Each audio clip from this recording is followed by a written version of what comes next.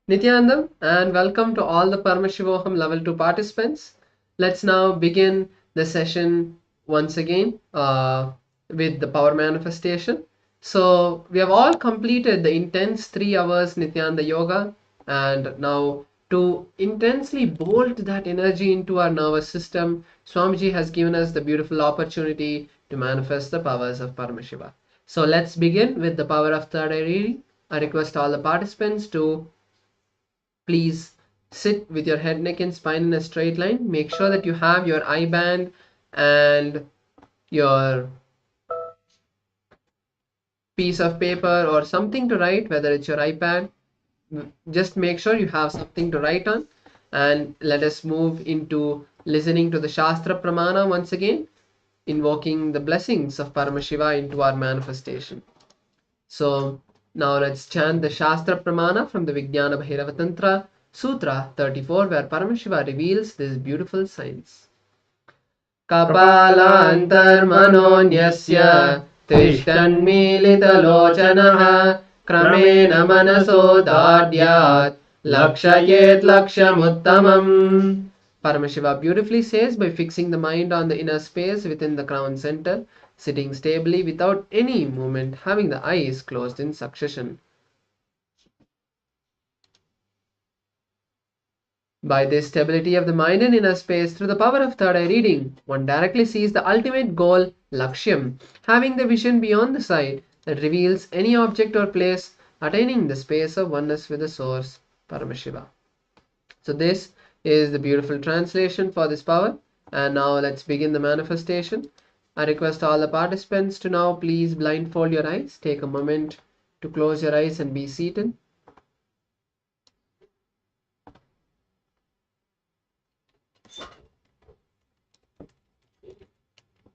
Start visualizing Swamiji in your inner space. Today we are going to be manifesting the beautiful power of seeing the different languages with your eyes blindfolded, with your eyes closed. And you will be seeing the language and identifying which language it is. So now, keeping your eyes closed, let us now move into the manifestation.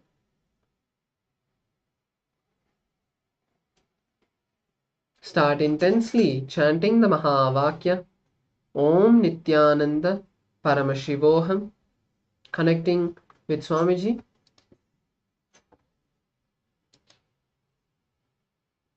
So you'll be figuring out which language is being projected. Now the first word in the different language is being shown for all of you. Intensely connect with Swamiji and request Paramashiva to reveal the word that is being projected. Let's begin the manifestation.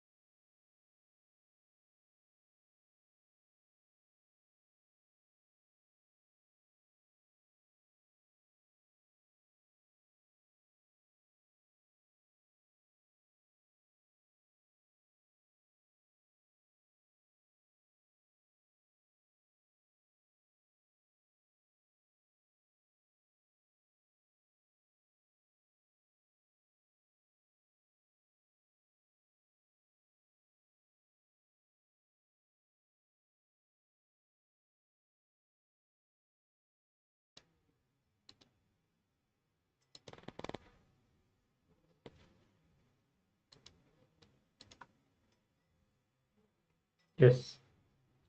Slowly, very slowly, you can open your eyes. Give your gratitude to Swamiji for whatever it is he has revealed to you.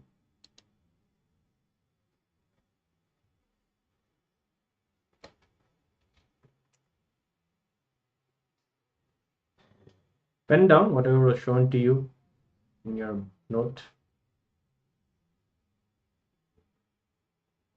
Now we'll be showing what was projected a few moments back. So here we had the word Namaste, which was written in Sanskrit. So if you're able to see the language Sanskrit or even Hindi, that is perfectly great. You have manifested the power. So now let's move to the next round of the manifestation.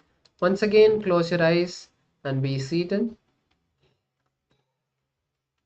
We're going to be projecting the next word for all of you.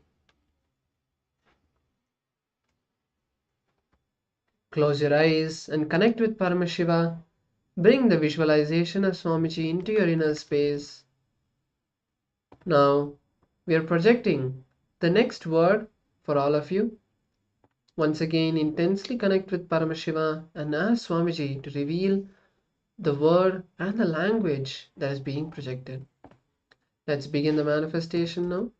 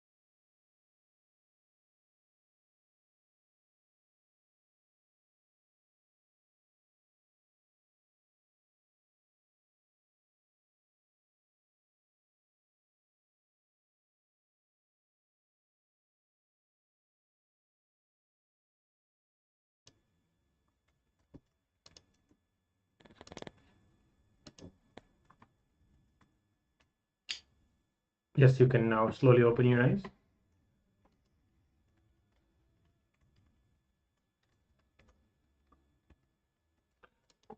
Start to write down whatever was shown to you through the third eye by Swamiji. And make sure to write a note to Swamiji, giving your gratitude for what was revealed to you just now. You will now project what was shown to you a few moments before.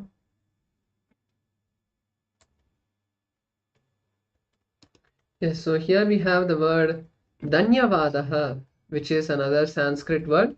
So again, if you're able to see the Sanskrit word or a word in Hindi, or you're able to see this language or the font like this, that is beautiful. You have manifested the power.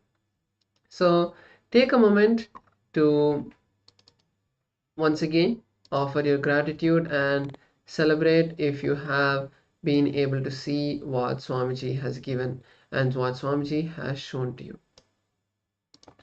So now we'll be moving into the next session, and today we'll be learning about the beautiful science and the great ancient science of the Upanishads. The Upanishads are the oldest and most authentic place from where we can learn about any powerful cognitions, as these are the direct words of Paramashiva himself in the cosmic form, in the unmanifest form. So here Paramashiva reveals the most greatest and highest secrets and truths for all of us to learn and understand how to become Paramashiva. So let us now be in the space of listening as Swamiji introduces to us about what the Upanishads are and what space we need to be to imbibe these powerful cognitions. So let's now.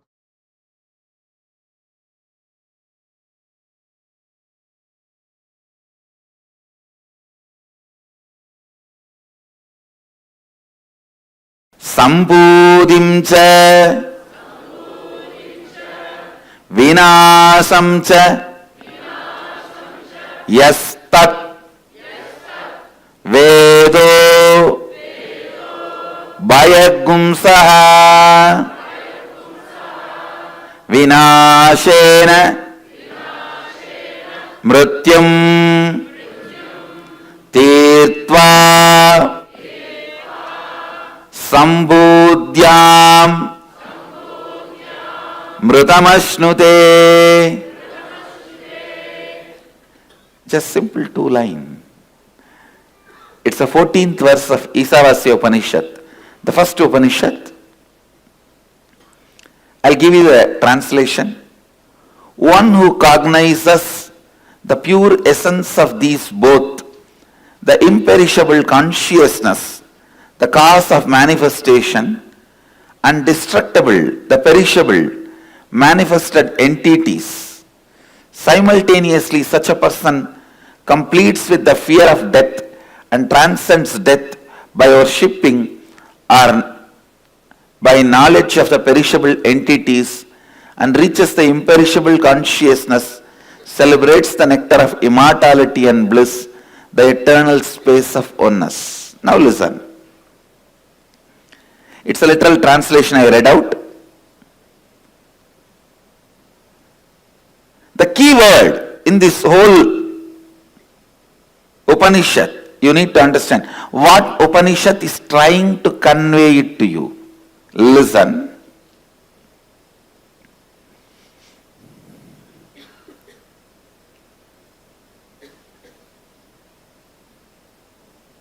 Listen intensely. What Upanishads are trying to convey through this to you.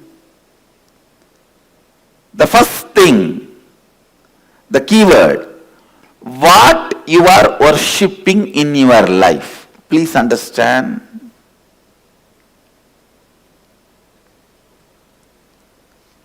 Here worshipping does not just mean in front of whom you bow down, in front of what you bow down.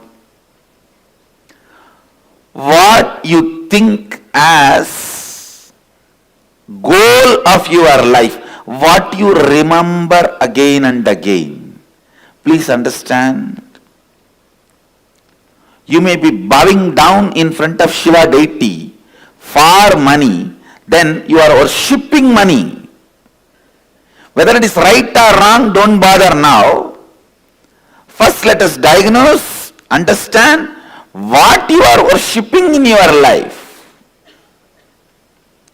You may bow down in front of any god, goddess, guru, but what you think as the essence of your life, what you think as the lakshya of your life,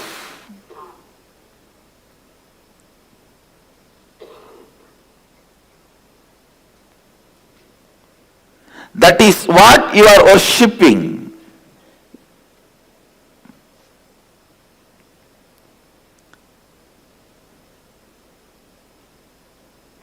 I tell you, if you do not have any goal, just living, then be informed you are worshipping confusion and darkness. Now there are many people, I am telling you.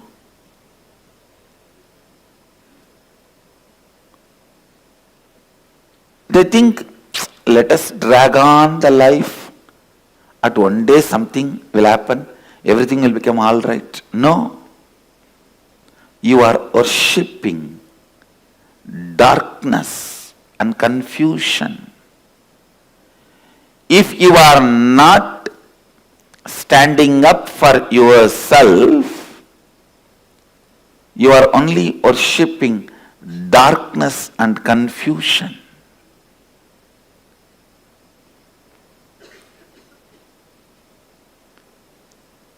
The key concept in this Upanishad is, what are you worshipping? Listen.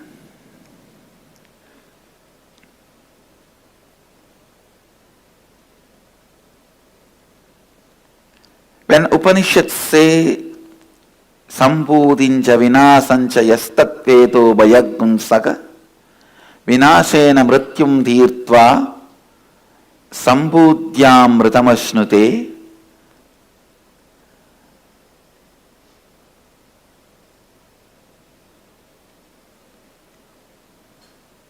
What you think as your goal, what you think as the essence of your life, what you think towards which you are moving,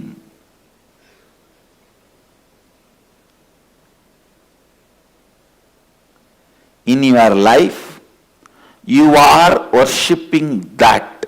Remember, listen, understand, you are worshipping that.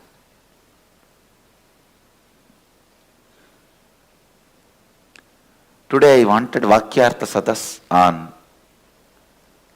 this subject. All the Gurukuls, Vakyartha Sadas groups all over the world take up this subject. What are you worshipping in your life? What you think as goal of your life? For some people, it may be money. For some people, it may be pleasures. For some people, it may be name and fame. For some people, all of this, part, little. For some people, just confusion. I tell you, there are people who worship confusion.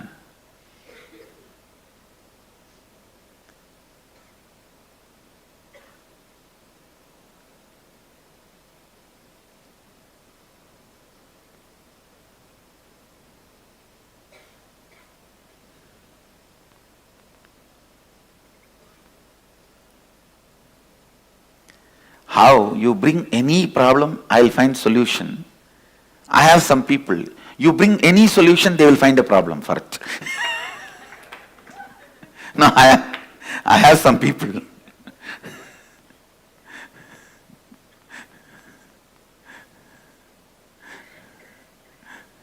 Even in my own Sangha, I have some people. You bring any solution, they will find problem out of it. I call them confusion worshippers. Worshipping confusion. Worshipping the status quo. Worshipping the inaction. Worshipping the non-transforming, stuck-up space. Understand? Stuck up, just stuck, without moving in the life in any direction, is hell. That is hell.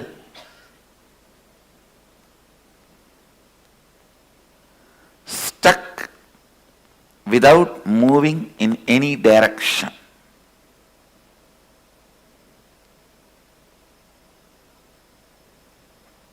Confusion worshipping.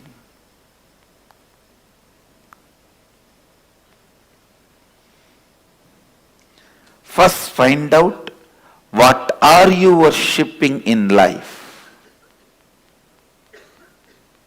Second, how much is consciousness and how much is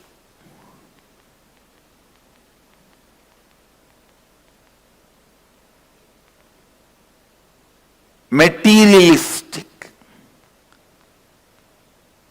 perishable. Look in, find out how much is imperishable and how much is perishable.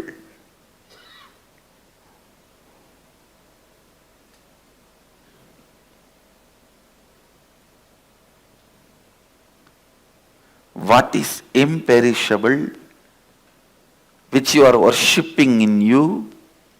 What is the perishable which you are worshipping in you?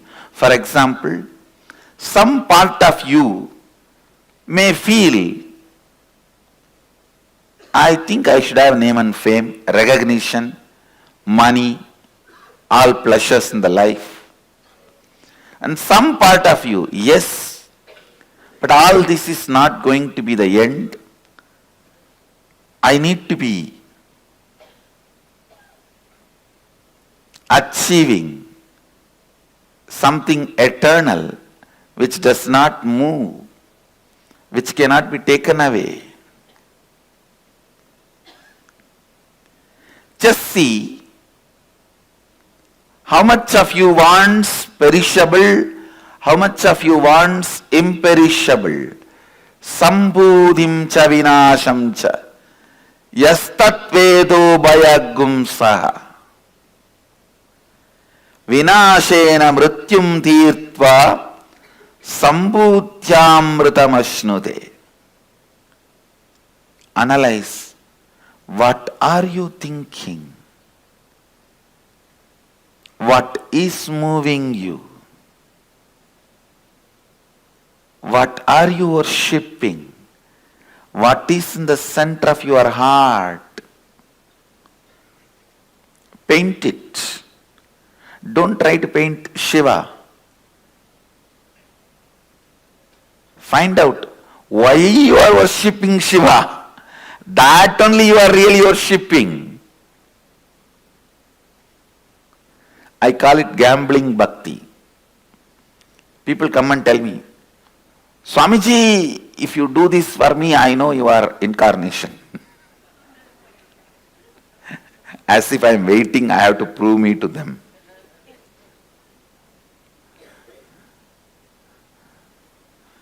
Gambling devotion. So they gamble.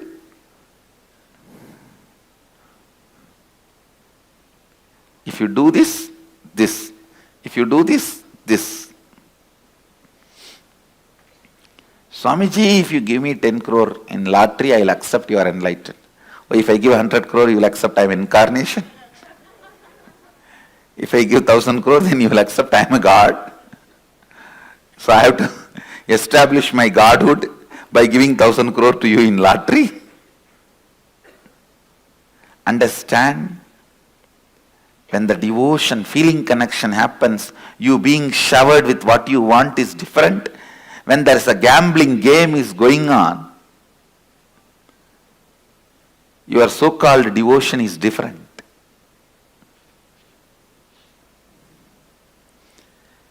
When you build your mind on perishable, your life will be logical. If you build your mind on imperishable, your life will be magical.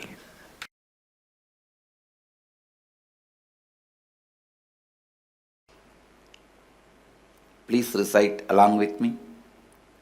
Antam tama pravishanti ye avidyamupasate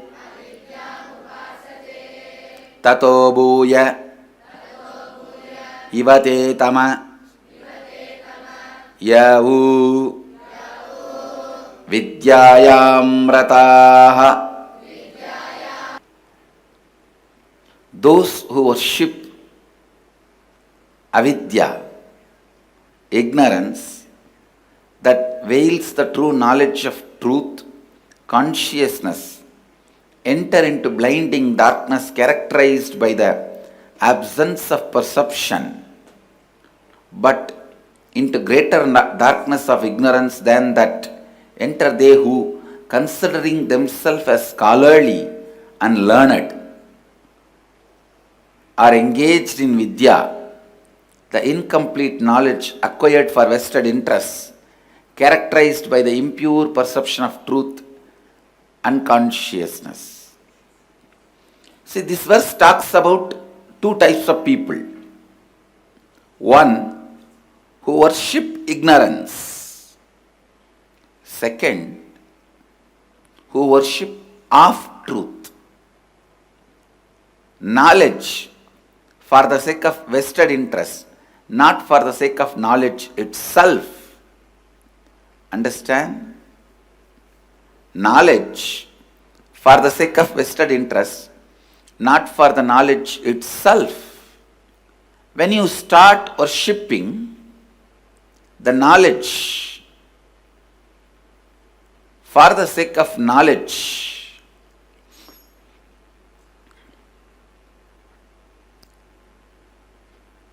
you become embodiment of vidya, knowledge.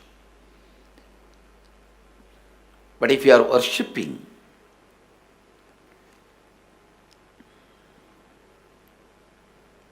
the knowledge for some other vested interests, as I was describing few days before, for the sake of luxury or for the sake of any other comforts, if you stop seeking,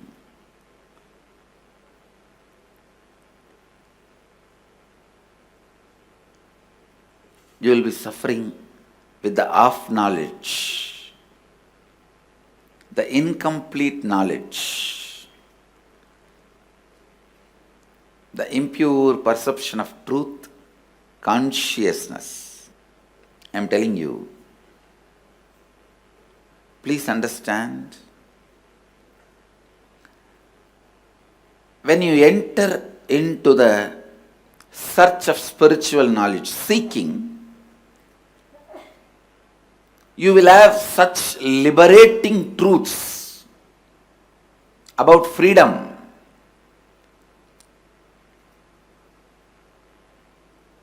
all powerfulness. All these great truths will be told.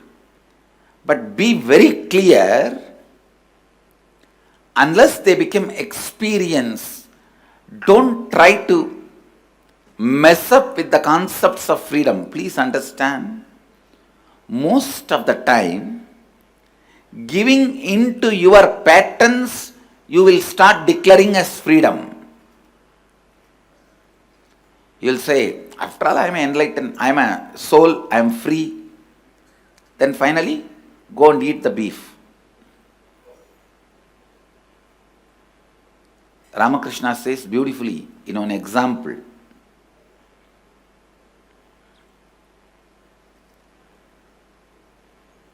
The crow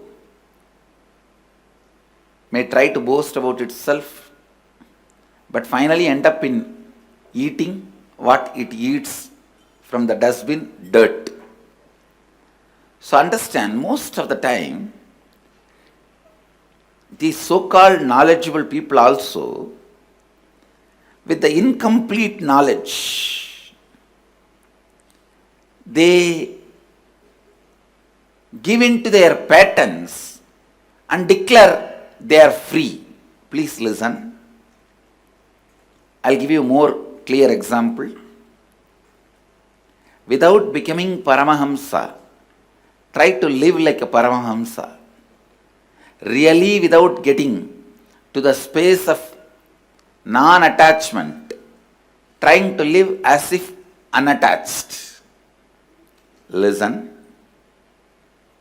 This is the most dangerous game people will play. But of course, nobody else need to punish them. They themselves will be punishing themselves. They will be punishing themselves.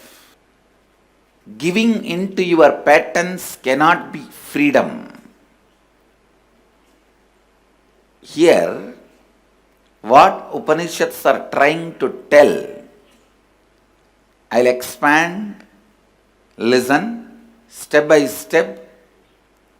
These incomplete knowledge people with incomplete knowledge, before even achieving enlightenment, due to their vested interests, because of their impure perception of truth and consciousness, even though they claim they are unattached, wise, they get completely distracted and destroyed with the incomplete knowledge. Actually, Upanishads are trying to very boldly describe the obstacles you will face in the initial level seeker and advanced level seeker. For an initial level seeker, the biggest problem is boredom, due to which you don't break whenever you hit the black. You just develop a don't care attitude towards your ignorance. Enlightenment comes as experience, not out of being expertised. It is not from expertise, it's from experience.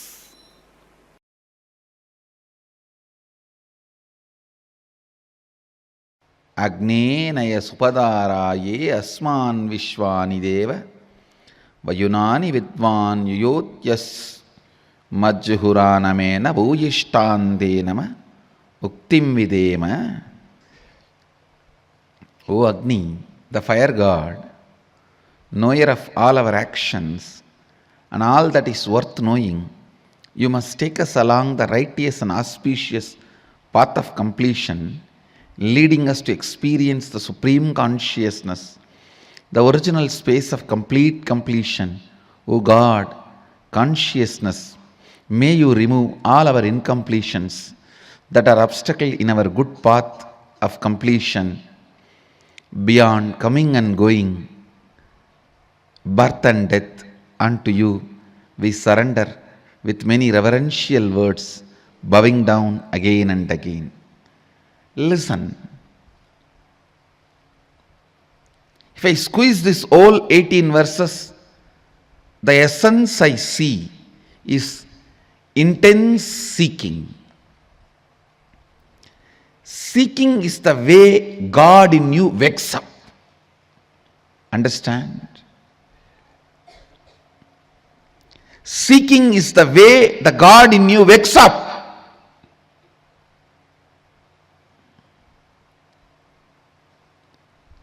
In the early morning, sometimes you will feel You yourself will remember that you are dreaming.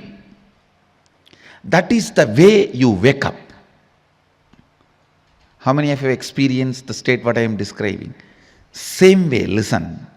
Seeking is the way you wake up to your reality. Don't fall asleep. Turn and sleep when the seeking has awakened in you. Understand? After remembering you are dreaming, if you just pull your blanket and turn and sleep, how stupid you are. Same way, after just having seeking, after smelling seeking in your life, after tasting seeking in your life, if you just turn and lose that intensity and seeking, that is the most stupid thing can happen to you in your life. Anything can be lost, not seeking. Anything can be lost, you can get it back. Money, stupid. You can get it in 24 hours. Health, you can get it within next few weeks, even if you lose it. Character, there is nothing called character. It is just your understanding, ideas. If you alter it, you will get it immediately back. Anything can be lost, you can get it back. Not seeking, because seeking is not something to do with mind. It is something to do with your very consciousness. Seeking is the love letter from your beloved who is living in your heart forever.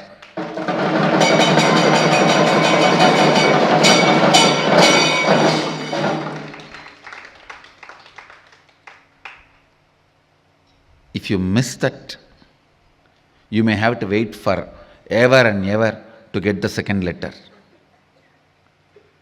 Understand, it's a message from your beloved who is residing in your heart forever. Anything can be lost, not seeking. Body can be lost, you can have immediately another one, because tons are there in the planet Earth. Billions of bodies are there. Mind can be lost, immediately you can make another one. Understand, anything can be lost, you can get it, not seeking. Constantly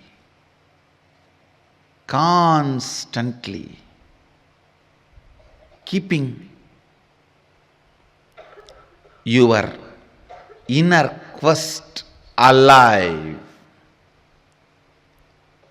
keeping the basic questions alive till they become experiential answers, not intellectual, experiential answers. What am I doing? Every day, what am I doing? What I am doing, is it exactly moving me, pushing me towards where I am supposed to reach?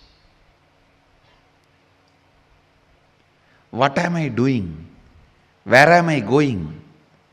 What am I doing? Where am I heading? Understand? Even in the Sangha, only if you are clear about what am I doing, where am I heading, you will be able to function. The system is such, I have evolved such a balanced system. I have kept lots of check and balances. Unconsciously, you can never win over the Sangha.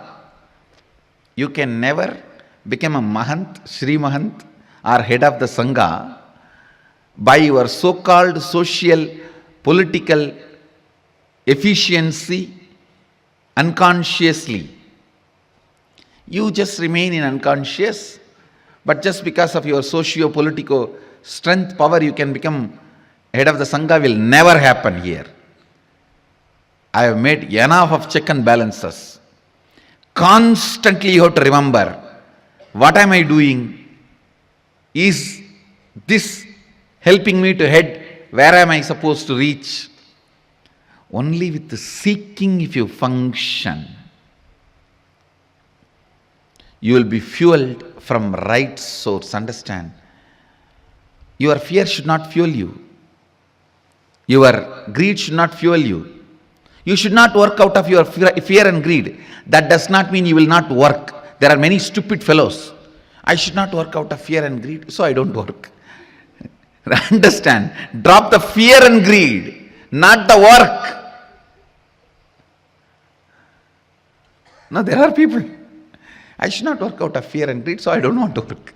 Hey, drop the fear and greed, not the work. You should not work out of fear and greed. Seeking should be the energy source. Seeking should be the energy source. Seeking should be the energy source. Actually, if you make the seeking as the energy source from morning till night for your thinking and planning, even in the night you won't fall asleep. You will only fall in the space of Turiya and wake up. You will only fall in the space of Turiya and wake up. Understand the essence of whole Isavasya Upanishad. The lesson you need to learn from the Isavasya Upanishad is intense seeking. Intense seeking.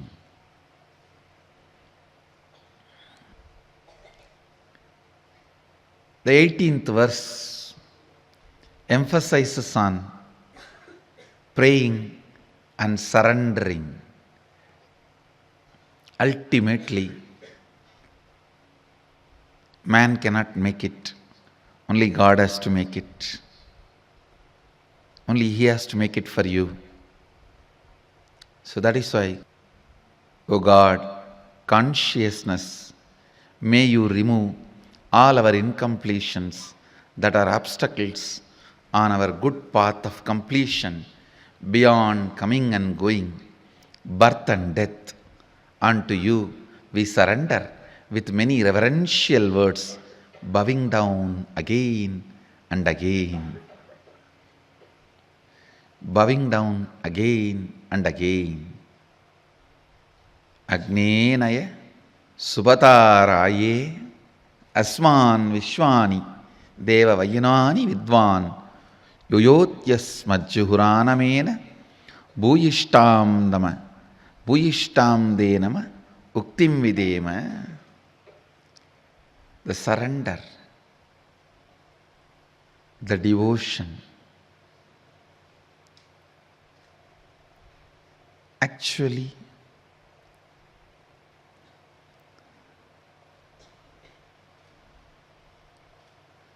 when your bioenergy is kindled, awakened, the devotion and surrender will be the first thing happening in your biomemory. That will be the first thing happening in your biomemory.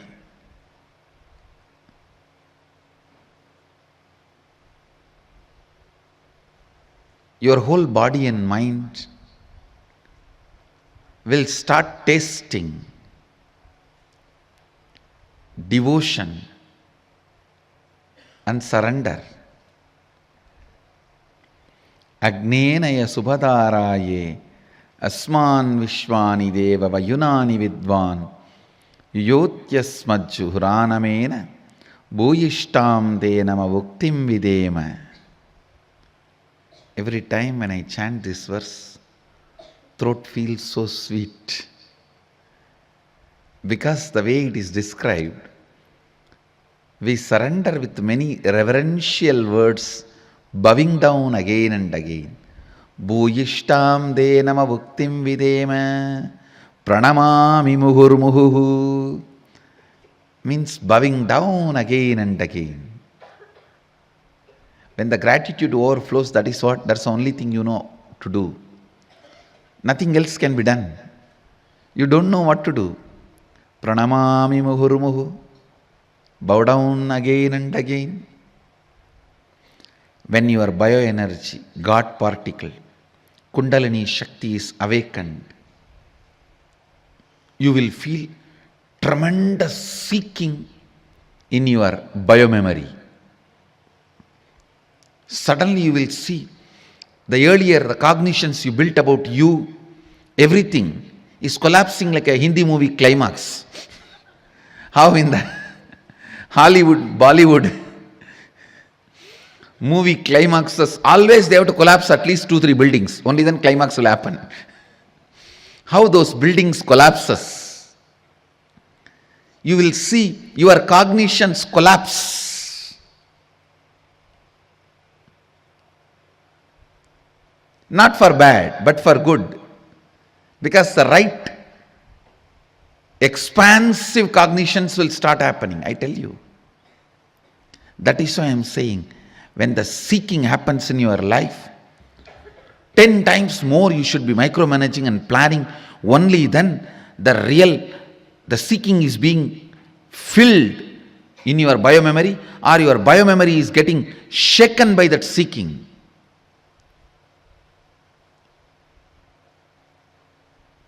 Normally you are managing one shop. If a seeking awakens in you, you should be able to manage 10 shops. And the seeking fire, only then your seeking is penetrating into your biomemory.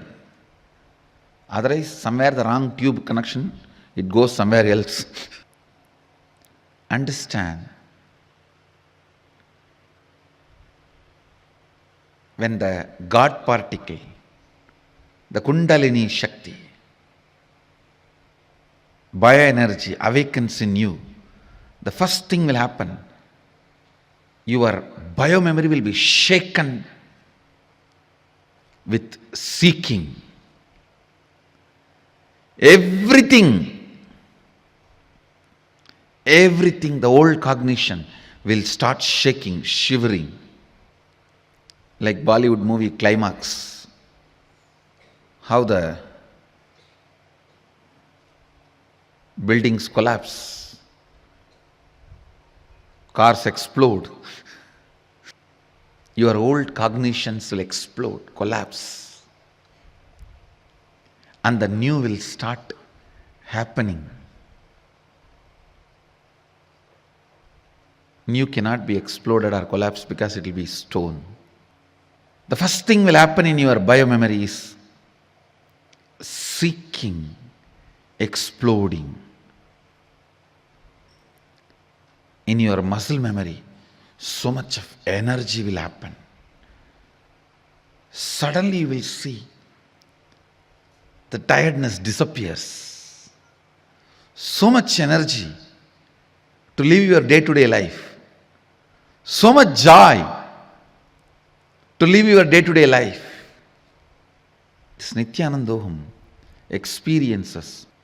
Still every day in the Facebook, oh God, I'm so happy I've done it.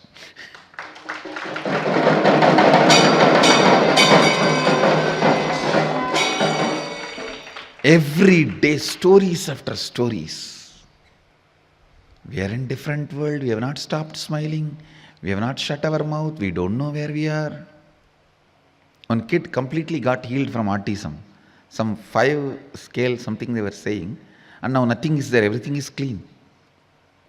In Canada.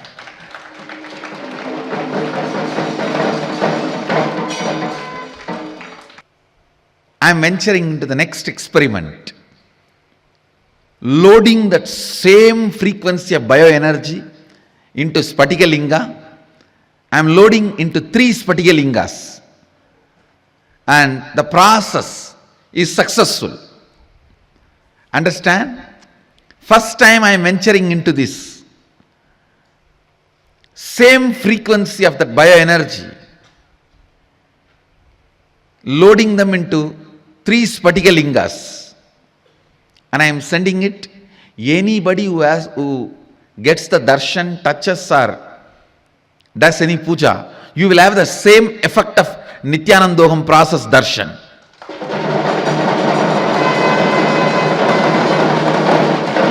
You are going to have the same glimpse of Nithyanandoham darshan. Same, it will be literally like having Nithyanandoham bioenergy process or Nithyanandoham darshan. It will create the same effect on you. I am sending 1 linga to Tamil Nadu, 1 all over India other than Tamil Nadu, 1 to the international countries. You guys can take it and do yatra, and people will have the same experience. Same experience, literally the Nithyanandoham experience. Plan to receive it, welcome it. The devotion, surrender expressed in this verse can be a powerful source of energy for you, even by contemplating on it. Even by contemplating on it. Essence of this whole Upanishad is seeking the basic truths. Who am I? Who am I? What am I? Who am I? What am I? Who am I? What am I? Where am I heading? What I am doing? How is life happening? Keeping these basic questions alive. Now, aligning your every breath to these basic questions. Integrating your every breath to these basic questions. Integrating you to these basic questions is seeking. Integrating you to the answers to these questions you received from the Master is living enlightenment. Integrating you to these questions is seeking. Integrating the understanding. Master is the source of questions and the answers.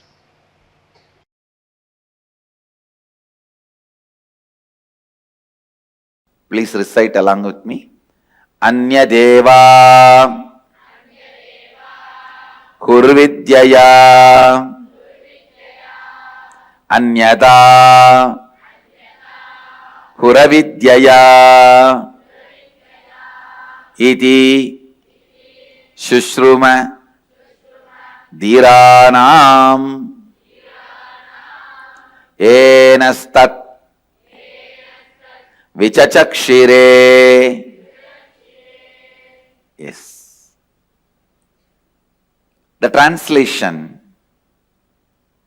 It is said that by Vidya, the knowledge cognized from the right context of grasping the truth, consciousness, and the superficial knowledge acquired from the wrong context of grabbing without cognizing the subtle truth, certainly a different result is achieved.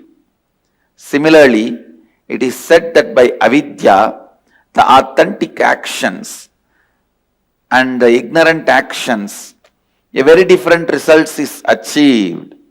Thus, have we listened from those wise beings who have explained that absolute principle to us. Essence, the sacred secret, the key truth from this verse. The context you set for you. Please understand. The context you set for you before entering into action or life is more important than your decision of entering or not entering into life and what you do or don't do in life. Listen once more. The context you set before entering into life is more important than what you do or don't do in your life. Context. If you set the context of bhakti, your travel becomes pilgrimage. Food becomes prasada. Water becomes tirtha. Ash becomes bhasma. Music becomes kirtan. Man becomes human. Understand, setting the context is much more important than the action, commission or omission of acts. Doing something or not doing something. Doing something or not doing something is not that important than the context. So all the outer world rules and regulations, whether it is simple traffic rules or the law of the land, is based on the action performed. Commission and omission of acts, because outer world can understand only that, outer world functions only with that, outer world can measure only up to that. In search of stability and surety, possibility is forgotten. Listen. Yes, outer world can grasp only that. Whether you walk in the left side or right side, you should walk or not in the left side or right side. It can only go to that extent. Outer world can understand only that extent is not wrong, but they try to become fanatically declaring only that much exists is something seriously wrong.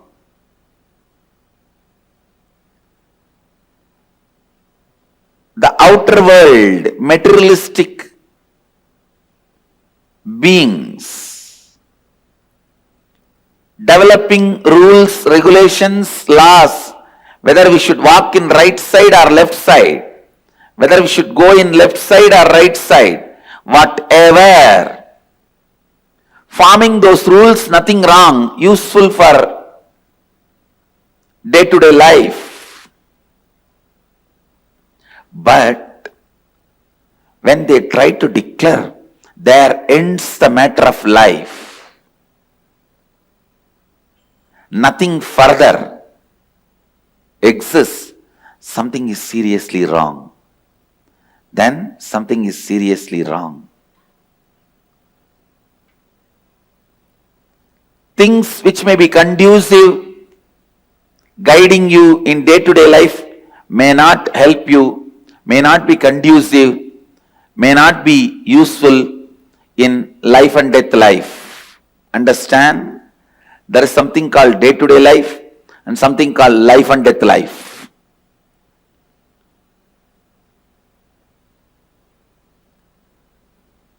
which is conducive for your day-to-day life. Park in this spot, drive in this direction, walk in this place. These are conducive for day-to-day life.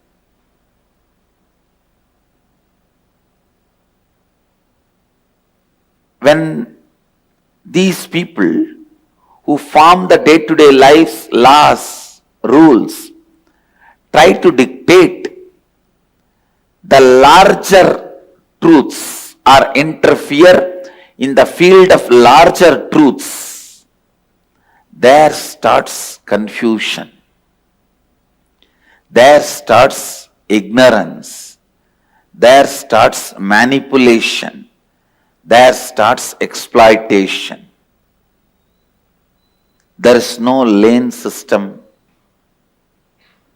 among the planets. There is no lane system in life and death, traffic. Understand,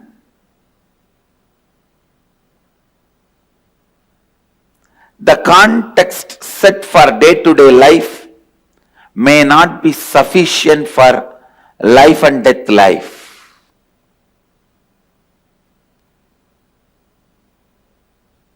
When you are entering into the street, you need to know traffic rules.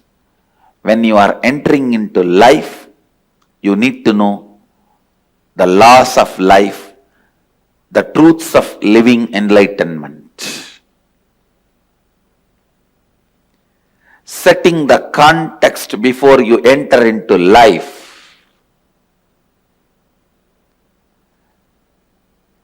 Please understand, life has no remote control. You have to get up and change it. Life has no remote control. You have to get up and change it.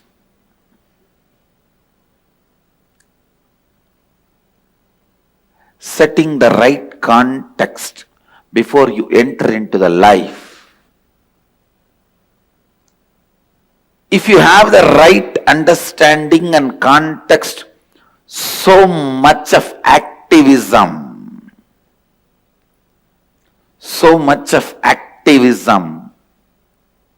will be there in you. Please understand, being alive, active, intensely active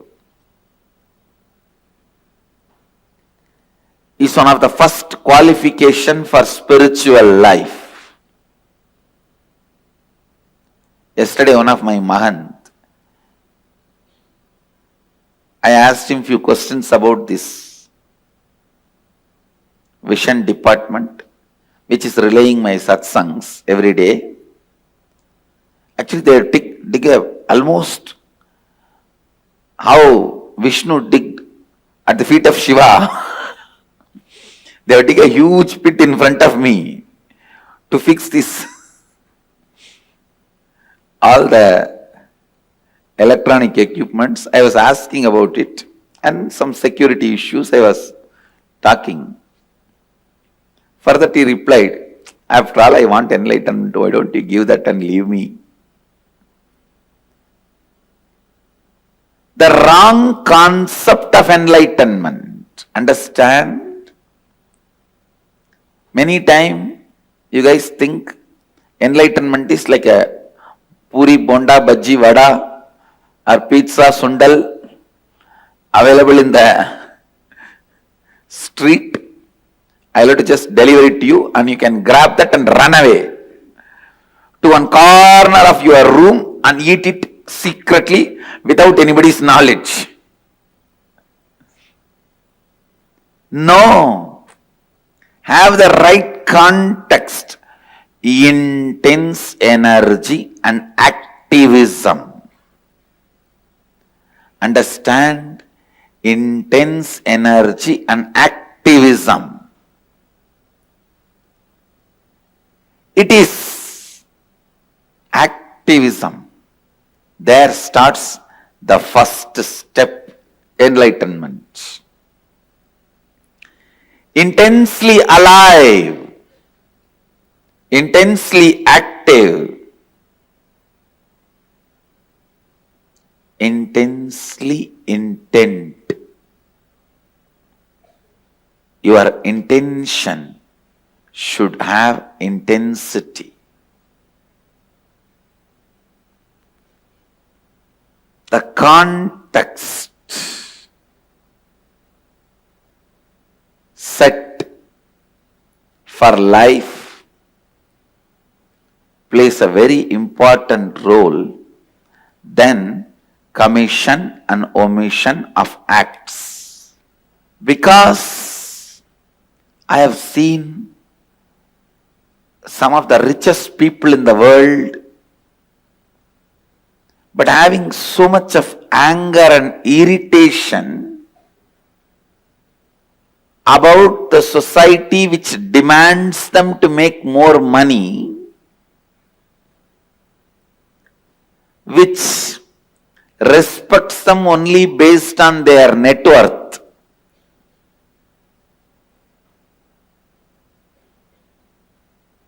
Which constantly makes them to run to keep their identity alive.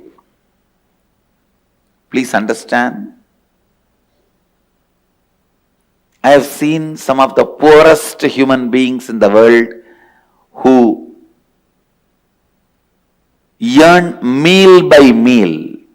Not even they earn full day salary. Morning if they work, they get their meal. Evening if they work, they get their meal. If they are not able to work, they don't get anything. I have seen that kind of people. And I have seen some of the richest people. There are some people who spend what they spend for their one day can be an asset for some of the poorest people for their whole life. I have seen both ends, both extreme people. Some of these richest people, even though they are generating wealth more and more and more, they have so much of anger towards the mechanism which is pushing them to earn more and more. I won't call them rich people. I won't call them wealthy people. I'll call them who are caught in that vicious circle accidentally. Who is wealthy? Who is rich? I am defining. Please listen. Who can eat when he is hungry? Who can drink when he is thirsty? Who can sleep when he is tired? Who is alive and active when he wakes up? Please understand. Who can eat when he is hungry? Not the fellow who has to eat whenever friends gather, family gathers, or whenever you need to eat for the courtesy's sake, you need to drink for the courtesy's sake. No. I won't call him rich. Who can eat when he is hungry, drink when he is thirsty, sleep when he is tired, be active when he is fresh. Who has straightforward, simple, realistic life, living with reality. Neither the ambitions, whims and fancies are required to fuel him, inspire him, excite him, nor the delusory, fear, imaginary, illusory, greed, can drive him crazy. Understand? Wealthy man is one who is healthy within. Healthy within is wealthy. Who has the right context for life, right context for what he is doing. Anybody who feels he is completed whatever he wants to do, he is complete within himself. He is fulfilled within himself. Feels he is living long. Person who feels incomplete always feels death comes much earlier. Death has come untimely. Please understand, there is no such thing as untimely. Death can never come in untime. He comes in time. He doesn't know something called untime. He always comes in time. When you have the context of being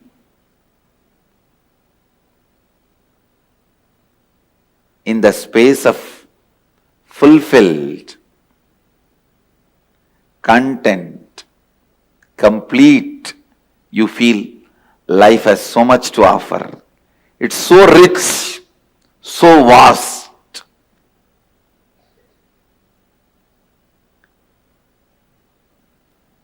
The person who feels life has so much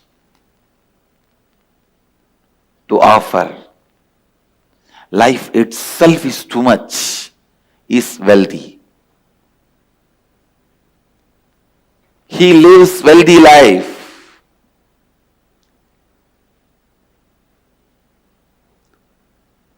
Once you feel complete, you will feel like overflowing with life,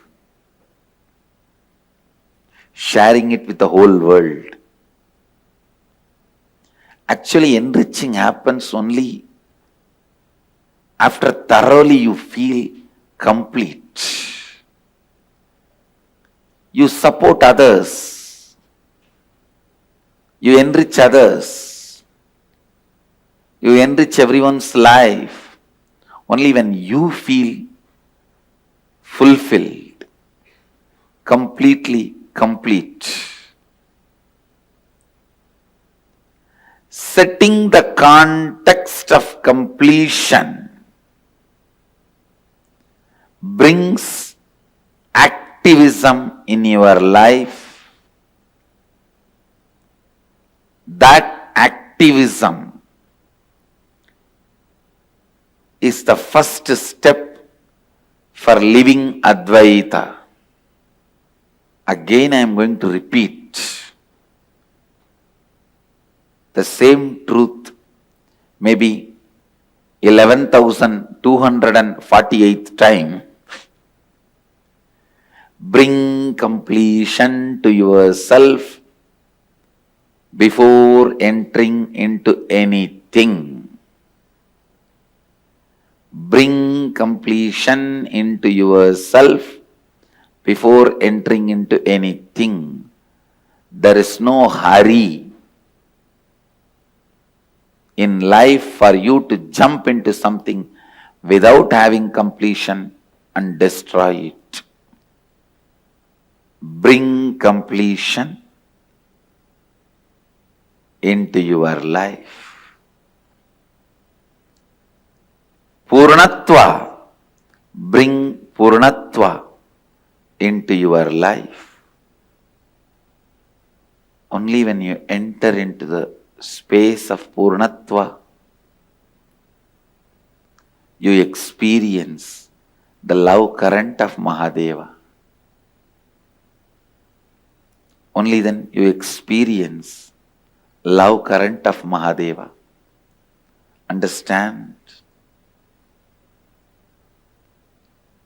The love current of Mahadeva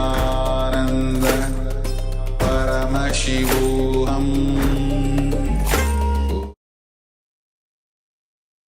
Yes. Yes. So now let's enter into the quick internalization exercise. As we're listening into the very segment of Upanishads directly from the Supreme Court of Hinduism. So be in oneness with Swamiji and keep your awareness onto your third eye. So whatever powerful cognitions you're able to manifest during this session using the third eye, quantum memory, during this particular point of time, how much of powerful cognitions you're able to manifest using third eye, write that down, pen them down, and see how you're going to apply them in your life from now onwards. Let's do this for next 15 minutes.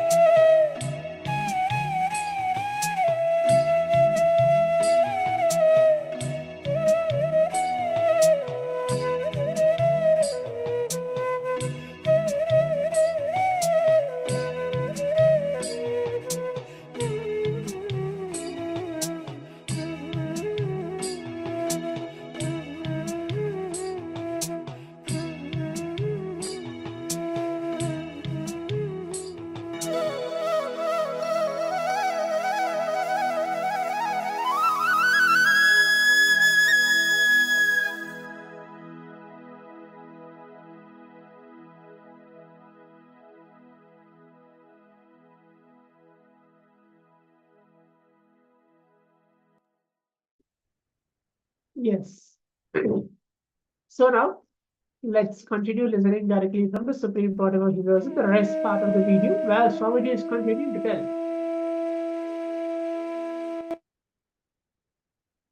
Even when I pray, I am him, Soham Asmi, declaring that you are Paramashiva and everyone is Paramashiva. Let's take a minute and listen to Swamiji himself.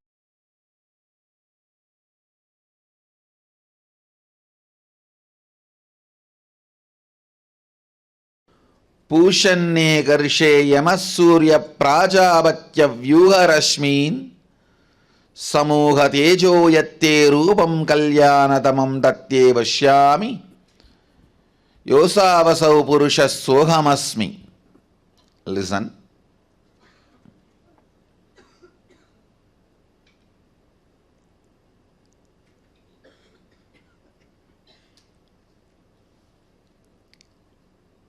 I'll try to explain the science of prayer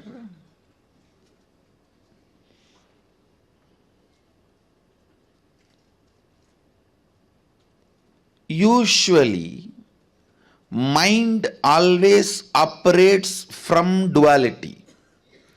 If you utter a word, he is not good, means already you came to the conclusion he is bad. You can't take a stand, he is not good, does not mean he is bad. Let us stop with he is not good. You will never take that stand.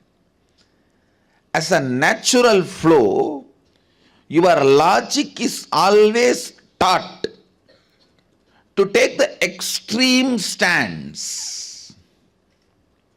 The moment you hear the word, he is not good, immediately he is bad. Understand, duality keeps the mind alive. Duality keeps the dilemmas alive.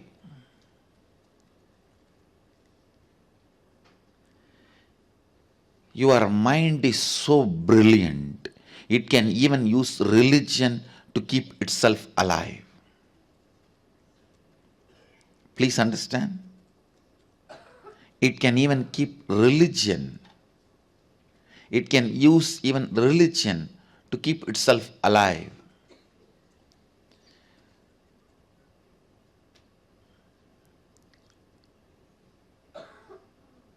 Prayer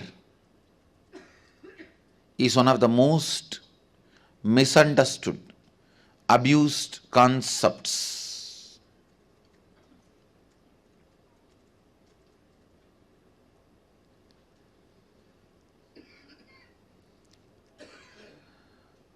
The moment you are asked to pray, the moment you need to put the God in the high pedestal, you always decide to put you in low pedestal. And in some stupid traditions, it is even celebrated as humbleness. No. Understand, humbleness is not thinking less of you, it is thinking less about you. Understand, humbleness is not thinking less of you, it is less about you.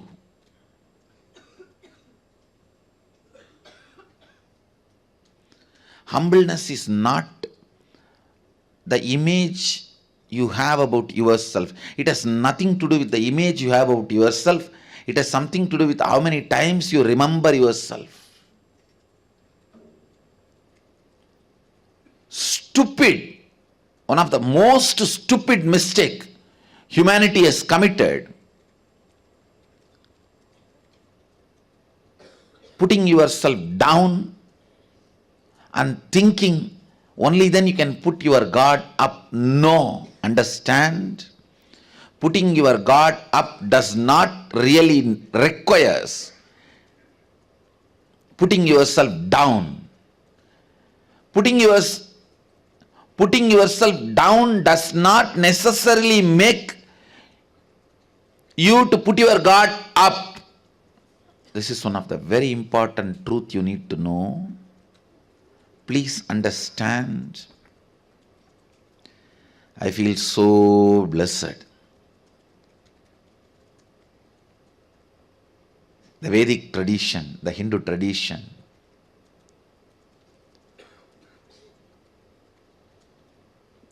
reveals the science of prayer so beautifully. Actually, this verse forms the basis of the celebrativeness of Hindu tradition. This forms the basis of the celebrativeness of the Hindu tradition. Even while you pray, you don't need to put yourself down or have a low self inner image. You don't need to become a sinner to make God saint. God can be saint. You can continue to pray to him. That does not require you should put yourself as sinner.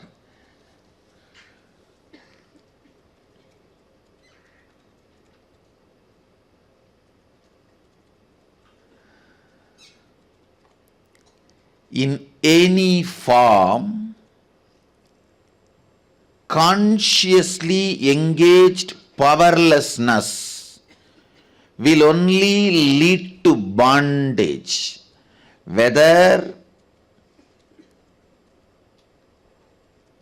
during the period of your study or during the period of assimilation and cognition of the truths about your life, or during the periods you practice your profession, or during the periods you build your relationships, career, every part of life, or during the period you pray or you meditate, every part of life, entertained powerlessness only will bring tremendous bondage to you, suffering to you. Understand, even in front of God, you don't need to feel powerless to pray to him, to ask him. What a mature tradition.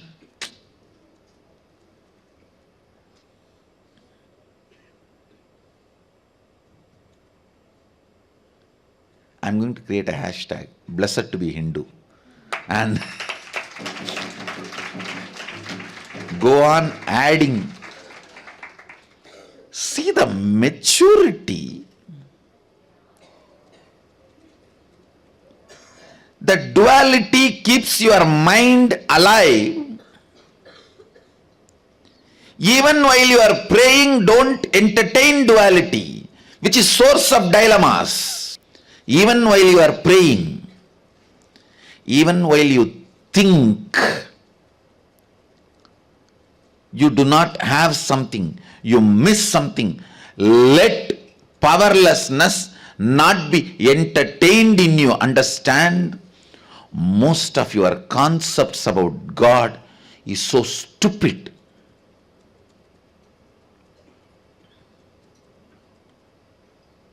It affects the concepts you carry about you. Understand, if you have no business with God and you have a stupid concept, it's okay. But when you are doing business with him and you have a stupid concept about him, is something seriously wrong.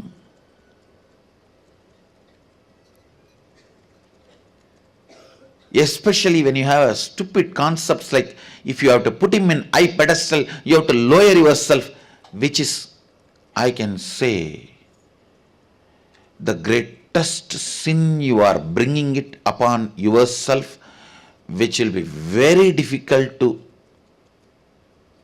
complete or get out or liberate yourself. Understand?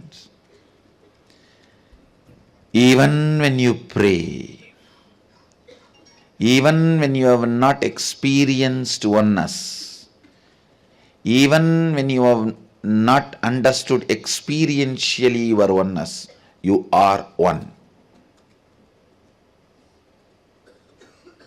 Sohamasmi. I think this should be the word written in all temples.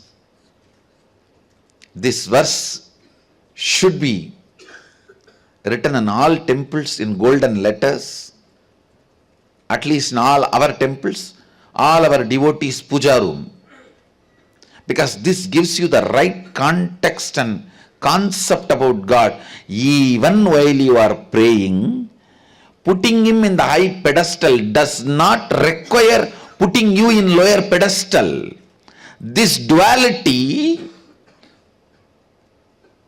entertained duality, will make you so powerless, you will never be able to get out of it, because you will always feel the guilt. If you become powerful and raise, you will feel you are doing something against God, which is not true. The duality of the logic or inefficiency of the language. See, the language always will have the inefficiency and restrictions of the originators of the language. Blessed to know Sanskrit. One more hashtag. No, really, because that's a language where originators does not have any restriction in their inner space. So just like the vastness of the inner space of the originators, the language is also so vast. This concept, putting yourself lower, is not a prerequisite. It is not necessary for putting the God up. I don't know whether any other language even have the capacity to express this truth without the restriction of duality, because all other major languages function based on the duality. Is good means is not bad, is not good means immediately is bad.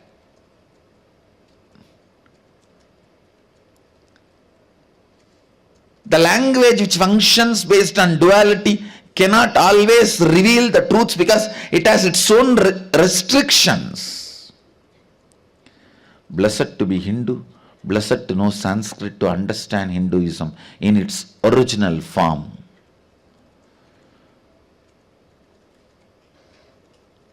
Now, most of you are committing one of the worst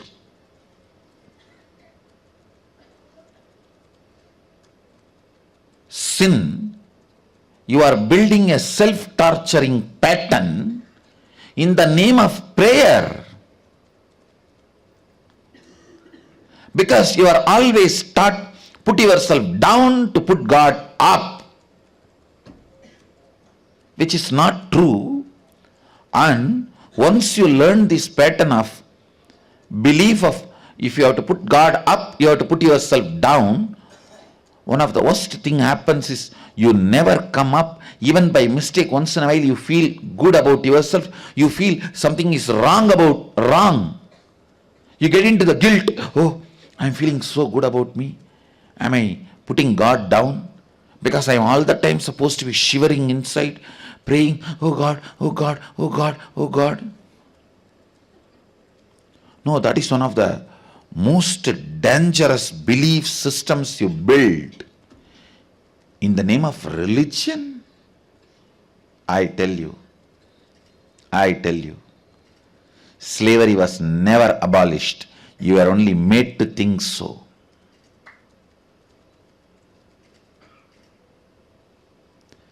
The rains have gone from one hand to different hand. The different hand is brilliant enough to make you believe slavery has been abolished. Whether through religion or through the food industry, pharmaceutical industries, the slavery continues to be maintained. Please understand. People will go to any extreme for the sake of power.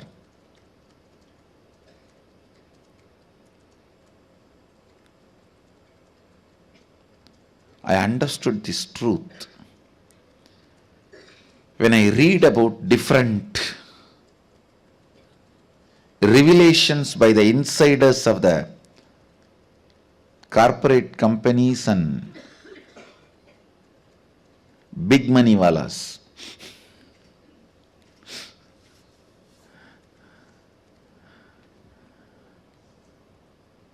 Listen.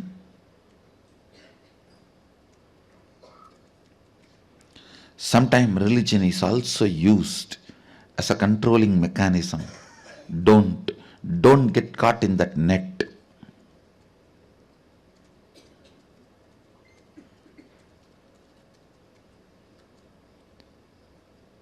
The 16th verse of Isavasya Upanishad sets you free from all possible slavery related to mental games.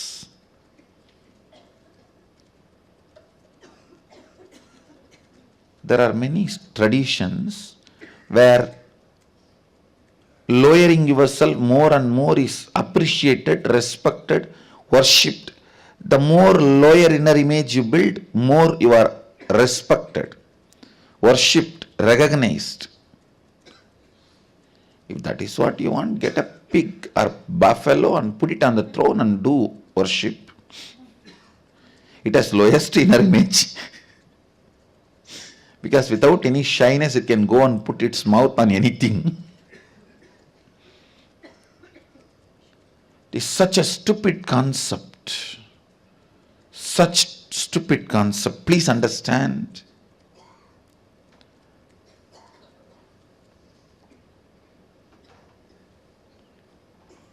To put God above, you don't need to put yourself down.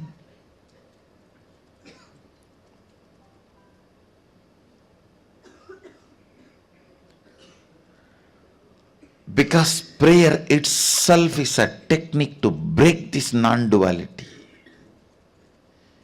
It is to break this non-dual perception. It is to break this non-dual existence.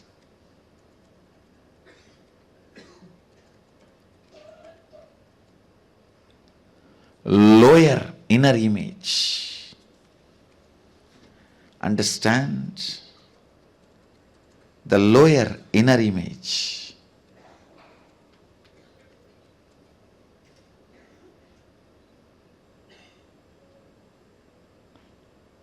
Lower inner image is the worst sin. If you are consciously asked to build that, it is like you build your own cage where you will be locked. Can there be more stupidity than this?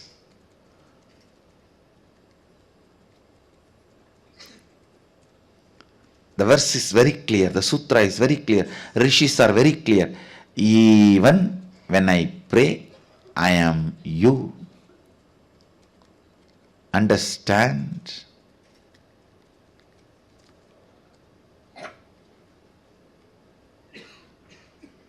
Even when I pray, I am you.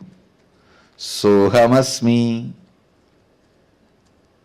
It's not that only after realization. Even while I have not realized my oneness with you, even though I am a devotee praying to you, I know the truth, I am one with you. I tell you, in all our temples, in our tradition, this verse should be written in golden verse wherever you pray, and prayer should be taught based on this verse. This is the definition of prayer. Even while you pray, remember God is above, true. But you don't need to be below, below, below, below.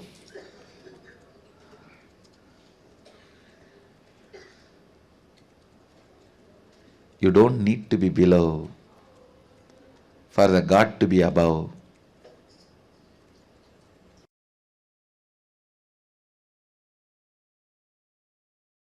Kuruvanneveha karmani jijivishetsadaggu samaha evam tvayinanyatetosti na karma lipyate nare.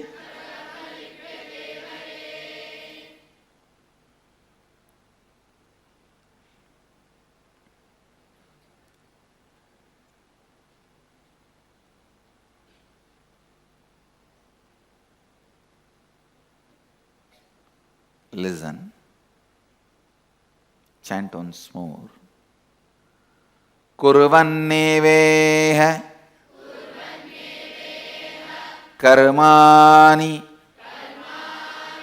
jijivishetsadaggu samaha evam tvayinanyatetosti na karma lipyate nare.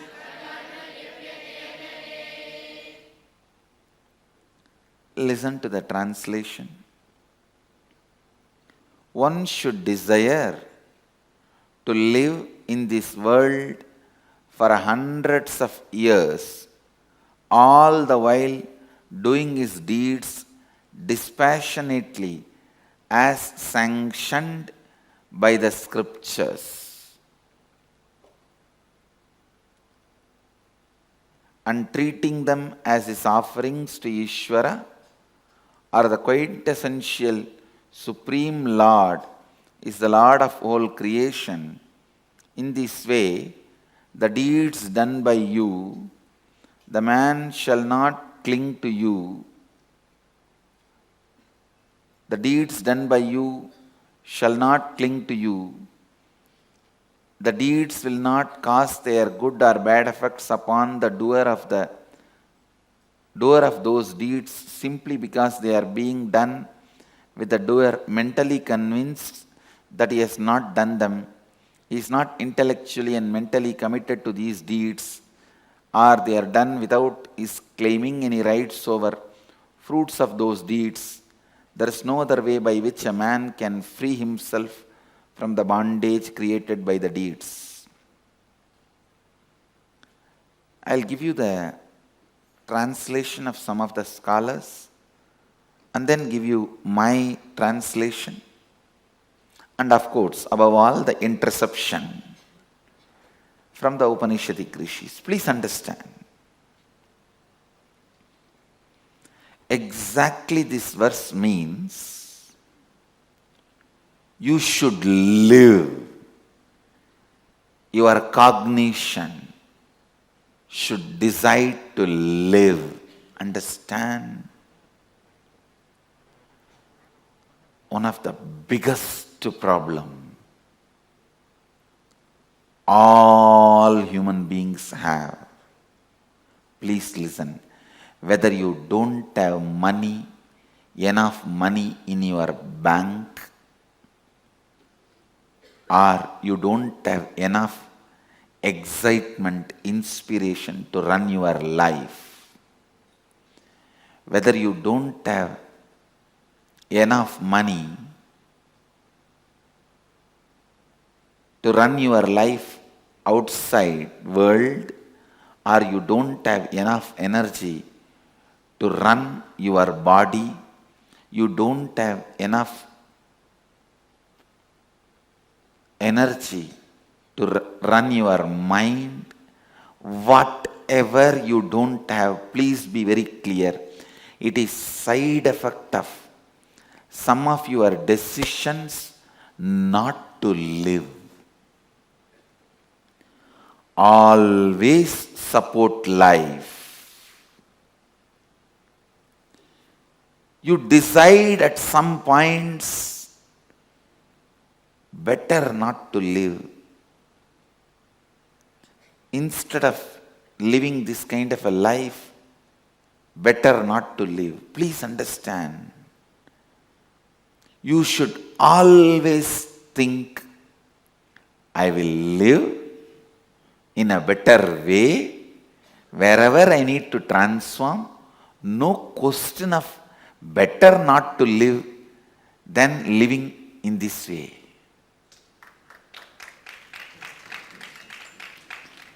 Whether your body does not have energy to get up, or your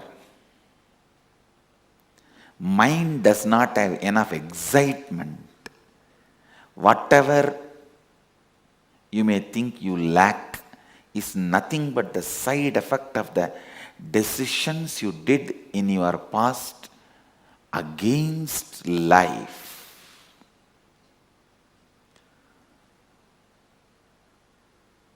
So, through this verse, Upanishad declares, always decide for life. Kurvan neveha jijivishe. Listen. Kurvan neveha karmani jijivishe chadaggu samaha. Kurvan neveha karmani jijivishe chadaggu samaha. Always, at any moment, decide for life.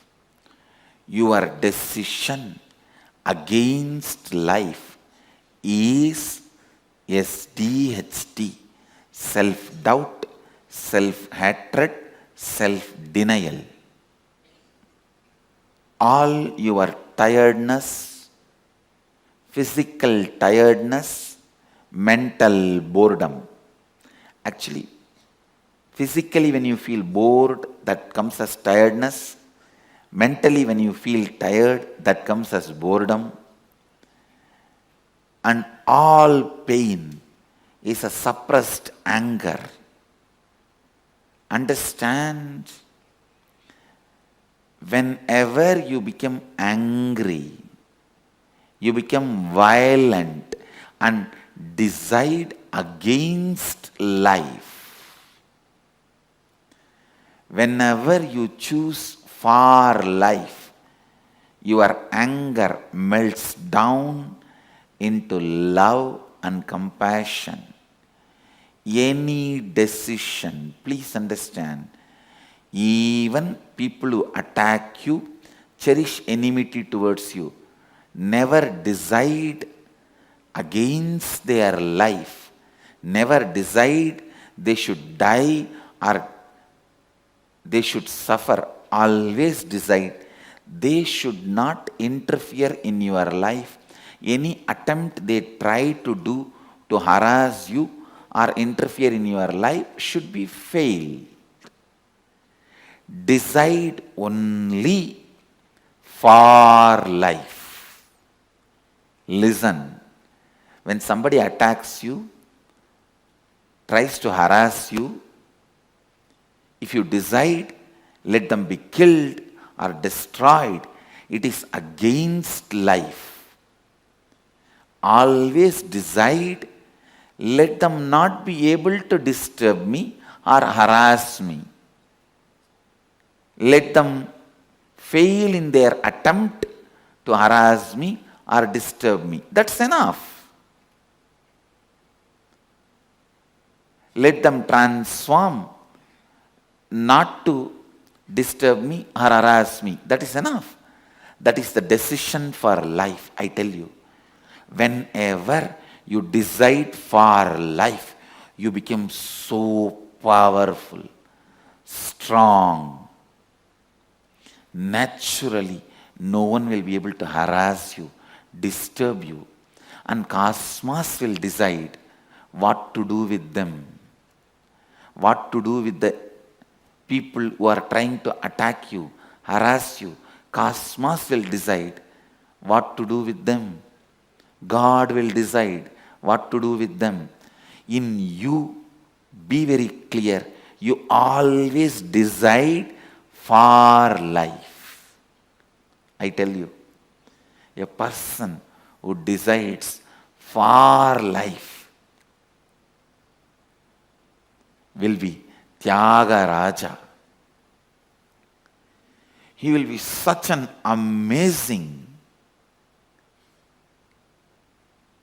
sacrificer out of love, without even thinking he is sacrificing.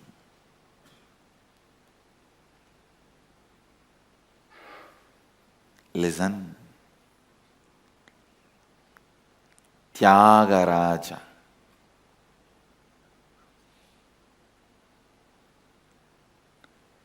Tyagaraja. Always decide for life. There's a beautiful story of the great Rishi, Dasichi.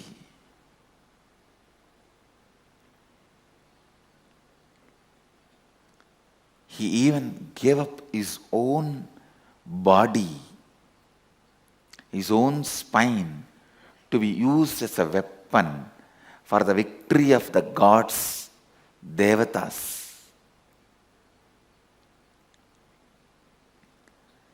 Always deciding for life. He did not decide against his life. He already achieved what he needs to achieve through his body. That is why he was ready to give it if it is going to be useful for somebody.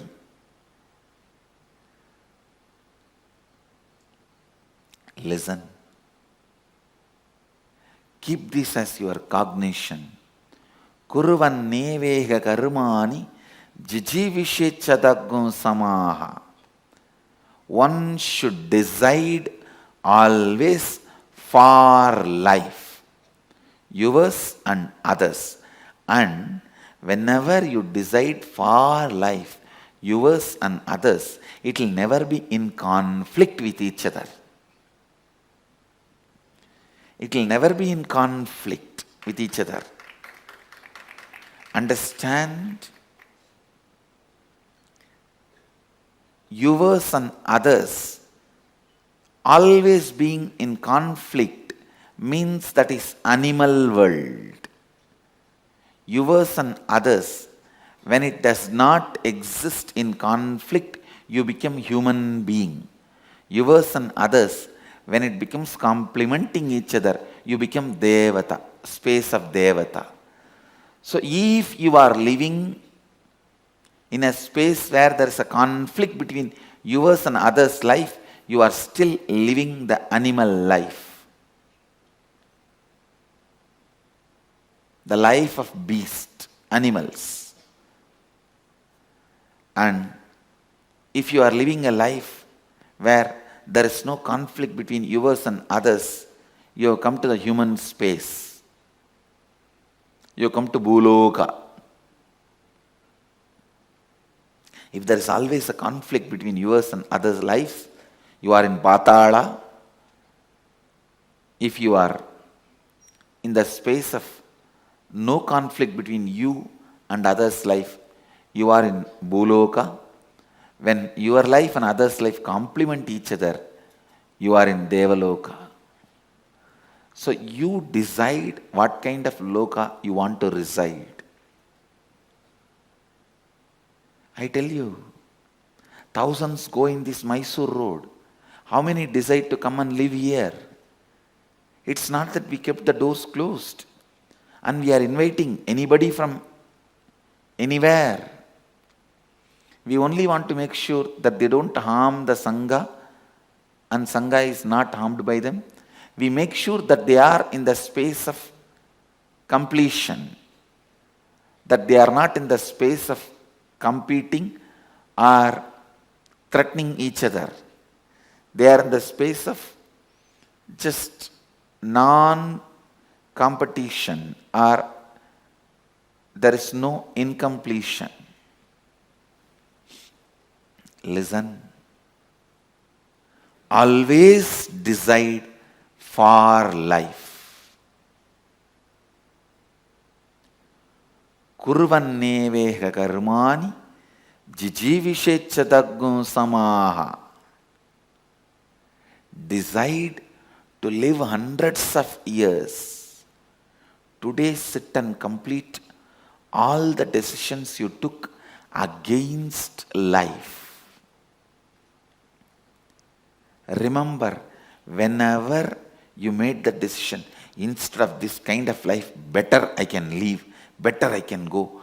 All these decisions, thoughts, whenever you engaged, entertained, now it is time you complete with all that. If there is some complication, contradiction, decide, I will live.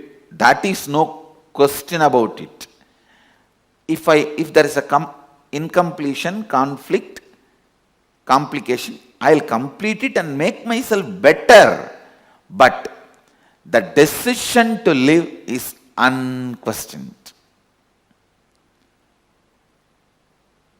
Do not tire your decision to live. Listen.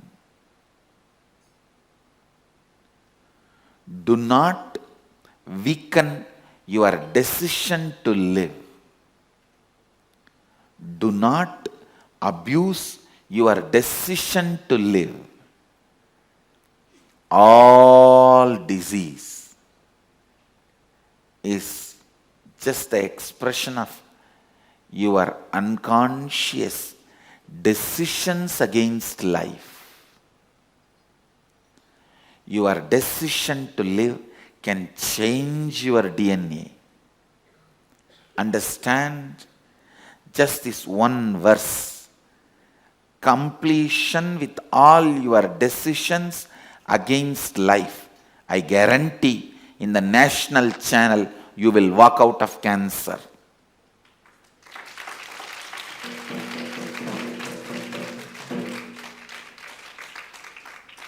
The satsang is live now in one local channel, Arra Live, Arra channel, ARRA, am I right? ARRA, and national channel Sadhana TV, and international channel Nithyananda TV. I am talking with responsibility, with all my integrity. Listen, just this one verse. Take it as a command from cosmos. Command from Dharma Devata. Dharma Devata serves Kala Bhairava as a dog. The dog of Kala Bhairava is Dharma Devata. Dharma is the dog of Kala Bhairava. Understand, it is directly from Upanishads. Decide for life. Complete with all your decisions against life. Knowingly, unknowingly, whenever you decided against life, now complete all that. That is enough. Your DNA will have different programming, different energy. All your decisions against life should be completed. Incompletions created against life should be completed. And all the incompletions against life, all your decisions against life will be rooted in fear, and your wrong belief you may not be able to live. creating a delusion you may not be able to live, and convincing not to live, and making you decide not to live, and not living is fear. Creating the delusion you may not be able to live, and convincing you not to live, and making you decide not to live, and making you not to live is fear.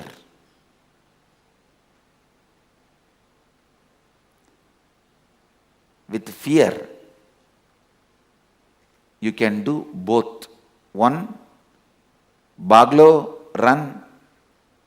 Second, Baglo, participate.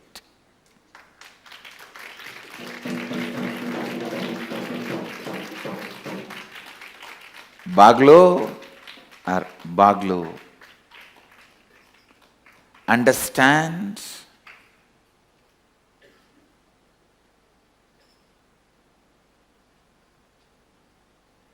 Hindi downloading. Listen. Decide for life.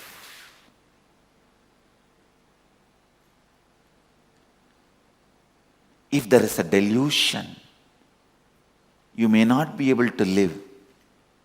Don't decide that you don't want to live. No. Decide, I'll complete this and continue to live. No question of giving upon. Not to give upon yourself and others is the decision expected from you from this verse. Kurvanneveka karmani jijivishechadaggum samaha.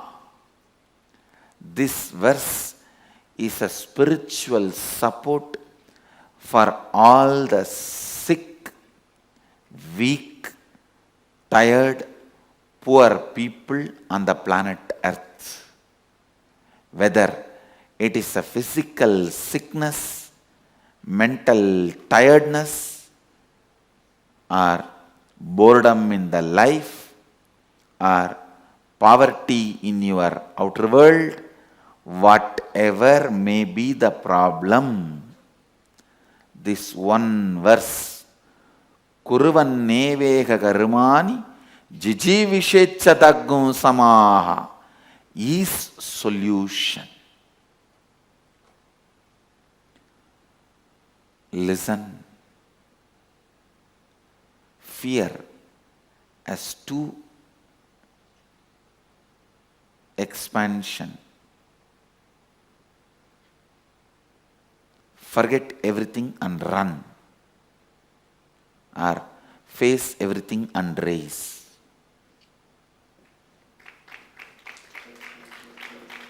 All your decisions not to live is made in powerless space. All your decisions not to live is made when your stomach is upset. All your decision against life is made when your stomach is upset, when you have weak guts. So whenever next time you have stomach upset, don't think, brood over, decide about life. Just take little haritaki powder,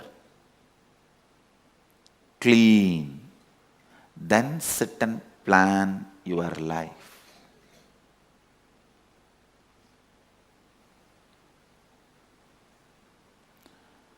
Do not entertain, believe, allow. Do not entertain, believe, allow anti-life, decisions in you. No situation can make you powerless and give up on yourself. Please understand. Always decide. Kuruvanne veka karmani jijivishecha samaha. Whether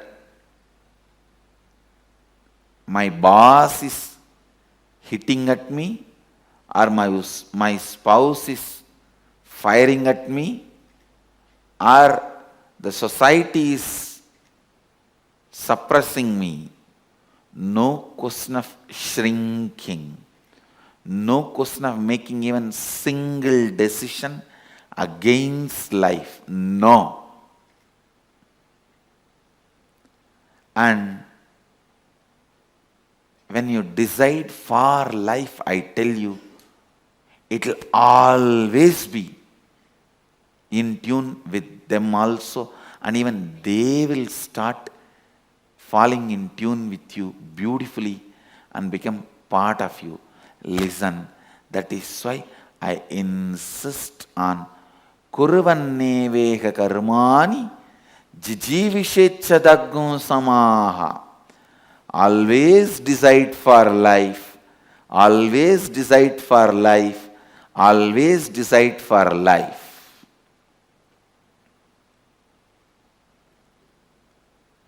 Not having money in your bank account cannot make you poor.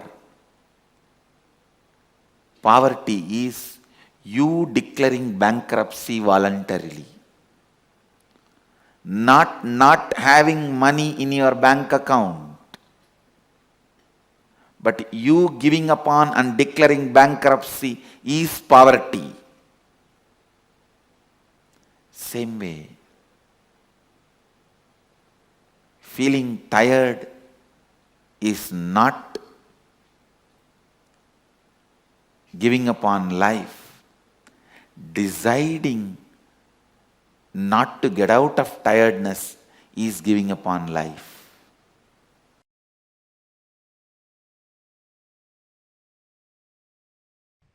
Kena Upanishad.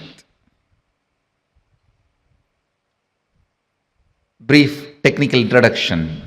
The word Kena means whom.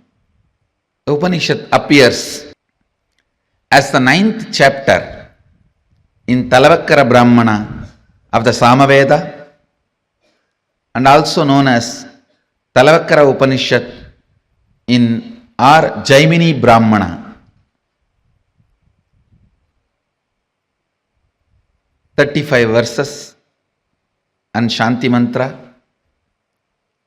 It's one of the very important Upanishad. And as per the Muktika Upanishad, it's a second Upanishad. The whole order. Upanishad is also known as Talavakkara Upanishad. Kena means exactly, the word means whom, by whom. Kene shitam, by whom willed or directed. Directing the enquiry of the truth to its very source is the seed of Kenopanishad. Please understand. This Upanishad directs your seeking to the source. I'll start with the Shanti Mantra, then I'll introduce the Upanishad. Please chant along with me. Apyayandu mamangani. Listen, the verse actually is mamangani. Padapeta is mamangani, means the way I heard from my guru is Padapeta. The Padapeta is mamangani. The ma plus not full a, half a. Mamangani Apyayandu Mamangani Vakpranachakshuhu Shrotramado Balamindriyani cha Sarvani. Please understand the original mantra is Sarvani, Patabheda is Sarvani. The half U is added. Sarvani.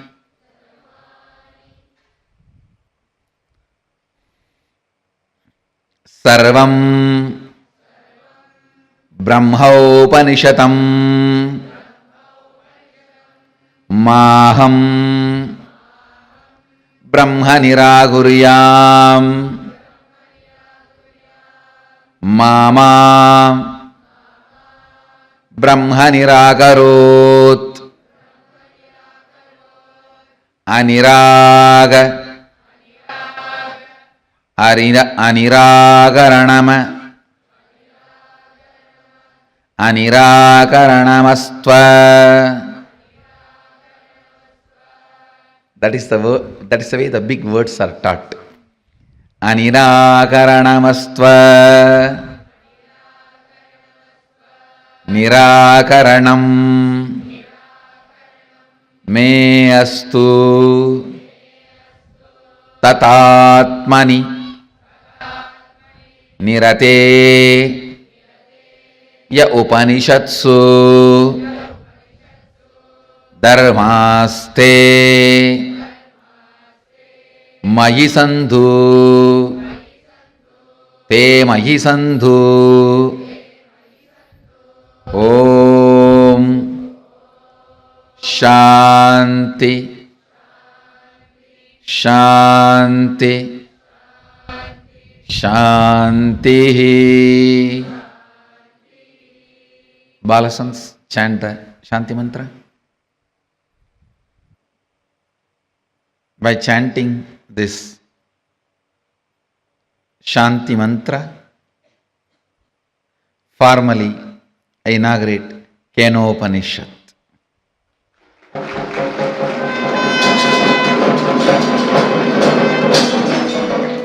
Understand the subject matter of the Kenopanishad. Now, that is the important thing.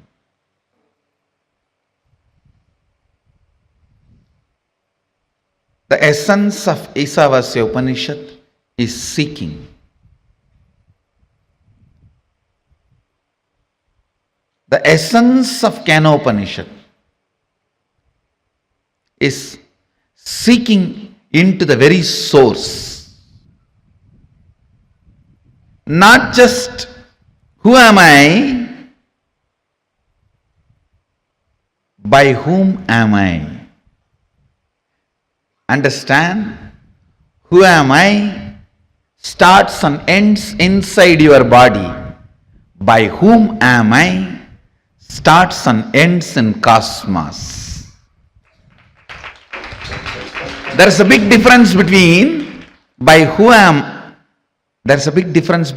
who am I, by whom am I.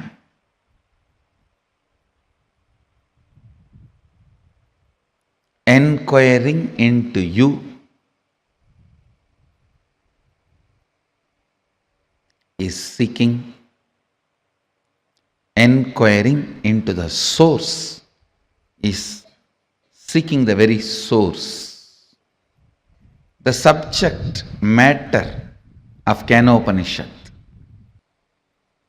deals with multiple sacred secrets, sacred truths. But important sacred truth, the essence is, whom am I?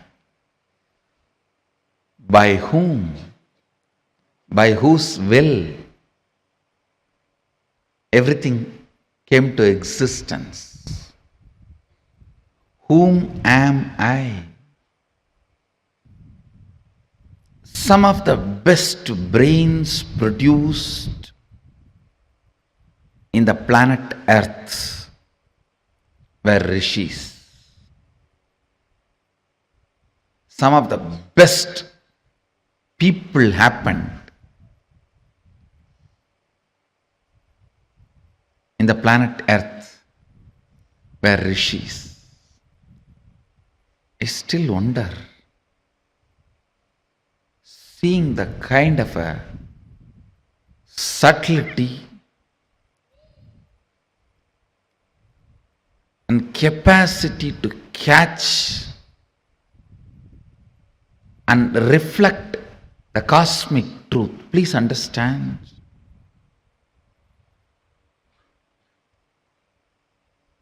If somebody explains to you what is Shiva, all pervasive, Akhilanda Kodi Brahmanda Nayaka, Satchidananda Varabrahma, Srishti Sthiti, he creates, maintains, destroys, puts souls in delusion and liberates. If you are able to visualize, even if you are able to enjoy it, be very clear, you are blessed. Only if your brain has developed the subtle grooves which can start enjoying these higher things, can understand it. If you understand, you will enjoy. If you enjoy, you will understand. A rough,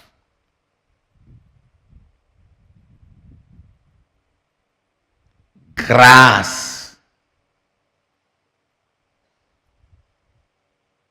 politicians, dull head can never capture this. For him, he only knows what I can grab today, push it behind my seat, without even bothering about from behind the seat somebody else is stealing and running. He doesn't even have a time to check whatever he pushed behind the seat is there or not.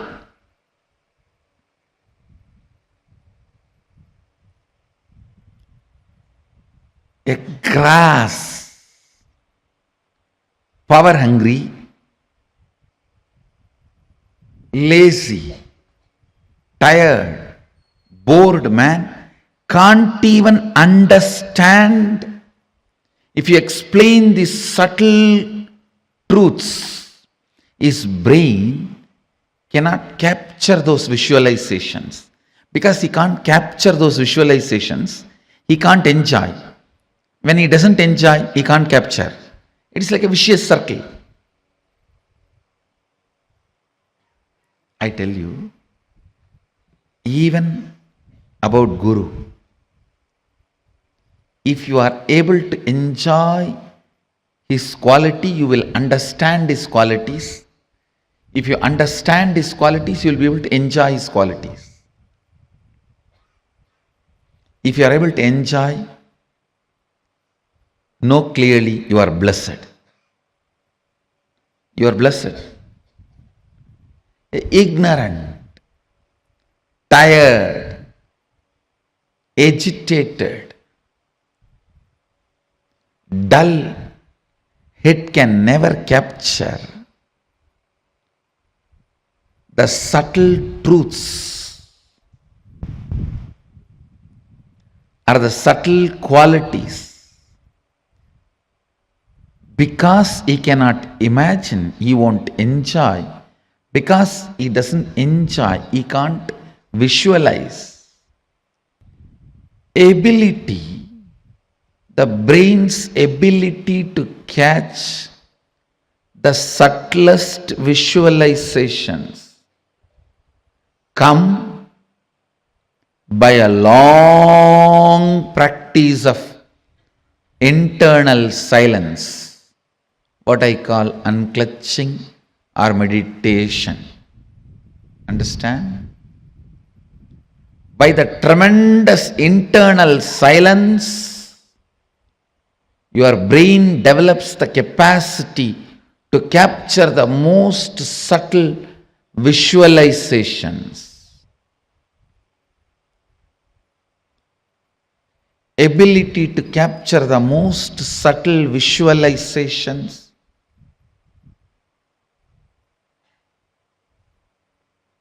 is the awakened intelligence. Whoever is able to capture subtlest truths become rishis. His brain has evolved, developed such subtle grooves. It started reflecting the cosmic truths. It started capturing the cosmic truths. It started becoming a pure, silent water pond where the moon is reflecting as if it has come down to planet Earth. Moon is reflecting as if it has come down to planet Earth. Understand, practicing surrender or unclutching or Ananda Gandha Dhyana,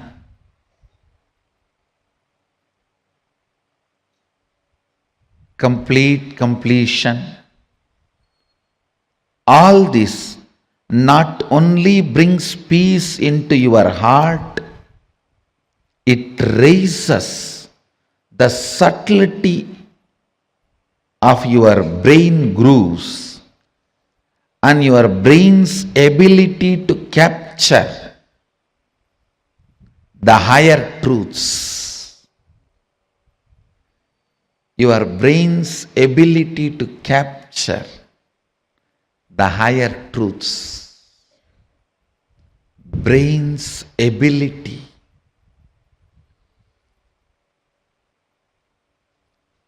to live the higher truths. Anything your brain is able to capture, it stores as record. The most subtle one your brain captured makes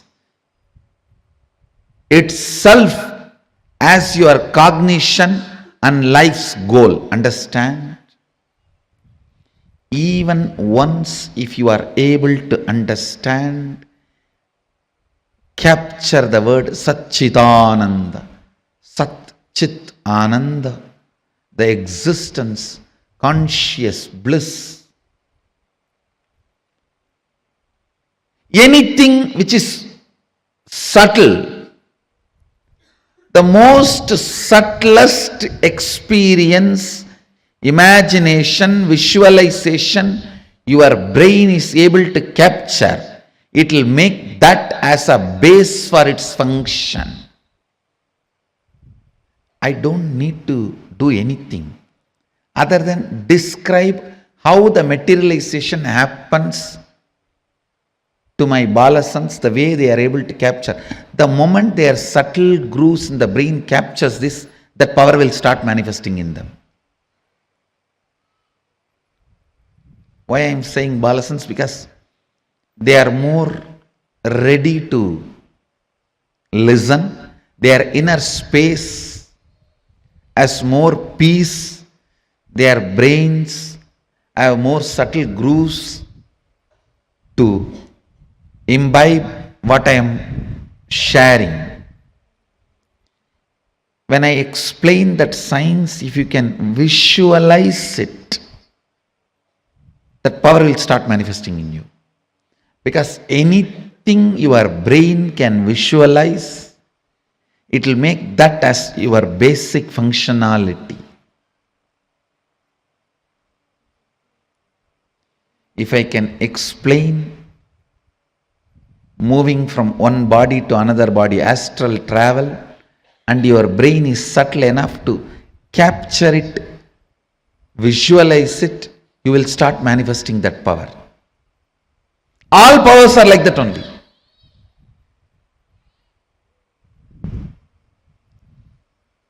You just need the completion space and Guru who properly makes your brain grooves to catch it.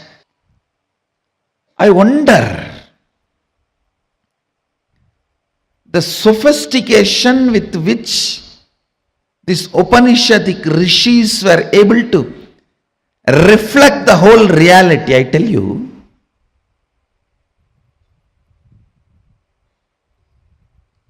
the detail with which they describe the stars and the planets in Vedas and Agamas, you will be shocked. Even I was wondering, how did they say, unless you see, you can't pen down so detail, such detail. The biggest conspiracy done against Bharat is the Indian astronomy and astrology was not given its due respect and legitimacy, brushed aside in the name of myth and mythology.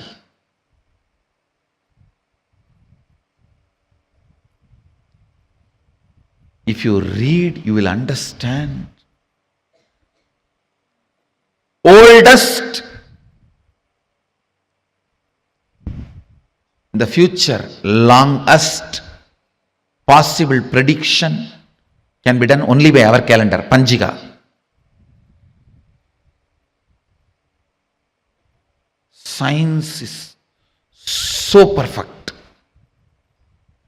I used to wonder, what was the telescopes they used? What was the satellites they used? How did they so precisely record the details? Actually, the exact method happened. I saw in the cosmic records. One rishi will sit in samadhi and reflect the whole cosmos in his inner space. The other rishi will just see his inner space, do fast forward, just like how you handle the iPad and pen down. That's the way they have done it.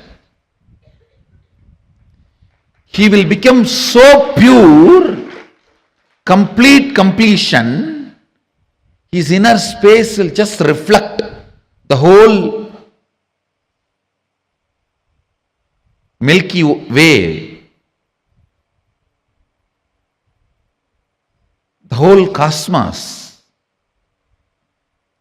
And the other rishi who is recording will push, pull, do fast forward or rewind, even zoom in, zoom out and pen down. I commit with you guys, I'll make my balasans to do this. I'll give them this power.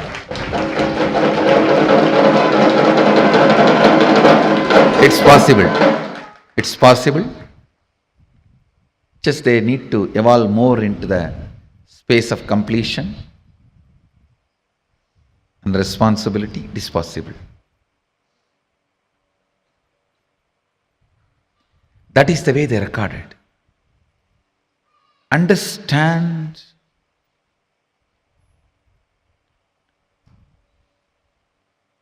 more and more your inner space gets into completion, more and more you will catch the sacred secrets about the source, cosmos. This question, by whom? Keneshitam.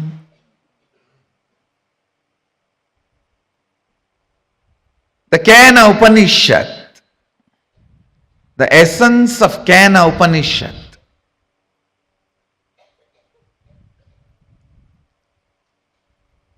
you can experience the essence if you make your inner space completely complete.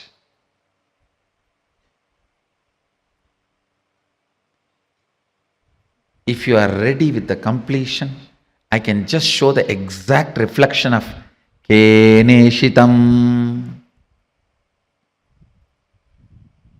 By whom?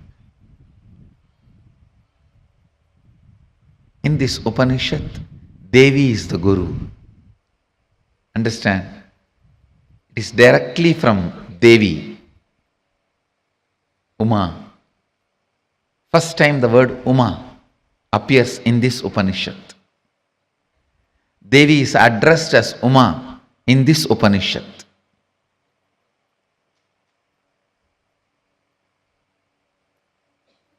The word Ishvara, Isha, is used for Mahadeva in the first Upanishad. The word Uma is used for Devi in this Upanishad. You can reflect, capture, visualize exact, most subtle visualization with a little completion inside. Please understand. Understand this example. A 7 or 8-year-old child is made to see pornography again and again. The physical maturity age is quickened more than 70%. Means the physical maturity, if it is supposed to happen at the age of 14, it is drastically brought down. By the age of 8, the body will be physically matured. If the body is made to visualize again and again the sexual action through pornography or some reminding, because whatever your brain visualizes, body becomes ready to it, make that into reality and experience. The brain makes that into your experience. That is why I say, if you want next generation to be sexually healthy, ban pornography. We always have a wrong idea. It is through porn next generation is going to enjoy the sex. No. It is going to be a big disease. If you want the next generation to have a healthy sexual life, ban pornography. Because that is going to reduce the age of physical maturity, which is going to drastically destroy the health of the next generation. Understand the truth I am trying to convey. Anything your brain can capture and enjoy, your life will make that into reality. If your brain can capture and enjoy the most subtlest understandings of cosmic sacred secrets and the spiritual powers, you will become just yogi, divya shariri. If you enjoy pornography, your body will be physically matured. If you enjoy these subtle powers, subtle understandings, simply your body will become divya shariri. You will become yogi, bala yogi, bala sant. Bala sant is a person whose brain captures all these highest conscious truths, subtle truths while you are young. The way your brain captures these great truths, simply your body starts manifesting it. You become yogi, you become a Divya Shariri, you become embodiment of Mahadeva, you become Balasant.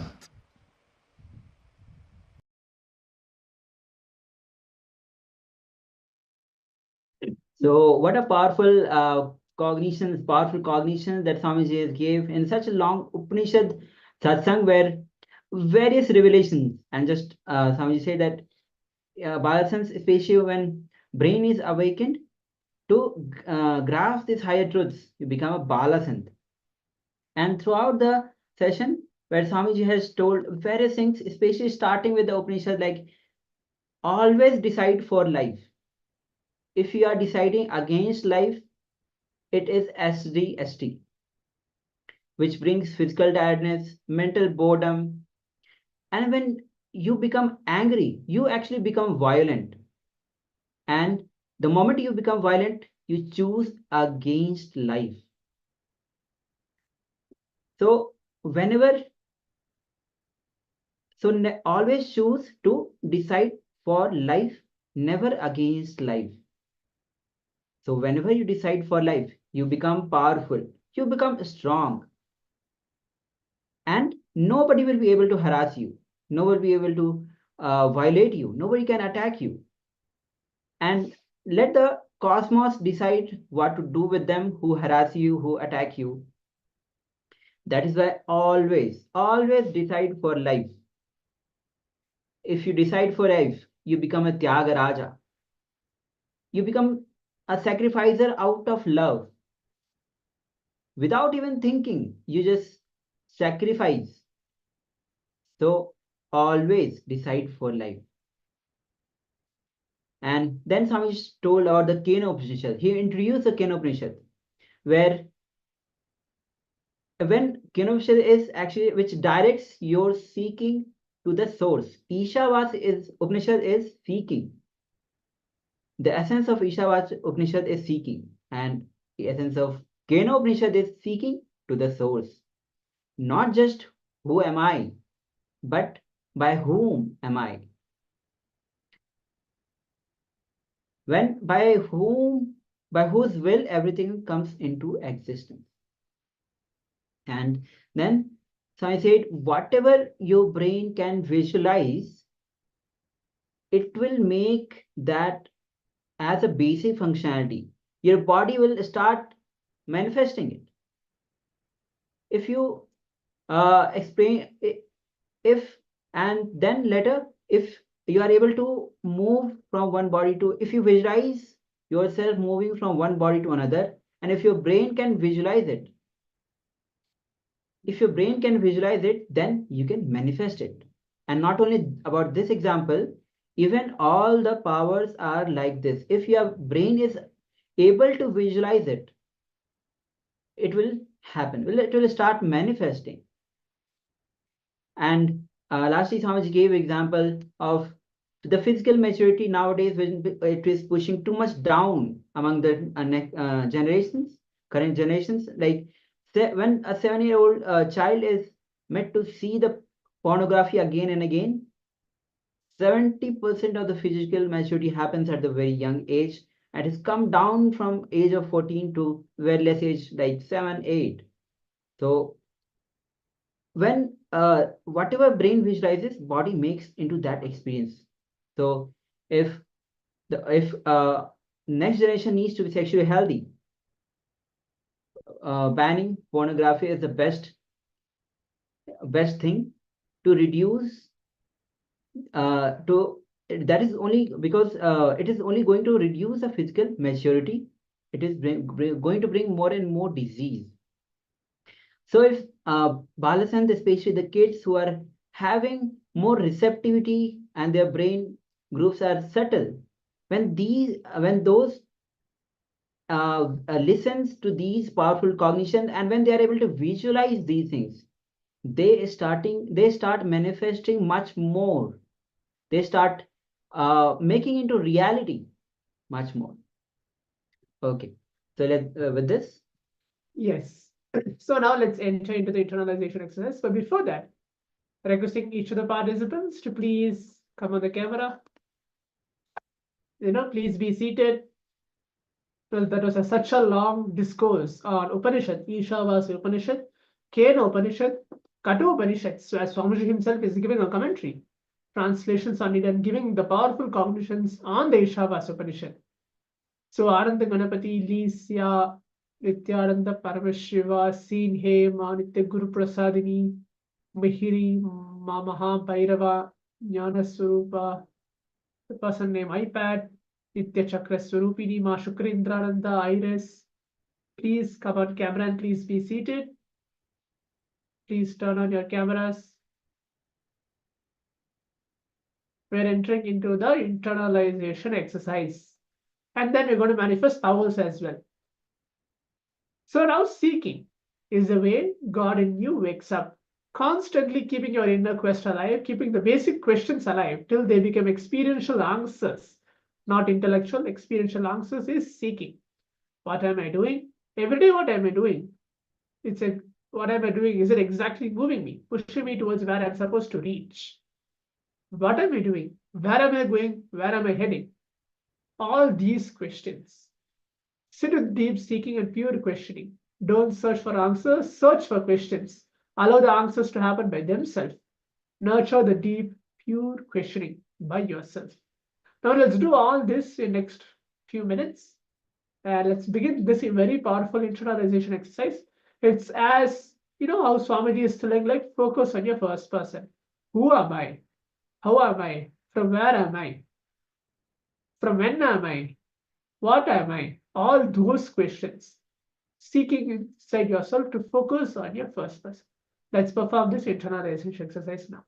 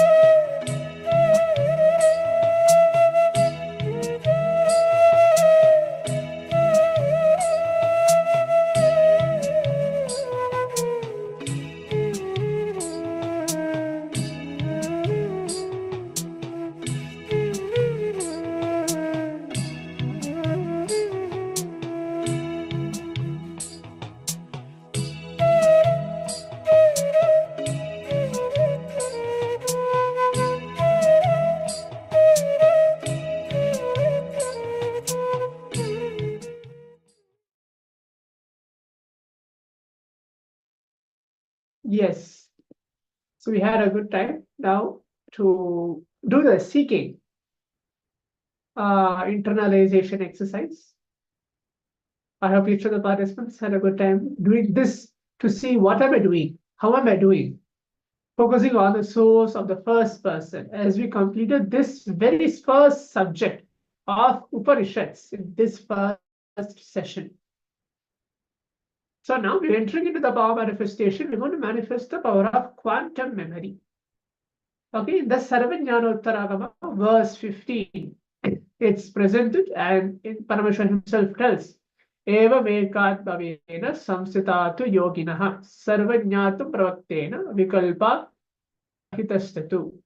The translation goes is with such a yogi establish himself in an absolute non-dual oneness with Paramashiva himself, and who keeps himself free from all sorts of differentiating nations. The exalted superpower of all knowing, Sarvanyattam, gets unfolded in its all fullness.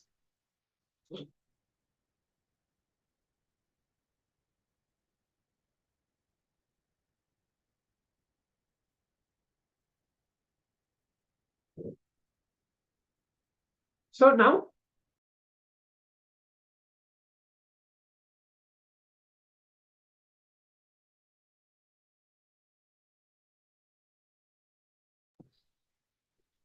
what we're going to do is we're going to keep your eyes closed. Okay, we're going to keep your eyes closed. I'm going to project an image.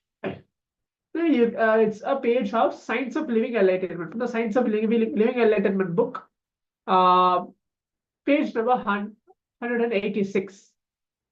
Okay, so what you're going to do is, before you're keeping your eyes closed, you're going to see the image which I'm going to project for maybe 5 seconds. I'm going to project that for 5 seconds, and then I'm going to switch it over to the instructions.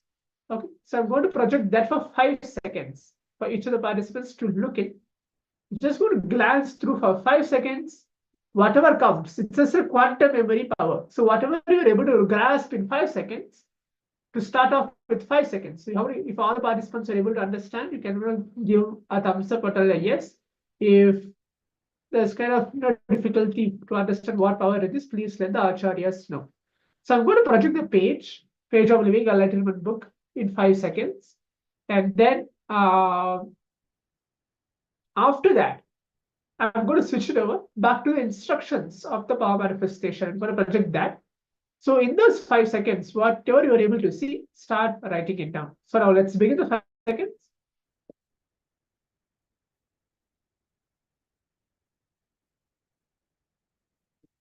Yes, so the 5 seconds is done. Okay, the 5 seconds is done. You can, if you have seen it, you have seen it. Wonderful. Now see whatever you saw in that 5 seconds, start writing it down, whatever Swamiji has revealed. So I'm going to project the instructions now for each of the participants. And let's begin the power manifestation. And after that, we'll verify and see what is there in that particular page.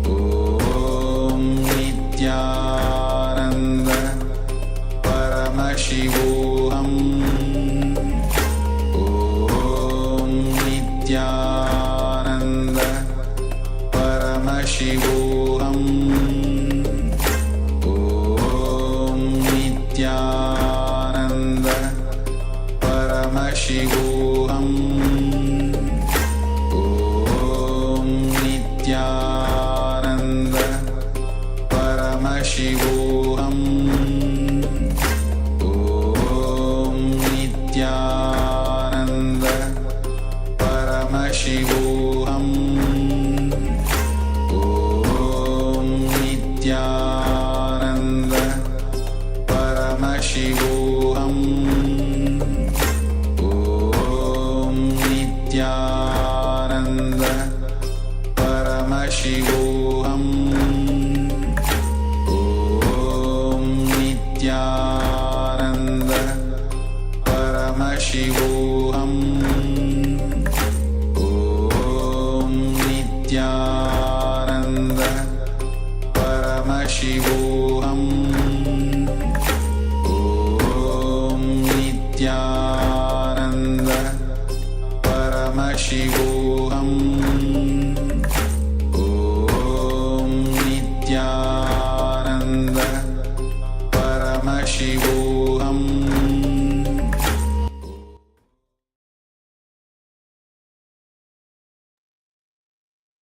Yes. So now let's relax. Whatever you've written. Now let's go ahead and see what is the actual image, which was there in the Science of Living Enlightenment book in the page number 186. I'm going to project it for maybe 1 minute or so. You can just glance through and see if any words or any powerful cognitions, anything which you have written exactly the same, which is there in the page now. So you can see the topic is authenticity empowers you. Somebody is telling he's telling a story. He is telling 200 forms of Indian singing styles are available, rooted in the Samagana. This is one of the Anyakaras from the campus. So he's mainly speaking about the 4 principles of integrity, authenticity, responsibility, and enriching. He speaks about the possibilities. He speaks about the 4 principles. So these are the few words. He speaks about the sannyas. Do not come to take sannyas without completing with all other enjoyments. Otherwise, there'll be a deep vengeance in you when you see other people enjoying those things.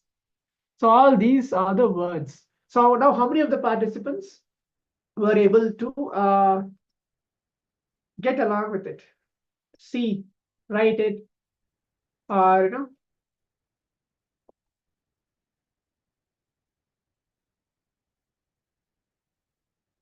manifest it. At least 1 or 2 words. I know this is new for the participants. We're going to practice more and more of these power manifestations throughout the day. Not a problem with the first round if you're not able to do. So we're going to have multiple different levels as well. So now let's enter into the next session.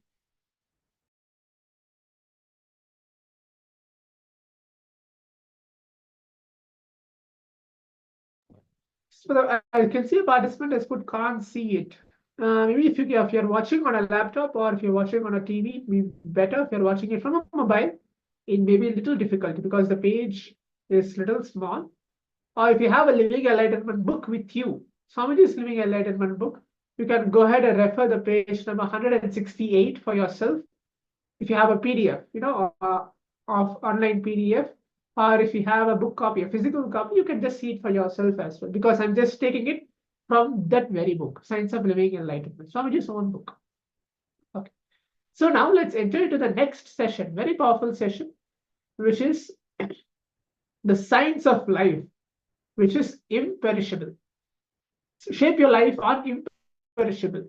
So those are very powerful sessions. Today, whole session is going to be very highly powerful cognitions, very highly intellectual. So you have to understand, listen it multiple times here and there.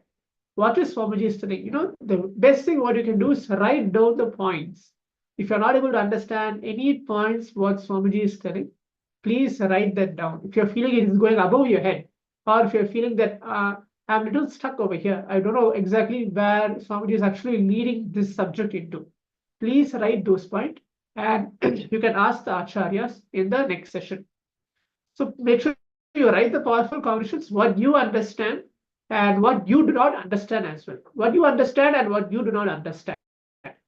So you can share both on the chat so that acharyas will know where you are stuck or where you have doubts to clarify.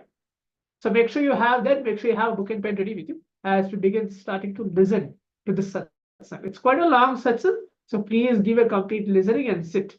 In the meantime, if you want to have water or a cup of coffee or something to keep yourself awake, to keep yourself to be alive instead of feeling sleepy or something like that, please do that so as well. But please be seated and give your complete authentic listening to Swamiji. Yes. So not only listening to the powerful cognitions, actually after listening and noting down, start applying these powerful truths in your life.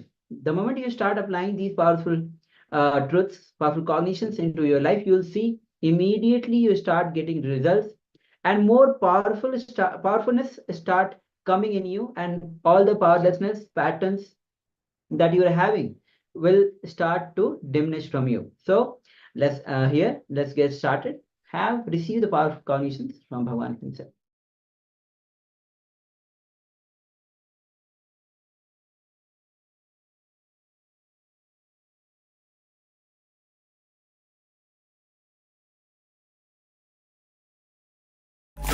ॐ नित्यानन्द परमशिवोऽहम् ॐ नित्यानन्द परमशिवोऽहम्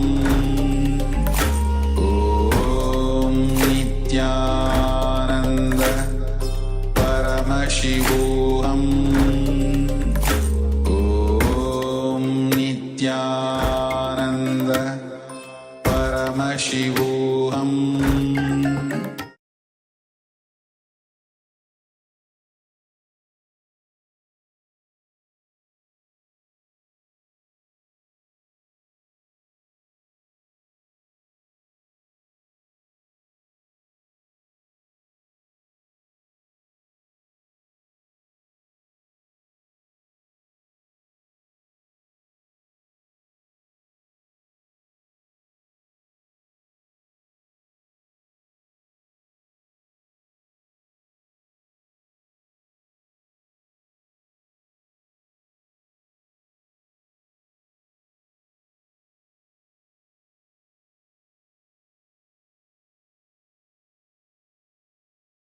With this, I'll move to the 14th verse of Isavasya Upanishad.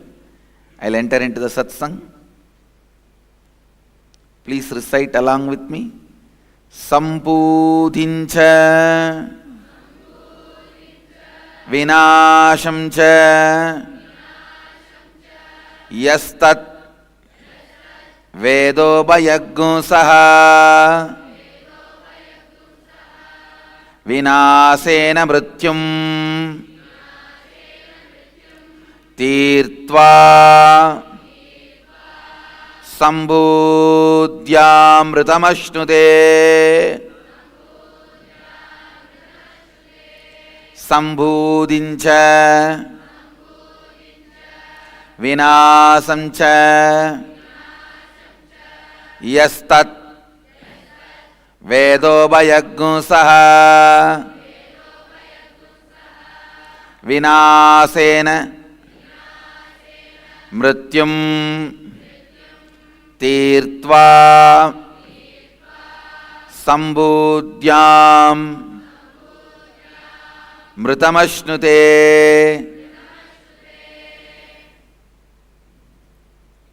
Listen. I'll read out the translation. One who cognizes the pure essence of these both, the imperishable consciousness, the cause of manifestation, and the destructible, the perishable, manifested entities, simultaneously, such a person completes with the fear of death and transcends death by worshipping or by knowledge of the perishable entities imperishable entities and reaches the imperishable consciousness, celebrates the nectar of immortality and bliss, the eternal space of oneness. Listen. One who cognizes the pure essence of these, both the imperishable consciousness, the cause of manifestation, and the destructible, the perishable, manifested entities, simultaneously, such a person completes with the fear of death and transcends death by worshipping or by the knowledge of imperishable entities, and reaches the imperishable consciousness and celebrates the nectar of immortality and bliss, the eternal space of oneness. Listen. Listen.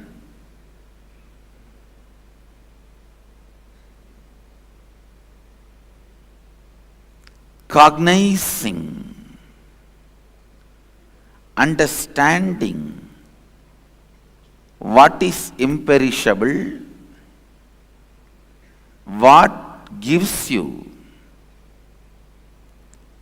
the experience of eternal space of oneness, and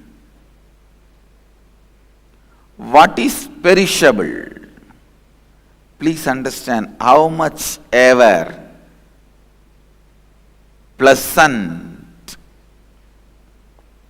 perishable may look, appear, feel, never choose perishable, because its appearance of pleasant is its marketing department, not the reality. I've always seen crooked fellows will be most sweet. No, really, I've seen. Even in our Sangha, these cunning crooked fellows, they will be so sweet and have all the people around them, and they will have so many friends.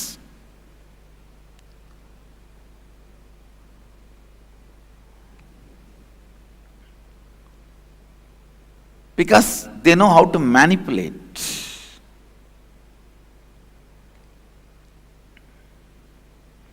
I am not saying having friends is wrong. Listen, I am not saying having friends is wrong. But not out of cunningness or the manipulative tendency. They will behave as if they are very sweet persons. As if they are very sweet persons.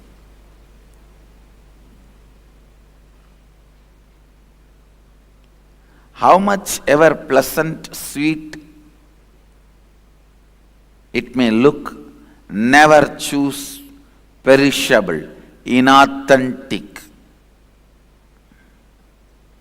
entities, whether it is a person or attitude or thinking style. Do not choose inauthenticity. Do not choose inauthenticity. I can give you 100 examples.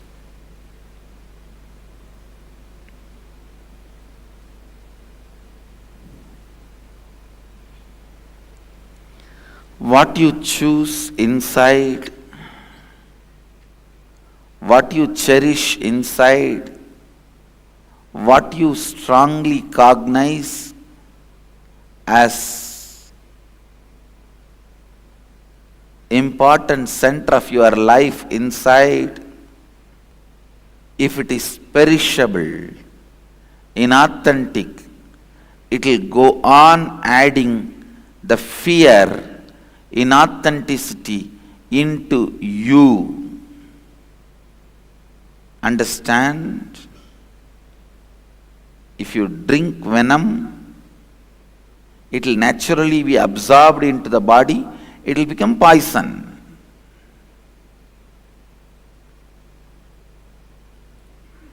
If you entertain the perishable entities, impermanent, ideas, concepts,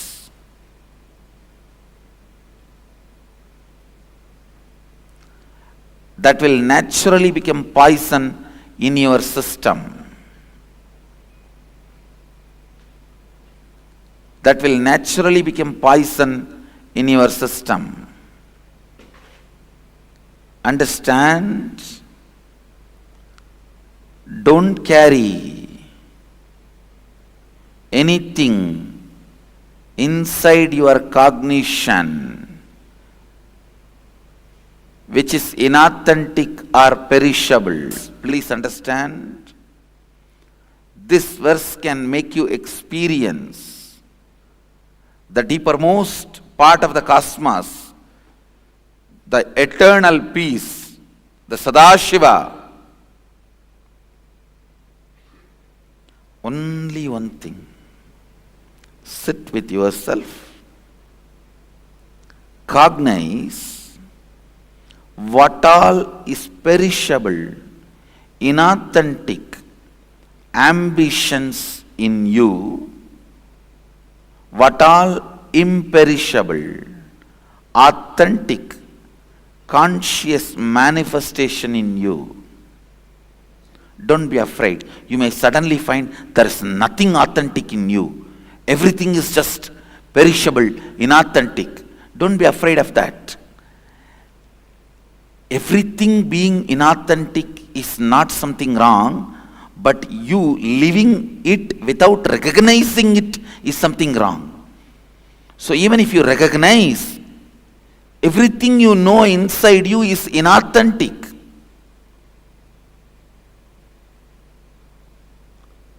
perishable, don't worry. This recognition itself is enough.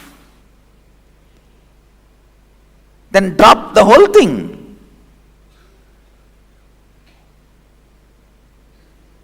Drop everything you discovered as perishable.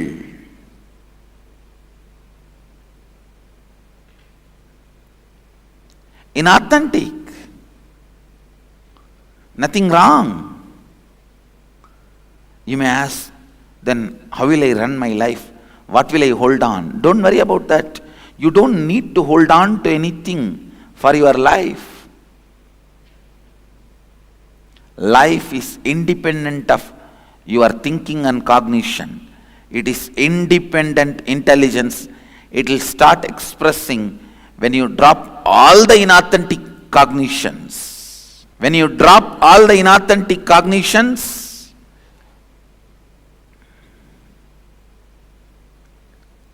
you will see automatically the imperishable starts expressing in your thinking, action, behavior, response, talking, walking, in every way.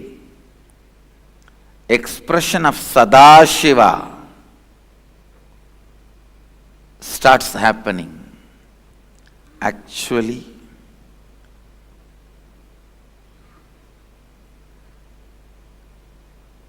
when you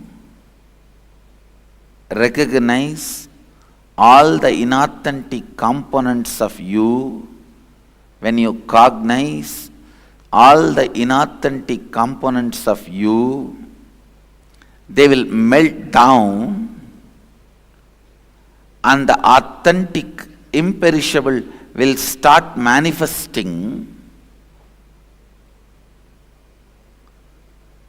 That manifestation is what I call living enlightenment, living Advaita, Shivoham.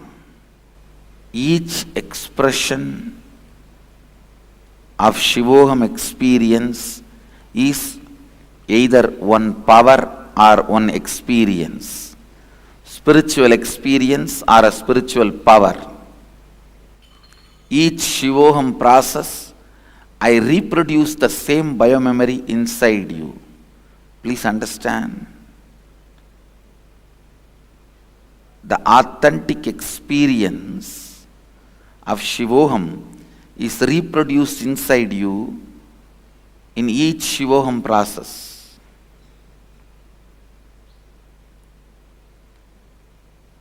All the experiences happened in me in multi-dimension.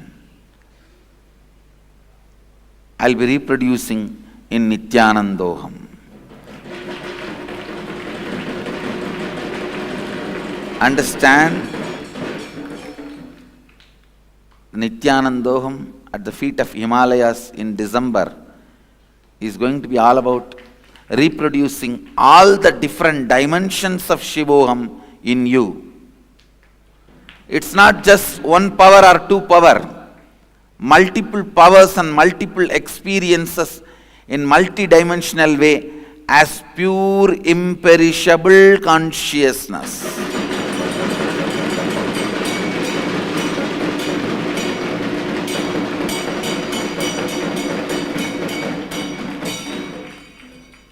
The cause of manifestation, sambhavat, is shambhava.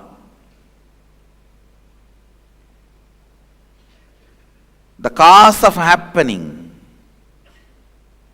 is happening means manifestation means shambhavat. The source of happening, the cause of happening is shambhava.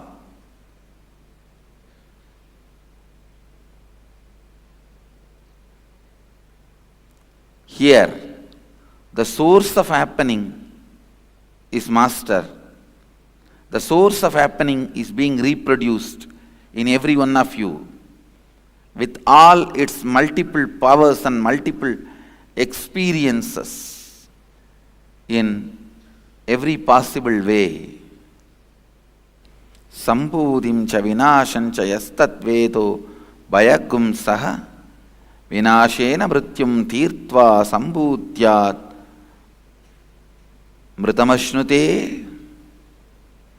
One who cognizes the pure essence of these both, the imperishable consciousness, the cause of manifestation, and the destructible, the perishable, manifested entities simultaneously, such a person completes with the fear of death and transcends death by worshipping or by knowledge of the imperishable entities and reaches the imperishable consciousness and celebrates the nectar of immortality and bliss, the eternal space of oneness.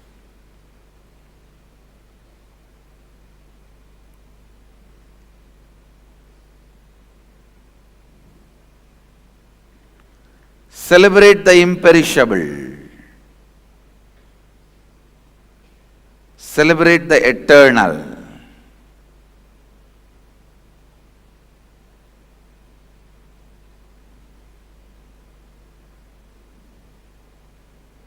Cognize what is imperishable and what is perishable, what is destructible, what is indestructible.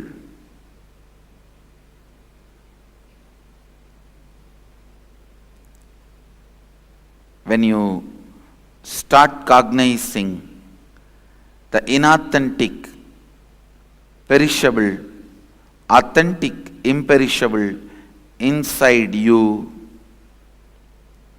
you complete with the fear of death and transcend death. Then no more death for you.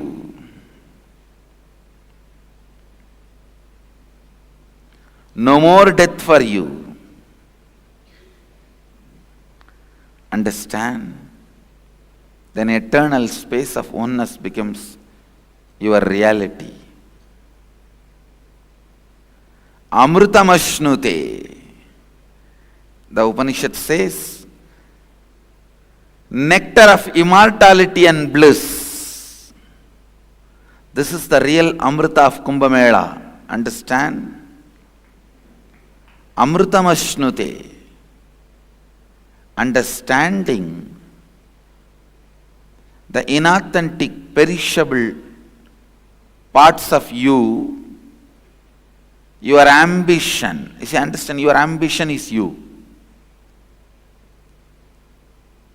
In your ambition, which are inauthentic, imperishable, which are inauthentic and perishable, which are authentic, imperishable, cognize it. Naturally, inauthentic and perishable will leave your system. Your whole being will be centered on imperishable, authentic.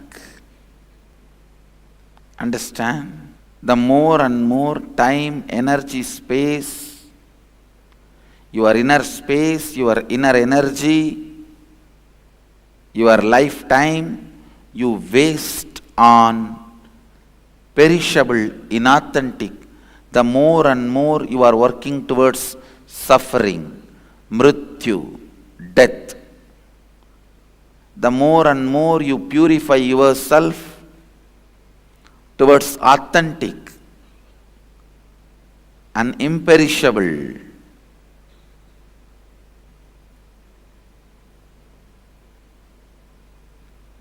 more you are moving towards Amrita, immortality and enlightenment, the nectar of bliss, eternal space of oneness.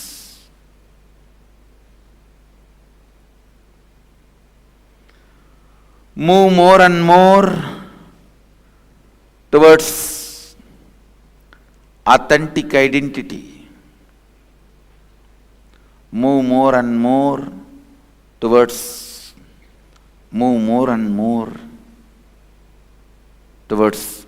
the space of Sadashiva, Shambhava. Become more and more authentic. Become more and more imperishable. The essence of today's satsang and the subject for Vakyartha Sadas today, what all is imperishable and authentic in our ambition, what all is perishable and inauthentic in our ambitions. Start looking and do Vakyartha Sadas on this subject. What all is imperishable and authentic, what all is perishable and inauthentic in your ambition. Start looking for it.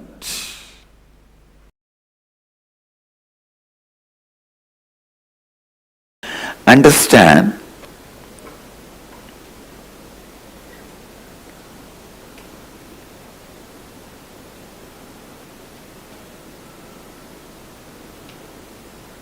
these two words, agitation gratification, delayed gratification.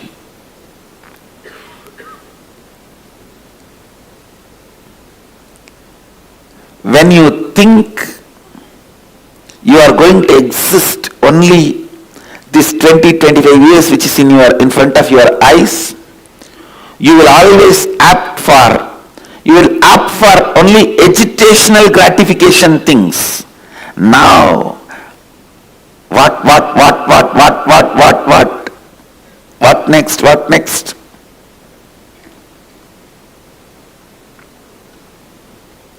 If you understand,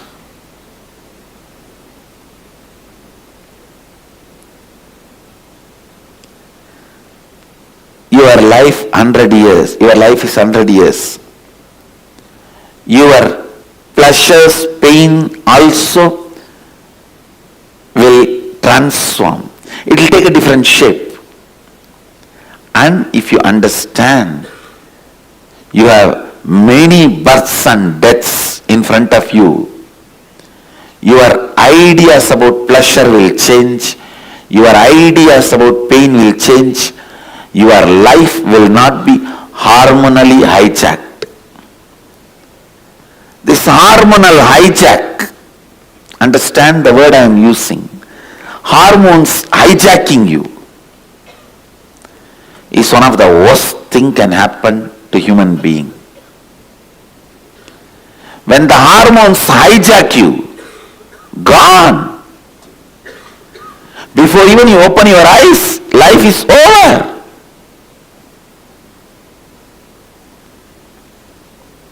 I always tell people, marriage is the bailable offense and child is unbailable, non-bailable offense.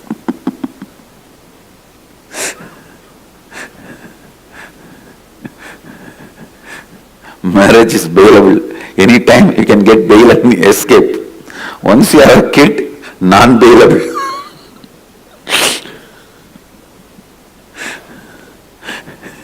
It's non-bailable.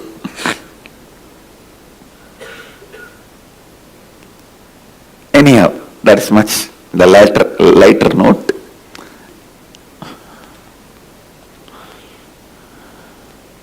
Listen, we don't even need to look into those things. At least look into these two words, agitational gratification and delayed gratification. Anything which makes you get into this agitational gratification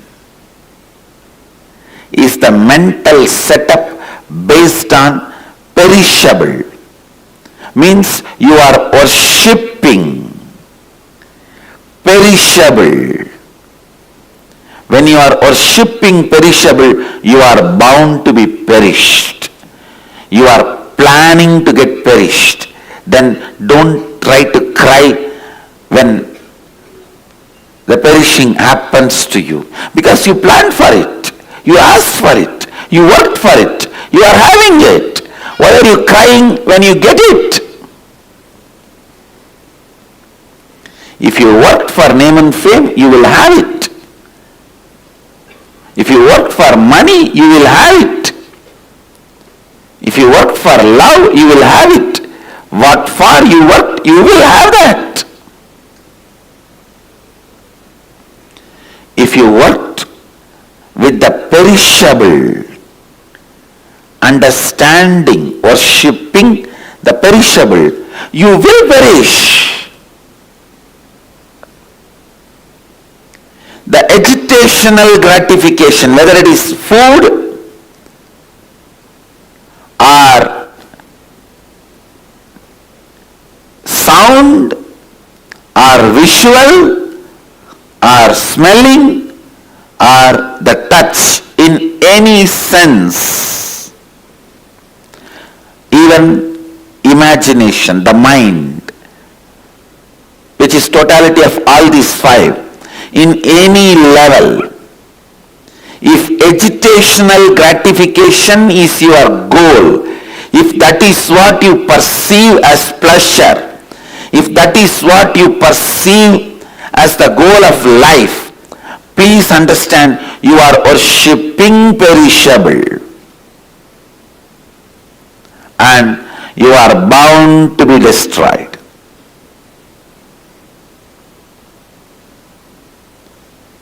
Whether it's a taste or touch or seeing or smelling or listening, in everything, if you are functioning based on the principle of delayed gratification, means a long-term vision about you and about what is pleasure and what is pain.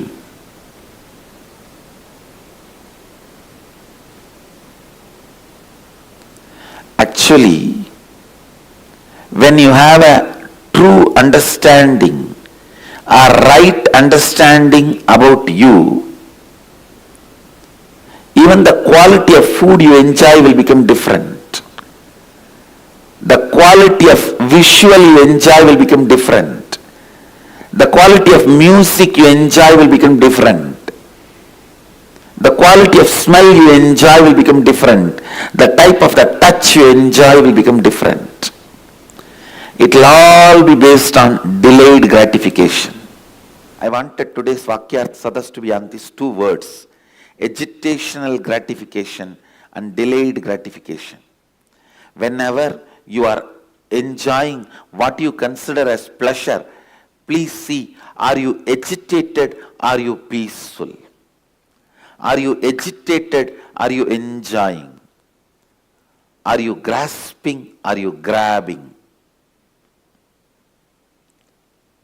Grasping a person is love, grabbing a person is lust. Understand? There is a difference.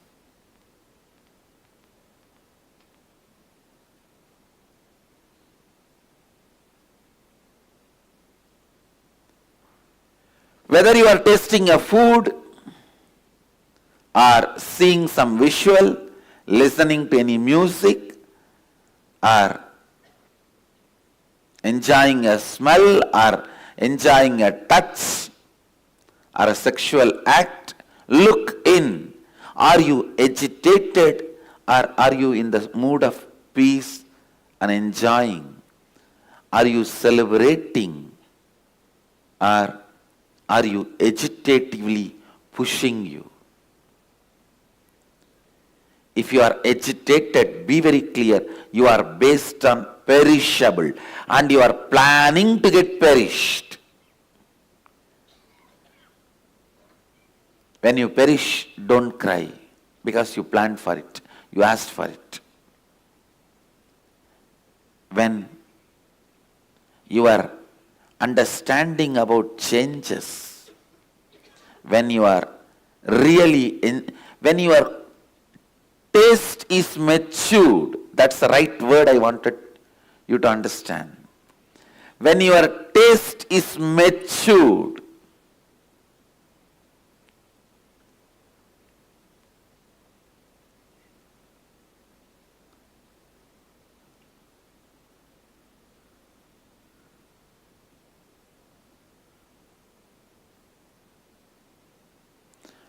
the matured taste shows the matured person. Then you are strategizing yourself. You are cognizing yourself and strategizing your life on imperishable. I tell you, there is no shortcut. Straight, perishable, imperishable. Are you cognizing yourself and strategizing your life on perishable, or are you cognizing yourself and strategizing your life on imperishable? Over. Truth is the truth is the truth. Straight. How much ever these light theologians, I'm using a new word, the light theologians means who are trying to meet both the ends. No, little love, little smile, little laughter, and enjoy everything, and God will also come to you through your back door. No. No. Upanishads, which declares authenticity by its own authority, is very clear. Sambhudincha vinashancha yastatvedo bhayagam saga vinashena mrityun dirtva sambhudhyamritamashnate. Either you cognize yourself and strategize your life on perishable or on imperishable. Clear?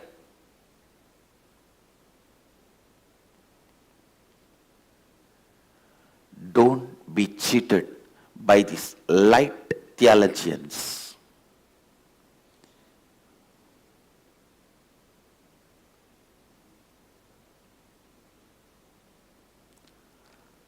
largest number of human beings are misguided by these light theologians. L-I-T-E, not L-I-G-H-T, no. L-I-T-E. I can give better word, light beer theologians.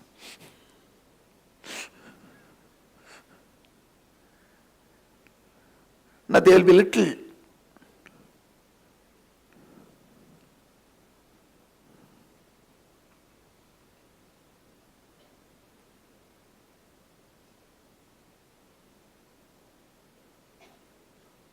Please understand,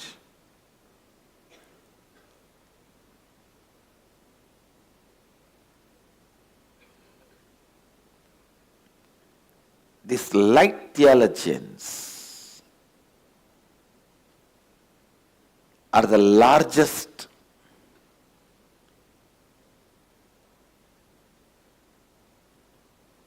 I can say. Light theologians are the fellows who are putting people into delusion, misguiding. The largest number of human beings are misguided by these light theologians. Because they try to give you the confidence. No. Build your cognition and strategize your life on perishable. But you will be imperishable. How?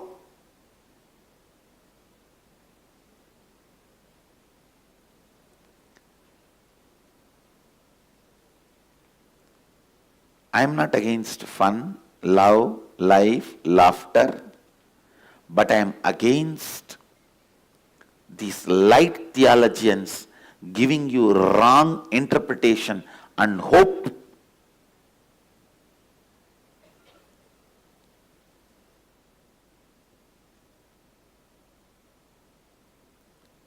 For their entertainment circus tickets to get sold. They do not care about your life. They do not care about your future. Today for their show, if they sell few thousand tickets more, that is enough. The light theologians. That is why they don't care about whether you build, you cognize and strategize yourself based on imperishable or perishable. They say, come on, don't think too seriously, because he himself cannot think. If he thinks something serious, he becomes tired. So what to do? Don't take things seriously. Love. What do you know about love? What will you know about love if you cognize yourself as a perishable, short-term,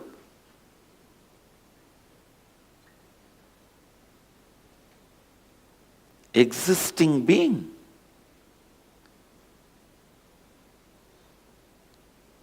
I tell you, these light theologians are the greatest cheaters. They are not teachers. Just reverse it. Cheaters.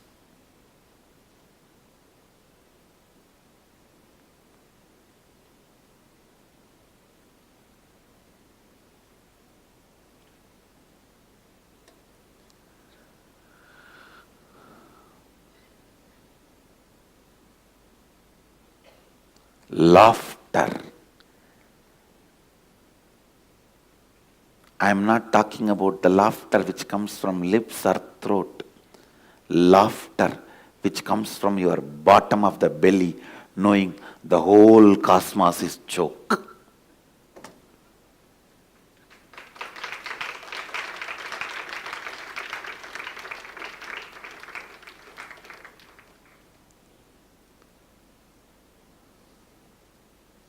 The dance, not just to forget your depression for 5 minutes.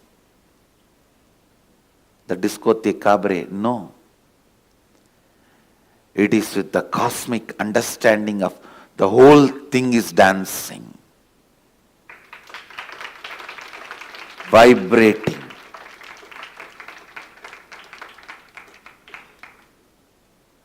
A drunkard dances, Mahadeva also is dancing. Both are completely different. The drunkard's dance is light theologian's dance.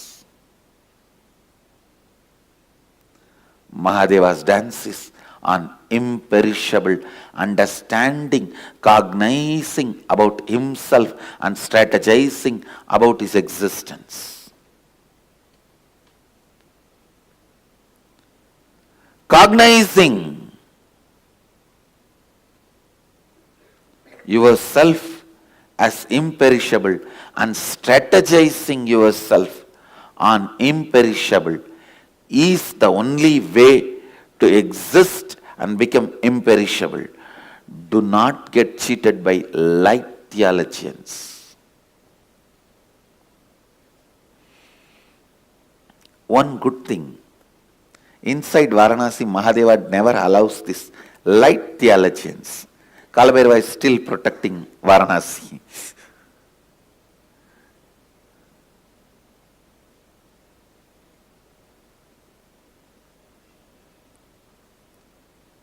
Kalabhairava is still alive.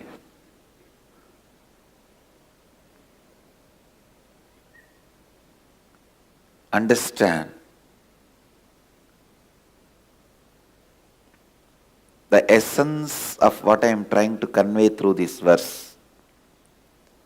Your cognition about you should be based on imperishable components, means soul, consciousness, which does not perish. Your understanding and idea about you should be that you are a consciousness, you are a soul which doesn't perish, which is imperishable.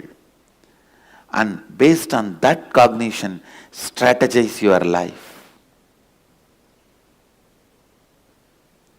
Based on that cognition, develop the taste of good, bad, right, wrong, pleasure, pain.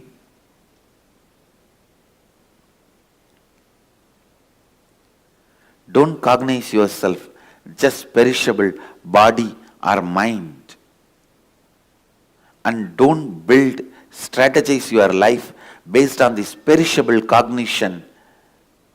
Then your pleasure, pain, everything will be too short, small, agitational gratification.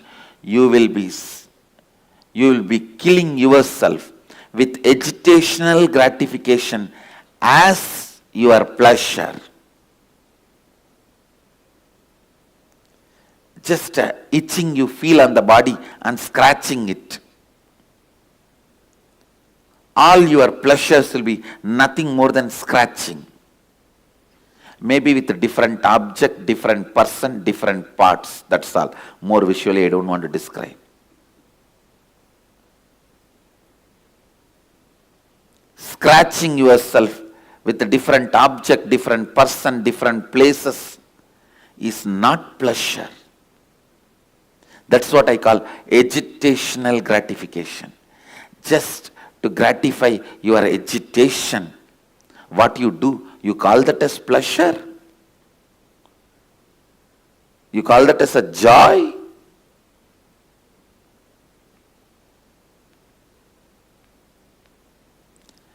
Let you be clear. Your cognition be based on imperishable. Your strategies for life be based on imperishable. Your idea about pain and pleasure be based on imperishable. Then you will be imperishable. Means akshara. You will be in the space of akshara. Imperishable. Blessed are those who live in the space of imperishable and celebrate the life with a delayed gratification. Cursed are those who cognize based on perishable and live based on agitational gratification. This is the essence I am trying to convey through various words in this whole satsang, beating around the bush. I think now I have beaten the center of the bush. The last few statements, I did not use the social politeness. I am straight.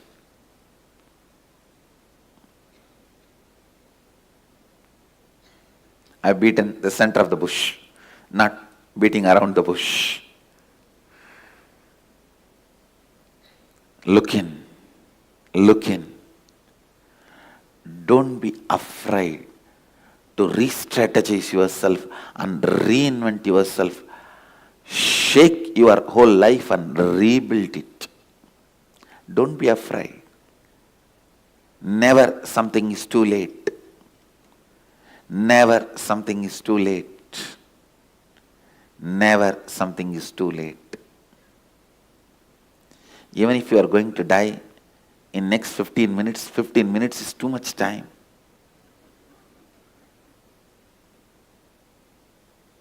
$15 is too much time. Whether you are going to die within next 15 minutes or 15 years or 50 years or 1500 years, it's not too late. Come back to imperishable. Let not hormones hijack your consciousness and cognition about you. Let the hormonal hijack not happen in your life. Let hormones not be strategizers of your life.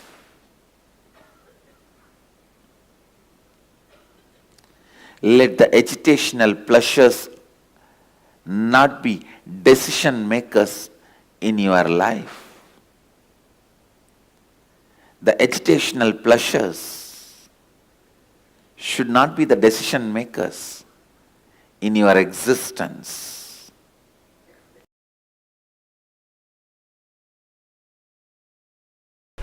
The sutra, Murta Jyotishi Siddha Darshanam.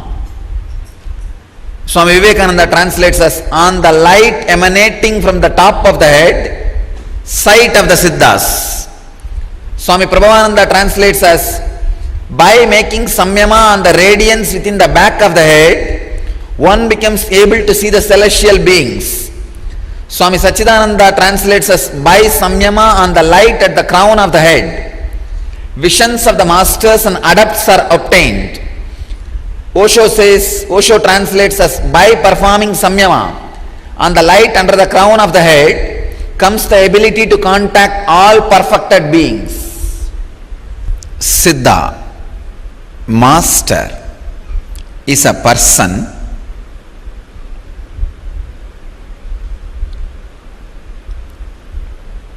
who doesn't have perishable identity because of it as eternal identity. Understand? His identity is made out of material which is imperishable. There is no perishable component in the identity he created for himself. When the breeze flows over the water, the shapes and drawings created on the water, there's a huge water body, breeze flows over the water body, small waves are happening, or some drawings or figures appear on the water. In that figure there is no perishable component.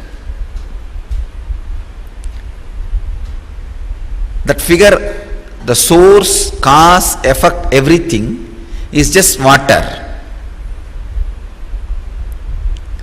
when the breeze flows, again that same wave will happen.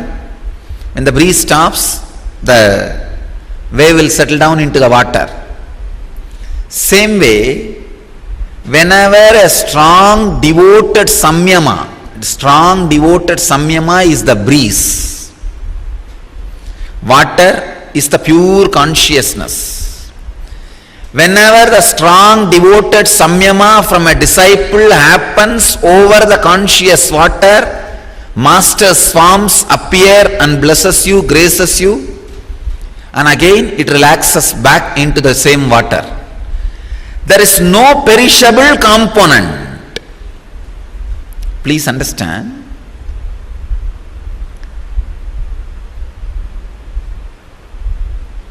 There is no perishable component in the system.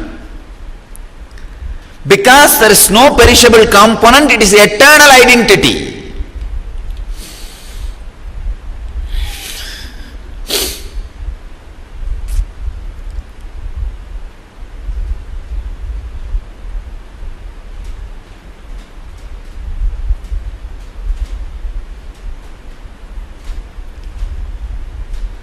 Siddha is a being whose all 7 sariras does not have any perishable component. Means any engram is perishable component. When all the engrams have disappeared, that body has become such a pure liquid, it creates different shapes, shades, waves, visuals based on the breeze flowing over it. The lake has no interest to take some shape. The flow of the breeze decides the shape. Master is a being happening without any perishable component.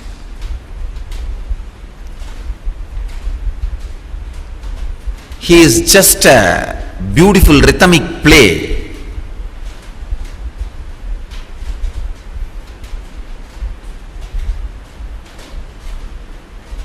The pure non-perishable experience happening in the source.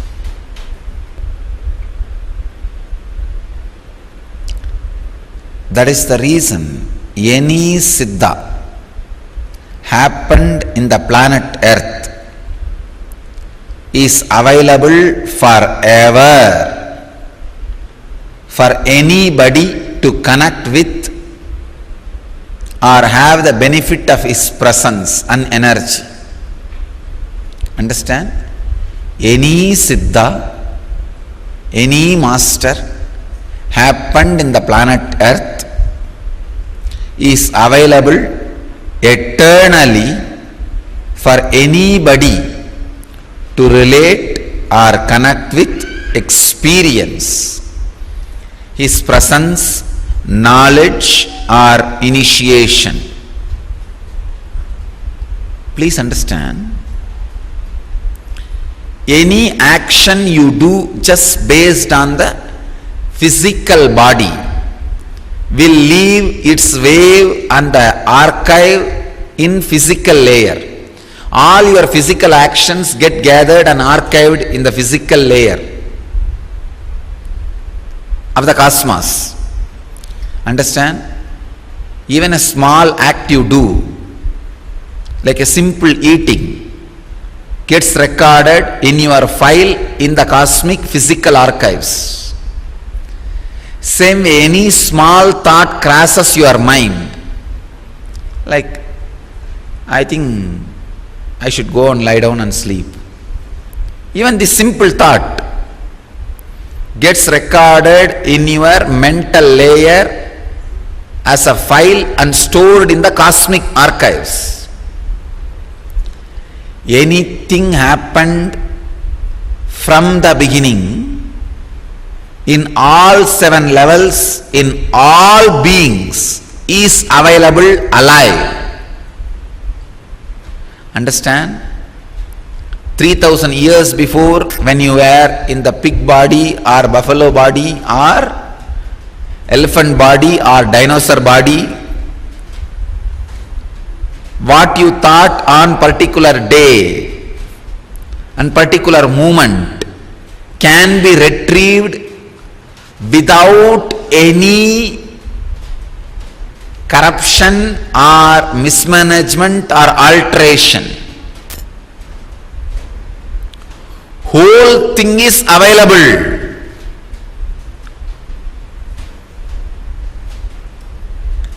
If the action which you did is performed from the first layer, it will be available in first layer file. If it is from second layer, it will be available from the second layer file. If it is from third layer of your body, it will be available from third layer of the file. But one important thing is, billions and billions of first layer files are available. Millions and millions of second layer files are available. But only thousands of third layer files are available, because people don't function from second layer and third layer. Understand? So when you go deeper and deeper and deeper, only few thousand or few hundred files are available from the 7th layer actions. If it is first layer, more perishable components. So those files are dumped, which is very difficult to find, search, seek, but it can be retrieved. Second layer, little less difficult, but millions are there. Or I should say, first layer, trillions of files are there. Second layer, billions of files are there. Learn this technology to relate with the master. It will help you not only to relate with the masters who are no more in the body, even to relate with masters who are in the body.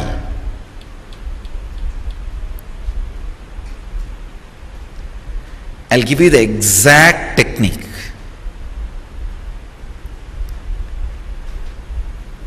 Visualize in this circle, in this area, crown area. It will be very useful if you wear the Rudraksha on your top of the head. See, yesterday I was wearing just Rudraksha band. Wear the Rudraksha band. Visualize this whole area. You have a strong current, like a laser beam, light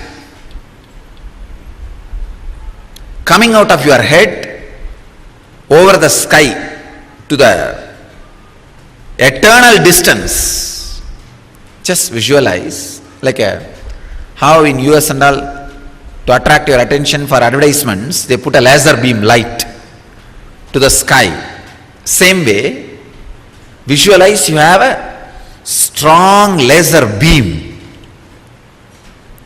towards the sky.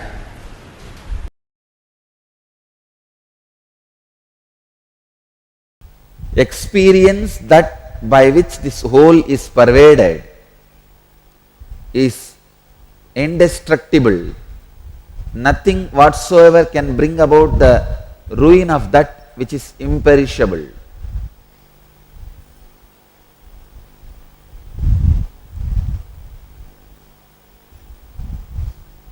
Please understand. Teacher is the one who adds more words to the scriptures and makes you understand. Master is a person who adds intense experience to those words and make you experience. When you feel fulfilled, when you feel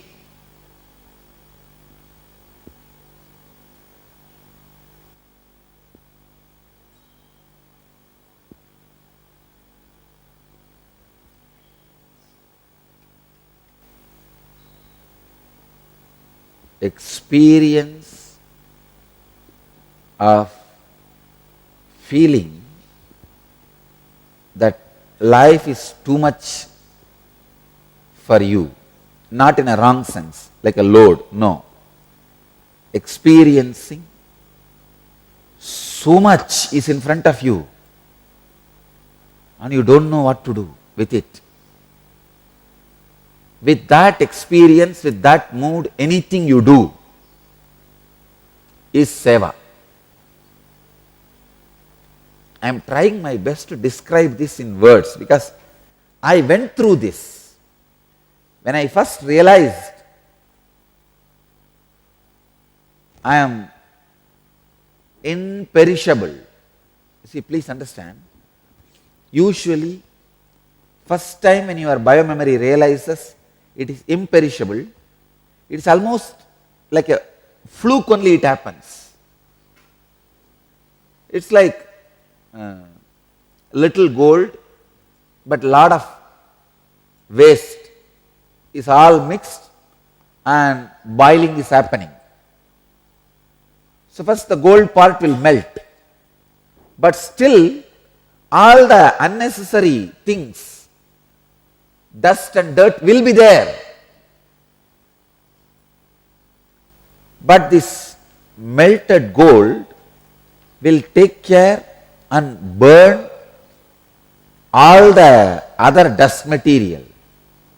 I am telling you exactly as it happened in me. At the age of 12, when this concept, I am indestructible and imperishable, when it clicked with me, it happened like accident only. To tell you honestly, like a fluke only, it happened. And it's not that 100% of me is established in that.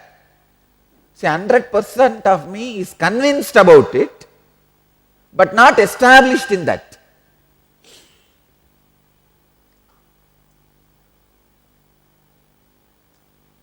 When my biomemory was convinced about the truth, then I started ironing out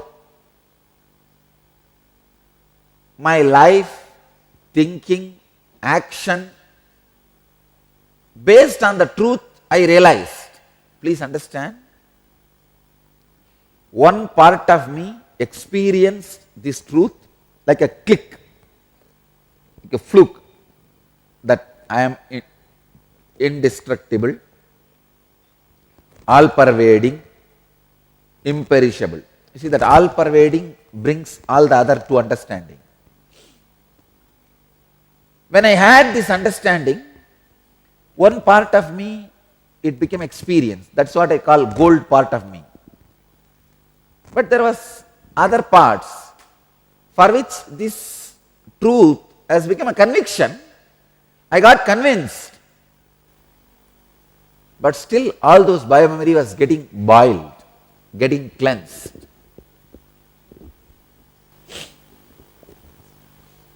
I tell you, even that cleaning time is such a sweet experience. See, I tell you one more thing. Even if you don't realize that consciousness is imperishable, you are imperishable. I wanted to break an important truth. Even if you don't become enlightened, if you don't realize you are imperishable, you are going to dissolve into that only. It is like a gold, when it is put in the mercury, it will melt. There is a huge mercury part, which is a cosmic intelligence, cosmos. 2 gold coins are there. One gold coin feels, it knows the truth. The moment it falls into the mercury, it will dissolve into the mercury, it will become one with the mercury. This coin only is enlightened gold. And this other gold, it does not understand any of this, and it feels deeply insecure. If I fall into this mercury, what will happen? I will disappear into this, I will die, and my identity will be lost. This is unenlightened gold coin. Whether enlightened gold coin or unenlightened gold coin, both are going to disappear into mercury. I tell you, then only one utility value for enlightenment is when you are away from Mercury, you can be with joy or suffering, that's all.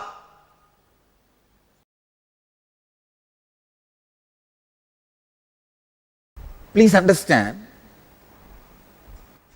there is a part of you which goes on changing. For example, at the age of 7, who were you? You are not the same at the age of 20. You are not the same at the age of 50. The part which is changing is continuously dying. You don't need to worry about that. The part which does not change will never die. It is there forever. It is going to be there forever. Please understand. The part which changes and part which does not change. You assume yourself as mixture of both. You assume yourself as mixture of both. Najayate mriyate va kadachit nayam bhutva bhavita va nabhuyah ajo nitya shashvatoyam purano nahanyate hanyamane sharire. There is part of you which never dies, and that is real you. But you have freedom to associate yourself with the part which dies also and suffer, no problem. See, there is some utility for you, immediate utility for you, when you associate yourself with the part which changes. Life looks more colorful. You can taste rasagulla. You can taste green chilli. You can have little fight. You can have little so-called love. You can play with all these games. I tell you, I am telling you exactly sacred secret from my experience.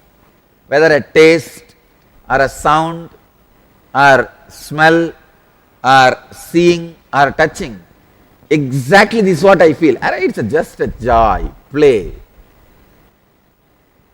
You also entered into this play only like a casual choice. It is not that you are interested in getting bound and suffering with these five senses and being tortured. No. How I am playing, that is the way you started. You just forgot it is the play you started in between the play. Nothing else. I am still remembering. I started. If it is not there, okay, go next.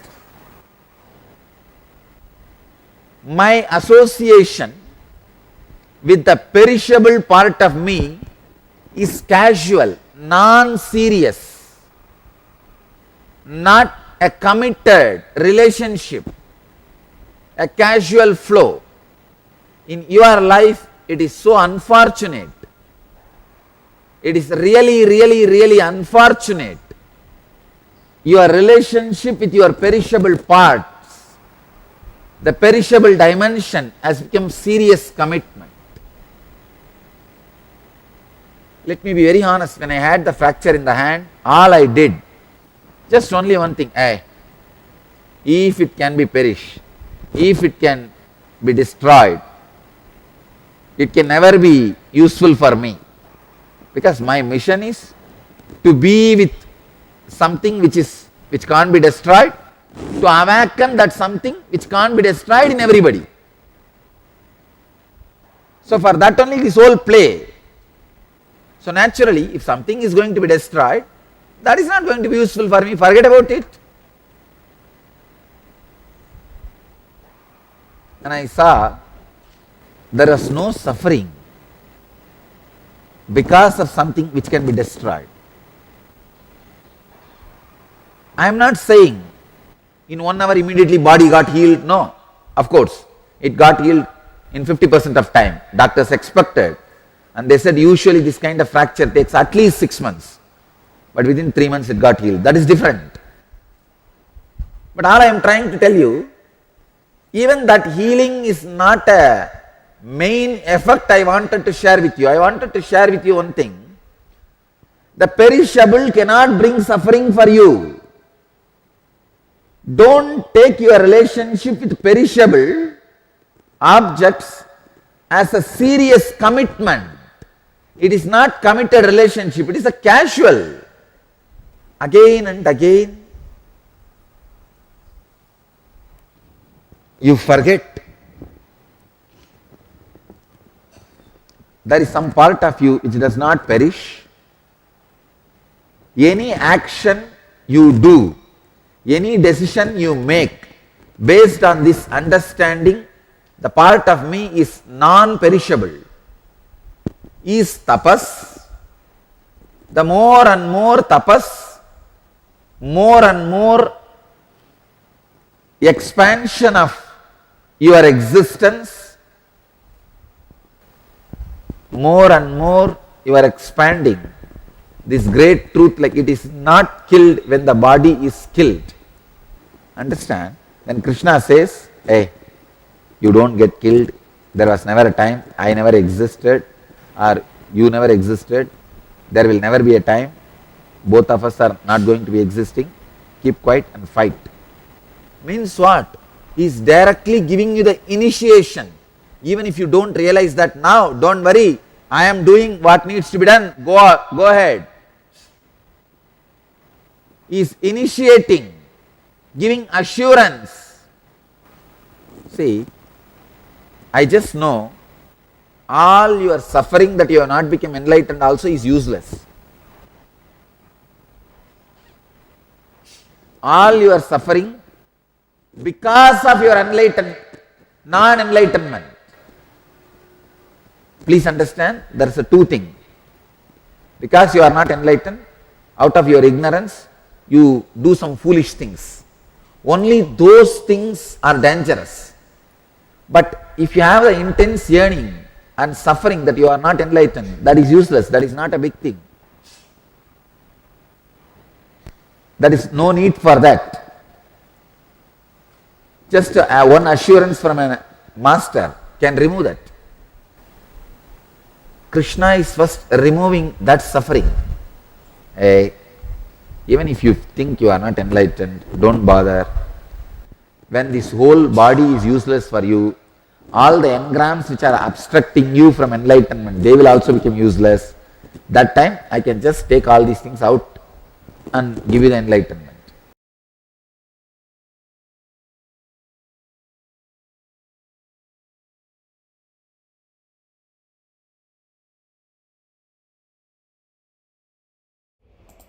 Yes, Nityananda everyone. So after listening to the powerful cognitions from Swamiji, and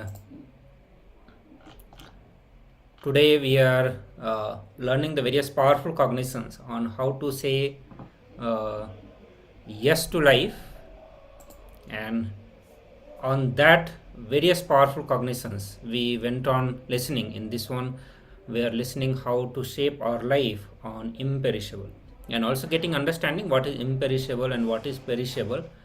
And when we center our life on perishables, it's always going to bring pain and suffering, and when we center our life on imperishable, our life is going to be more and more joyful and blissful. So and the last we also get to know that the seeking is the way God Paramashiva in you wakes up. So constantly keeping your inner quest alive, keeping the basic questions alive till they become experiential answer, not intellectual but experiential answer. So many questions we have generally, and most of the time we are satisfied with the logical answers that we get, and we think, yeah, this is the answer that we have been looking for. But here Swamiji is referring to not getting into or not being quenched by having the logical answer, but only when you get into experiential answer, that is how you have to keep your inner space. Every time ask this question, that what am I doing? What am I doing? what am I doing, what exactly is moving me, pushing me towards where I am supposed to reach. What am I doing, where am I going, what I am doing, or where I am heading towards. Having the quest, not just the question which can be satisfied by the logical answer, but a quest which can only be answered by experience.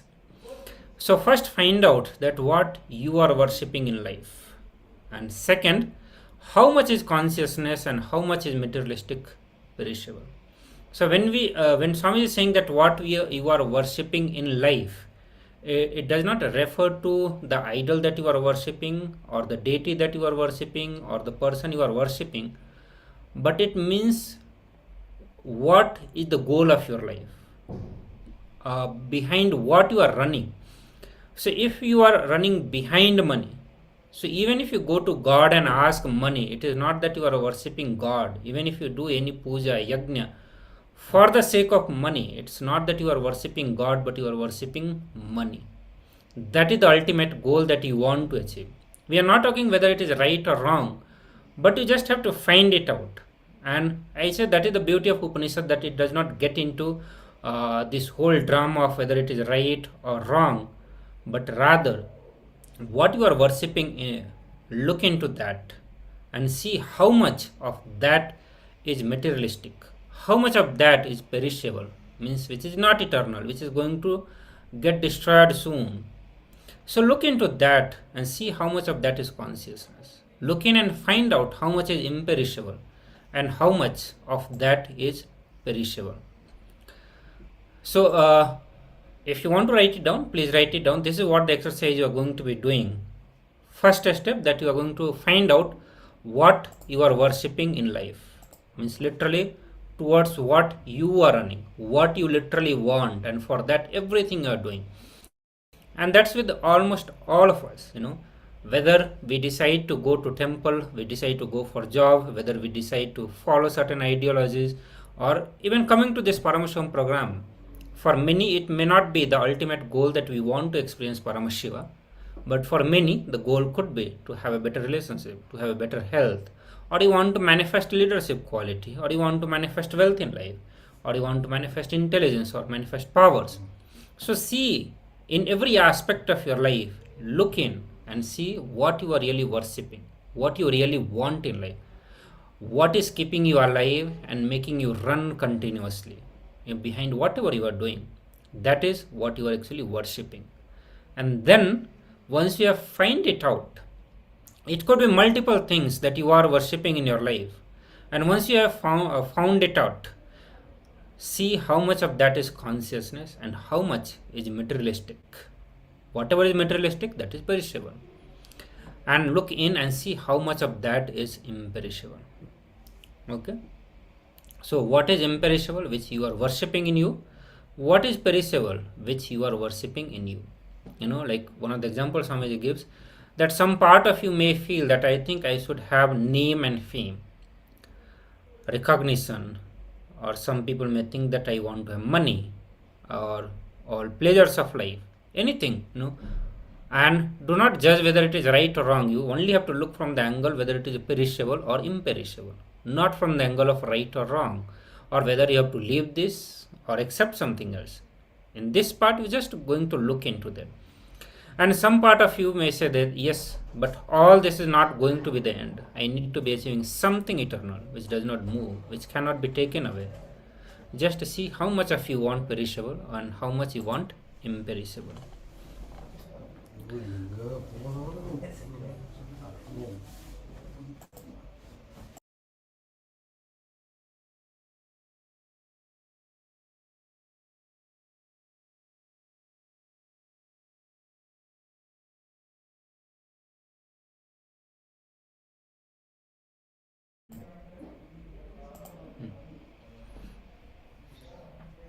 The context you said before entering into life is more important than what you do or don't do in your life. Context. If you said the context of bhakti, devotion, your travel becomes pilgrimage, food becomes prasad, water becomes tirtha, Ash becomes Bhasma, the holy ash. Music becomes Kirtan, and man becomes human. Understand, setting the context is much more important than the action. Omission or omission of acts.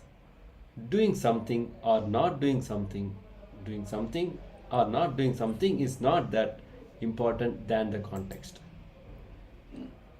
One who cognizes the pure essence of these both, the imperishable consciousness, the cause of manifestation, and the destructible, the perishable, manifested entities simultaneously, such a person completes with the fear of death. Cognizing, understanding what is imperishable, what gives you the experience of eternal space of oneness, and what is perishable can make you experience the deeper, most part of the cosmos, the eternal peace, the Sadashiva. So now let's get into the exercise. Please start cognizing and start writing it down, that what all perishable, inauthentic ambitions there in you, and what all imperishable, authentic conscious manifestation in you. So let's start this assignment. I'll also project this.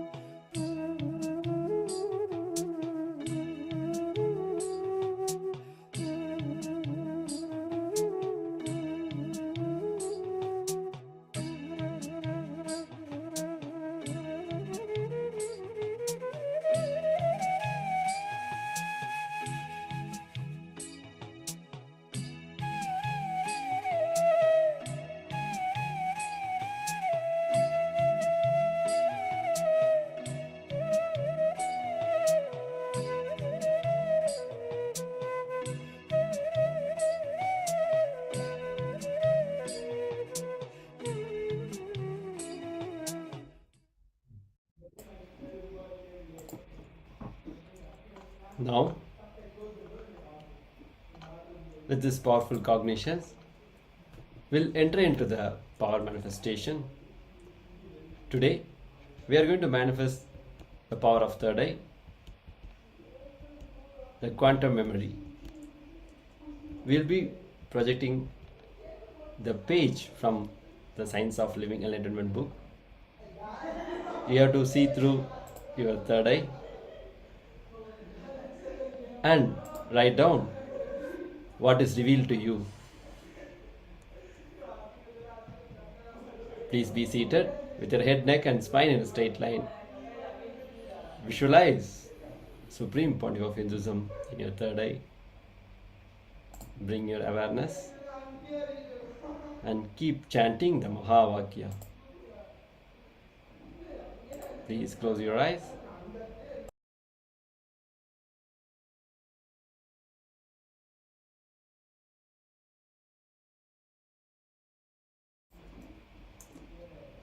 Now we are projecting the Science of Living Enlightenment book page. You can read it.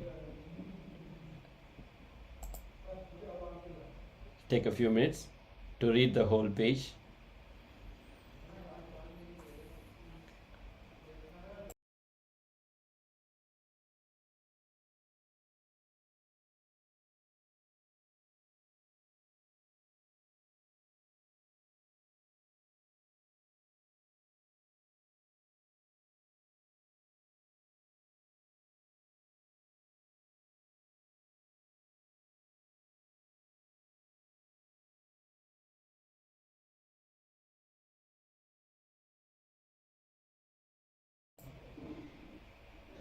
Now,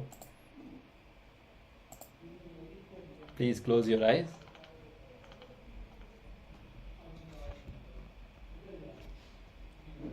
Visualize Supreme Pontiff of Hinduism in your third eye. Start chanting the Mahavakya and write down, pen down whatever is revealed to you in your third eye. Paramashivoham Om Nityananda Paramashivoham Om Nityananda Paramashivoham Om Nityananda Paramashivoham Nityananda Paramashivoham Om Nityananda Paramashivoham Om Nityananda Paramashivoham Om Nityananda Paramashivoham Om Nityananda Paramashivoham Om Nityananda Paramashivoham Om Nityananda Paramashivoham Om Nityananda Paramashivoham Om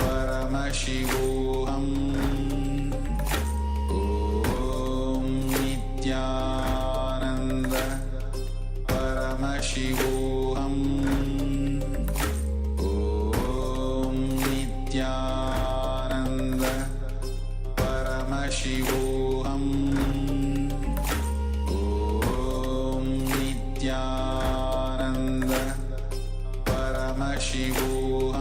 Paramashivoham Om Nityananda Paramashivoham Om Nityananda Paramashivoham Om Nityananda Paramashivoham Om Nityananda Paramashivoham Om Nityananda Paramashivoham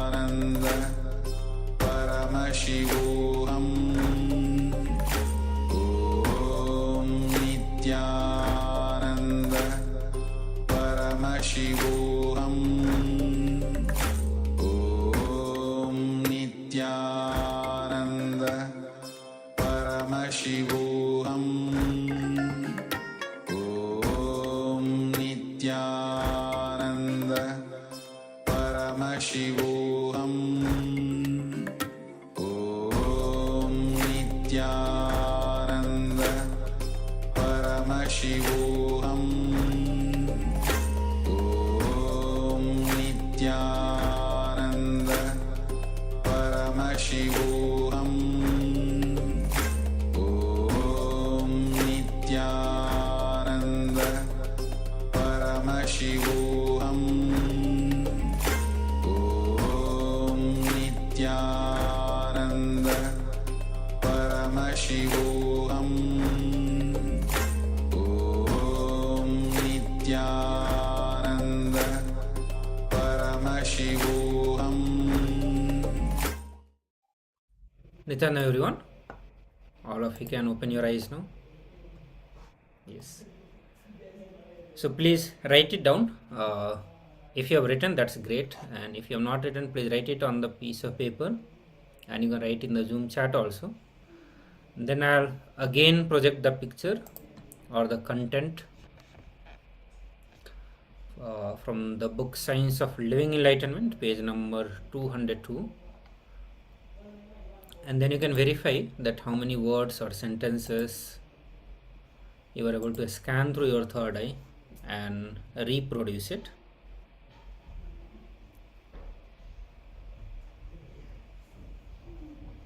So please take a few moments to share the result of power manifestation.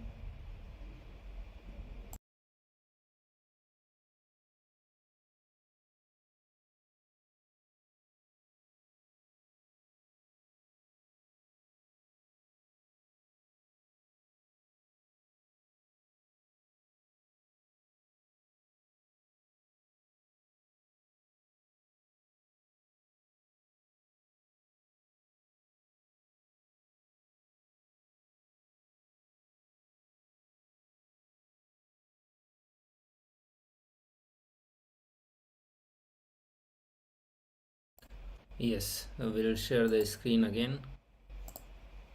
Yes. So this is what I was projecting.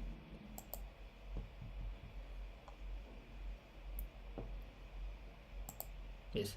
So mom here, are you able to see it?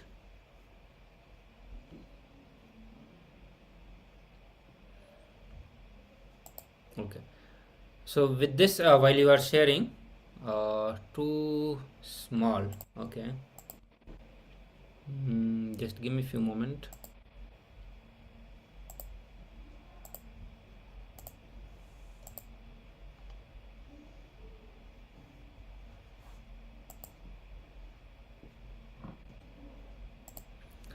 You can make it full screen on your Zoom.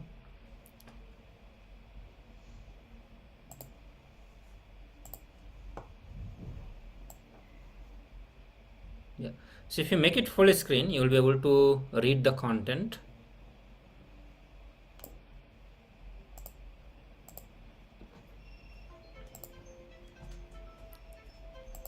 Okay. So with this, we will also get ready for the next segment. And in the next segment, we are going to,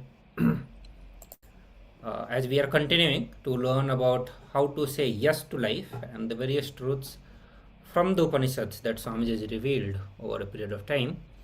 And in this segment, we are going to learn about fulfilling content and context of consciousness.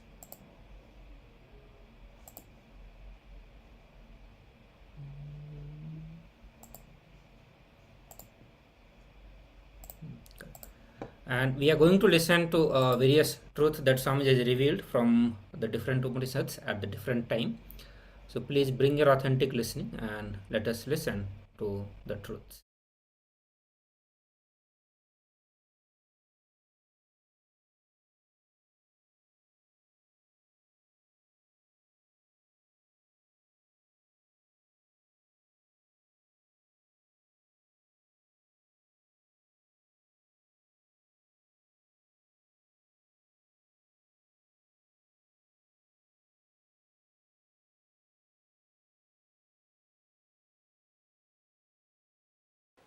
Let's start with the birth. Let me describe exactly the experience of birth. I do not want to add my commentary to it now. Let me describe the experience itself. Maybe later on I'll give the explanation. The experience itself is really wonderful. There was no dual or two things first, like a darkness covered by darkness.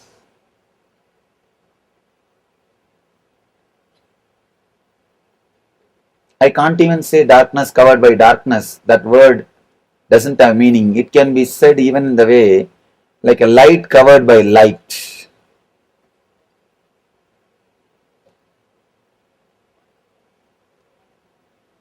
There was no experience, experiencer and experienced separately. There was only one consciousness, which is intelligent, which is alive, and which is enjoying itself. Understand? The consciousness is such, it is alive, and it knows it is alive, and it enjoys just being alive. Sat Chit Ananda. Sat means it is alive, truth. Chit means it knows it is alive, means it is conscious of its life, its existence. Ananda means it is enjoying its own existence. With Naga Baba, I lived in Uttarakashi. He's a great Mahatma. I used to ask him, Baba, why don't you teach me something? He will never open his mouth. He was a very different kind of soul. Finally, somehow, one day, I sat with him and said, something, Baba, tell something, at least one line, so that I will remember that constantly and keep that with me. And he was much more strong than me. He did not open his mouth. Finally, one day he said, he doesn't speak much. He said, means he is going, that he is continuing his travel. So I also have to go on my way. I said, I am coming with you. He said, no, I am going. Then he gave me that pipe with which he used to smoke. That pipe, he gave it to me. I said, okay, Baba, I am so happy you gave me this pipe. I kept that pipe with me for quite a long time. I don't know after that what happened to that pipe. I asked him, this pipe may be, it can get lost. Tell me something which will not be lost. I'll carry it with me always. Some one line, one word, one teaching, something. Something, tell me. He was not opening his mouth. I said, all right, next, whatever word you are going to utter, even if you say, fool, get lost, I'll take that word as a mantra. Whatever you are going to say now, open your mouth, at least you will say goodbye, because now we are going to depart. That word I will take it as a mantra. Then he started laughing and he said one beautiful line, Deham Naham Koham Soham. Whole Vedanta, just in one line. Deham Naham, I am not the body. Then Koham, who am I? Ask, you will experience Soham, I am the whole. I am everything. Deham Naham Koham Soham. Deham, this body. Naham means I am not that. Then who am I? Koham, as you will realize Soham. Soham means the whole universe. I am the whole universe.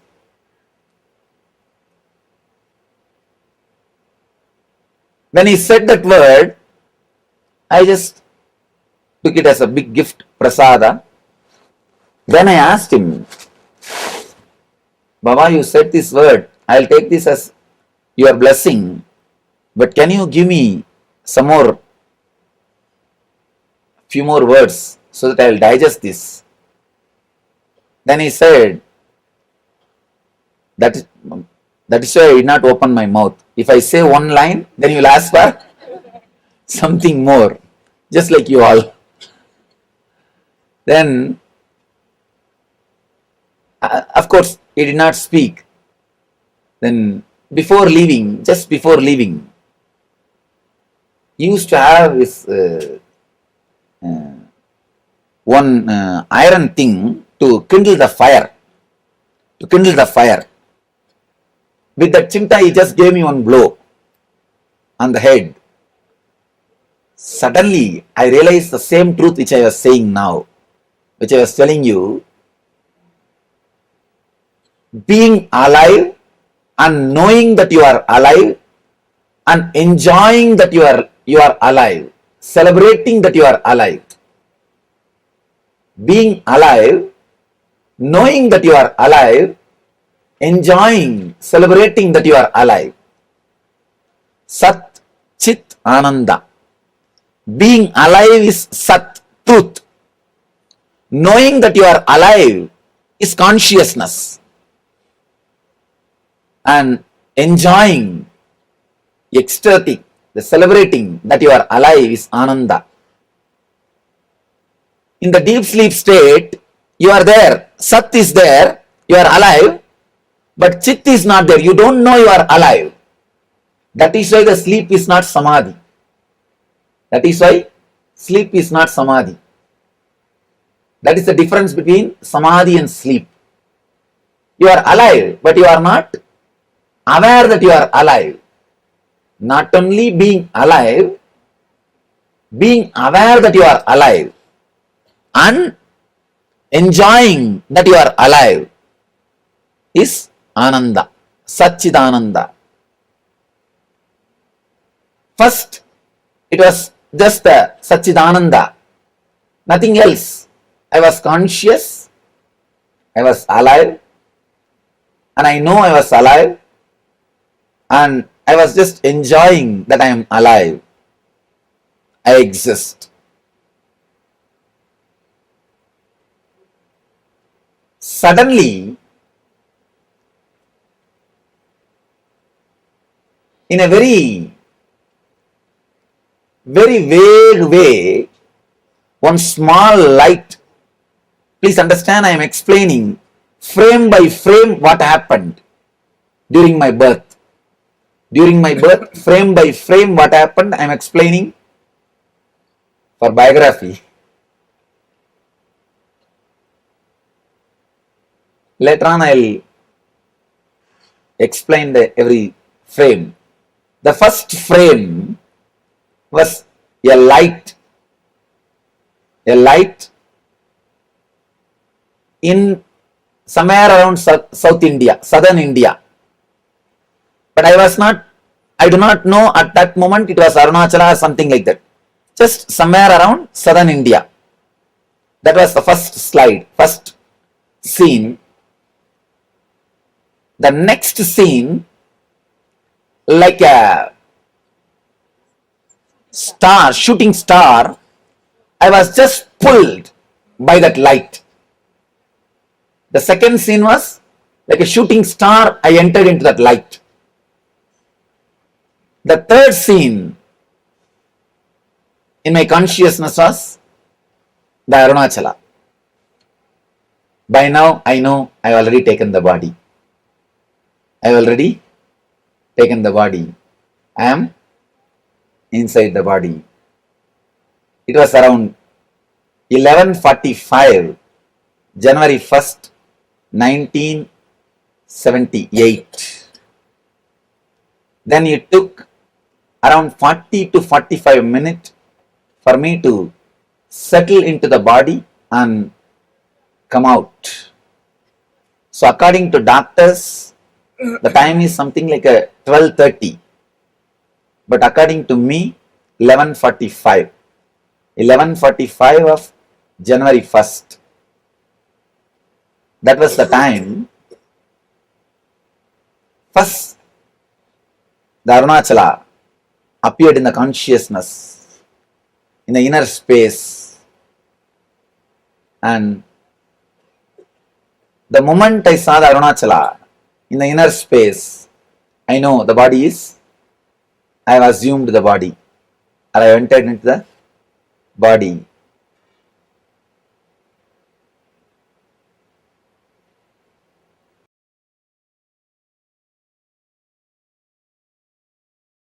So I tell you, path of ecstasy, not path to the ecstasy.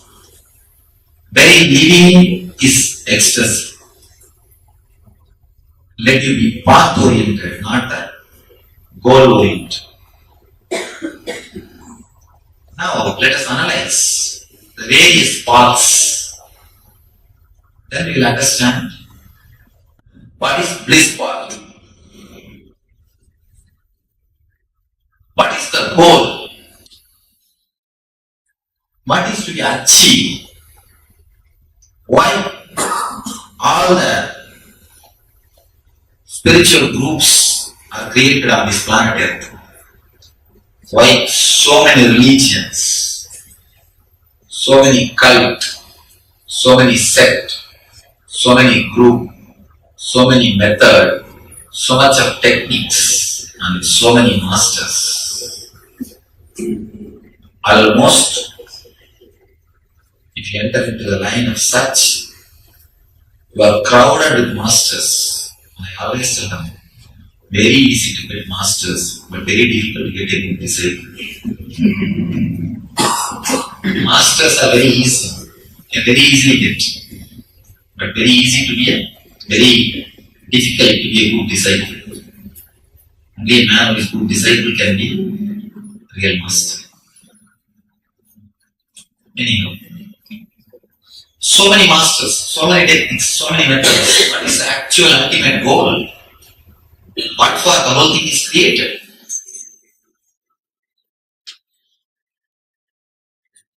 It is only one thing. The whole thing, the very moment of life is towards the joy, bliss. In Rishi's language, they call it Satchidananda. Sat means the awareness, which is constant, which is eternal, which is permanent, which always exists. Chit means consciousness. Third, Ananda means bliss.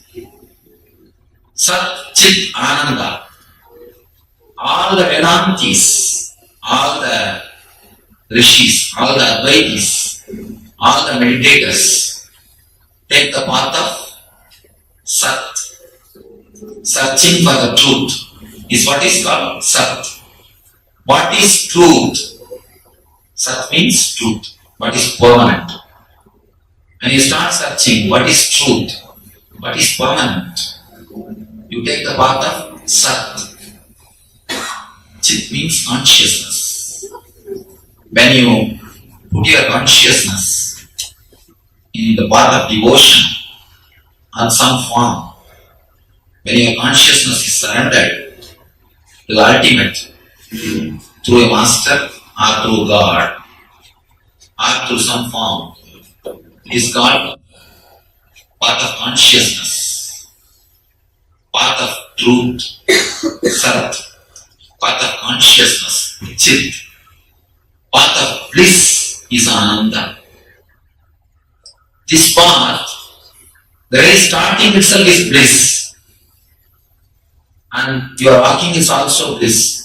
Your ending is also bliss. The other parts, when you start with the techniques, most of the time, dull, dead, dry. Religion is almost like a punishment. If it is dull, dead, dry, religion is almost like a punishment. A small story. After the long, dry sermon, priest announced, after this benediction, there will be a congregation of the board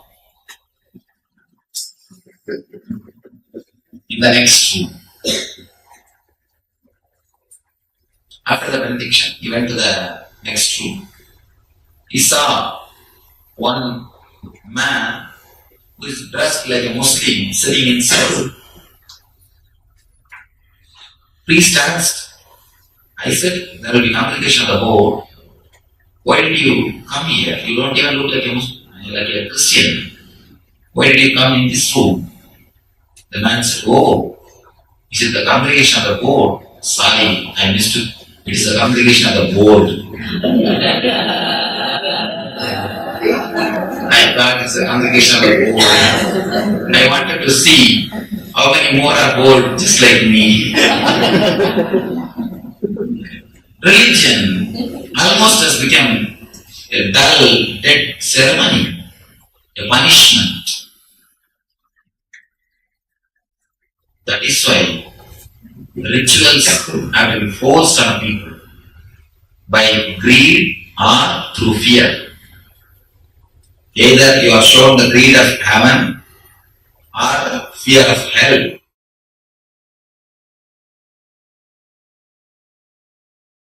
Religion, the techniques, the method has become totally a dry, long thing.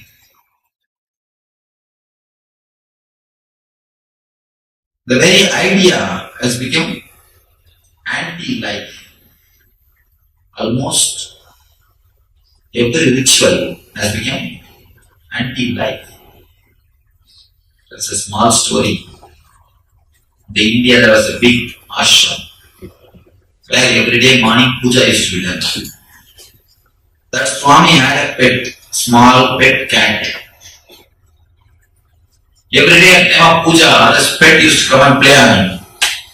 It will disturb the puja. It will sometimes jump on the god also. So that Swami decided, tomorrow onwards before the puja, the pet should be caught and should cover it with a basket.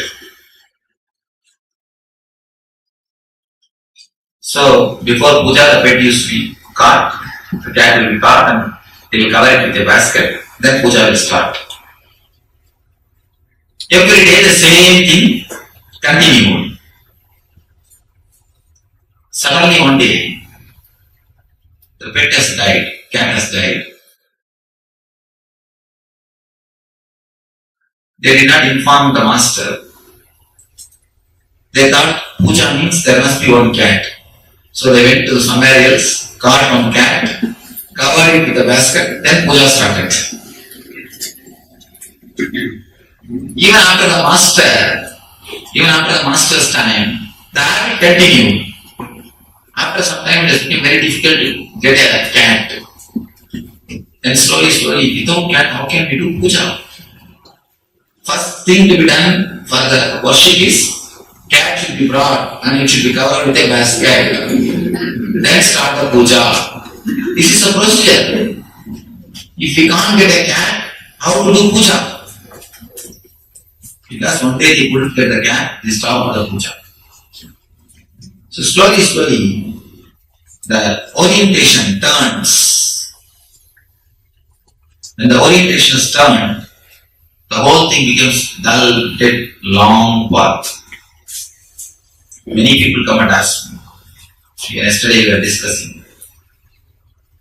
Somewhere there is a yoga group which takes months and years to open chakras. And it's a long, dry techniques. When they heard about our ASP, they were surprised. In 2 days, about every energy center, you could have a glimpse. You could have an experience how grand this technique. I told them, it is true. the old methods, the old techniques, all the old techniques and old methods, they all are designed at the age of bullock cart. So naturally they will have only the bullock cart speed.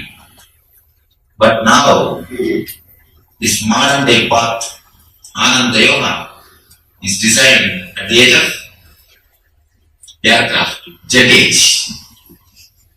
So this naturally will have the speed of jet. Ananda Yoga is jet age technique. The yoga through Sat is invented or designed at the age of bullock cart. The yoga through Chit is designed at the age of tractor. The yoga through Ananda is designed. Ananda yoga is designed at the age of jet age. The very starting itself is with the bliss. All the mystics, they say God is Sachidananda. As far as the Sachidananda concept concerned, as far as the idea of Sachidananda means truth, consciousness and bliss.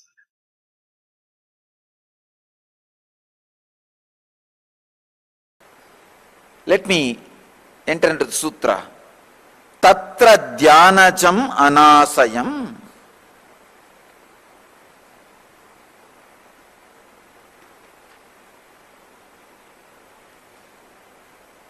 Vivekananda translates this sutra as, among the various minds, that which is attained by samadhi is desireless. Swami Prabhavananda translates as, of the various types of mind, only that which is purified by samadhi is freed from all latent impressions of karma and from all cravings. Swami Sachidananda translates as, only the minds born of meditation are free from karmic impressions. Bhagavan Osho translates as, only the original mind which is born of meditation is free from desires. Yesterday, I was talking about the word dhyanajam, born of samadhi, unclutching, meditation. Today I will take this technical term, the word anasayam. Anashayam means free from impressions. Not only free from impressions, free from possibility of creating any impressions. Patanjali says very beautifully in some other sutra, like a fried seed cannot grow. Same way, when unclutching happens, all the impressions, karma, gets fried. Anashayam,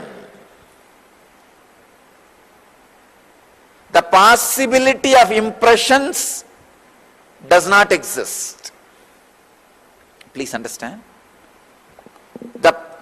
It is not disrespecting now the cosmic presence. Please understand. All your desire is disrespecting the cosmic presence. Why do you desire? Because you don't feel the cosmos is constantly supporting you. That's the reason the desire. You don't feel you are being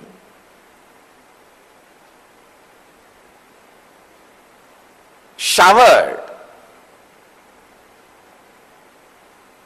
The ultimate truth is, please understand, I am not giving you fantasy. I am not teaching you fantasy. I am teaching you reality. Even the life which is happening in your body is gift. Constantly you are showered. If you stand on this base, you can create wealth 10 times more. You can create infrastructure. See, if you start your life from the mood of not having, you will not create wealth, you will grab wealth. If you start your life feeling blessed, you will create wealth, you will not grab wealth. There is a big difference. Understand? See, recognizing I am alive is Sat, truth. Recognizing billions of possibilities are there in front of me is Chit, consciousness. Celebrating, wow, is Ananda. That's all. Just I experience Satchidananda, the glimpse of Satchidananda. On the day, that's what I call enlightenment. And just decide, today you will recognize you are alive. You are alive means what? Now, millions of possibilities are opening in front of you. What million? Billion? What billion? Trillion. Possibilities are opening in front of you. You can be a good father or you can be a bad father. You can be a good brother or you can be a bad brother. You can be a good friend or you can be a bad friend.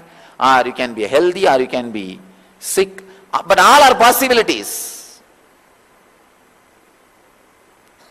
Thousands of possibilities are open in front of you is enough reason to celebrate. Understand? When you realize trillions of possibilities are open in front of you, you will become desireless. Please understand, I am cracking an important nut which keeps ignorance alive in you. I am cracking the head of the ignorance.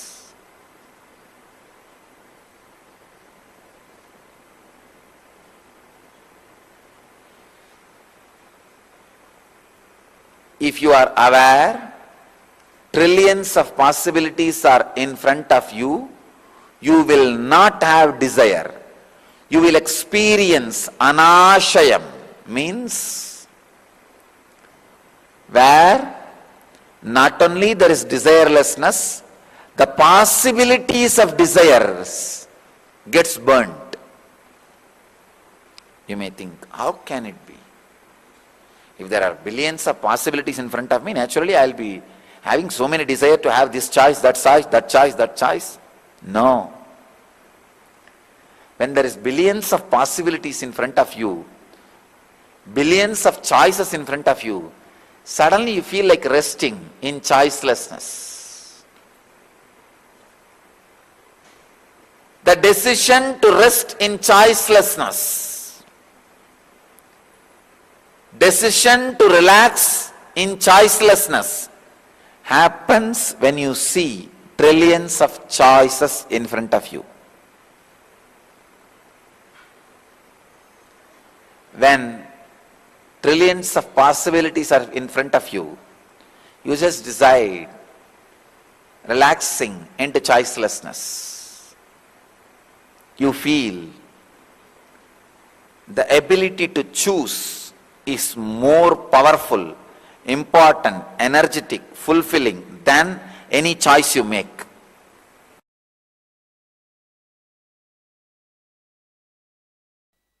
First thing, knowing fear and greed is neither wrong nor right. Please understand, the purpose of life is expansion. Purpose of life is being a high achiever. Self-actualization leads to self-realization. For self-actualization, you may need to use fear and greed. But for self-realization, you need to drop fear and greed. Here, when you know, the moment you actualize yourself, you are going to realize yourself also. The moment you use the fear and greed, you are going to drop it also. you will not be bound by it. In every relationship, in every decision making, in every interaction, in every evolution, remember this one thing. If somebody is able to come to his peak only by fear or greed, use that. I tell you, even if you feel you are not able to do the peak performance, high achiever, without dangling fear and greed in front of your own eyes, dangle it.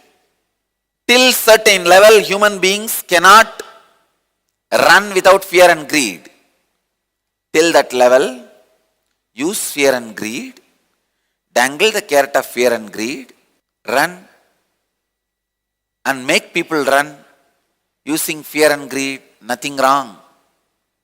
But know it very clearly, once you are able to be in peak performance as a high achiever without the fear and greed, drop it. Now you are free from fear and greed, but you are expected to be continuously be a high achiever. Being a high achiever constantly is the goal, is the life, is the purpose. In the beginning, you may need to do using fear and greed on you and on others. Whether you or others have to be high achievers. If you are not able to be a high achiever, still only fear and greed makes you as a high achiever in the initial level, don't worry, use it. At one time you may become free from food and thirst, but now you may need food and water. Use. At one time you may be free from fear and greed, but now you need it for the peak performance. Use it, it's okay. But know very clearly, at one day you need to be liberated from it. When you are able to be constantly a high achiever without fear and greed, you are enlightened. When you are able to lead a group of people, being a high achiever without fear and greed, you have created a sangha. The way you did this from one person to a group of people is dharma. That's all. If you achieved the state of living in a peak performance, high achiever, without fear and greed to fuel you, you are a Buddha. And if you create a group of people who are high achievers in peak performance without the fear and greed, you created Sangha, and the way you created the Sangha is Dharma. Every successful company, Fortune 500 company, has a core Sangha. Whether you know it or not, at certain level, the Sangha has evolved. At least 10 people have actualized themselves and helped the other person to actualize them. Unless, otherwise, at least few people evolve to the level of a Sangha, no successful venture is possible. Mark, your organization should evolve at least one Sangha, as I am saying. The higher purpose, selflessness, all this happens only when you are a peak high achiever. When there is a peak performance. Till you be a high achiever, all these words have no meaning. Just have no meaning. They don't have any meaning. Till then, all interactions, evolutions, evaluations, rewards, everything is just a word. So I tell you, first be a high achiever, even if you have to use fear and greed on you and on others. Then learn how to be in the peak performance, how to be a high achiever without using fear and greed as a constant fuel. That's it. Next. Today's subject is beauty of purposelessness. The whole existence, the whole universe is purposeless. Of course, it will be very shocking. From the young age, we are taught, socially conditioned, that life has got some purpose. Always you are made to run towards some goal, towards some purpose. The more you run towards a goal, the more you are considered as a successful person. The more the speed, more you are respected.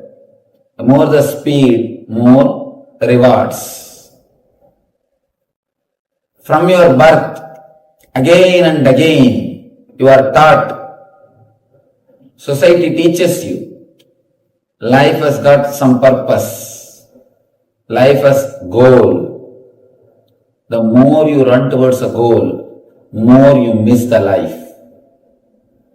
Man who is continuously bothered about the goal will never be able to enjoy the life. For example, when you are studying, you always think, when I have my job, my life will be happy. When you have your job, you think, after marriage, my life will be happy. After marriage, you think, when I have kids and my own house, my life will be happy. After you have kids and your own house, you think, when kids grow, all my responsibility is over, I'll be happy. By the time your kids are settled, by the time your responsibility is over, when you want to relax, your being is conditioned so much, you can't relax.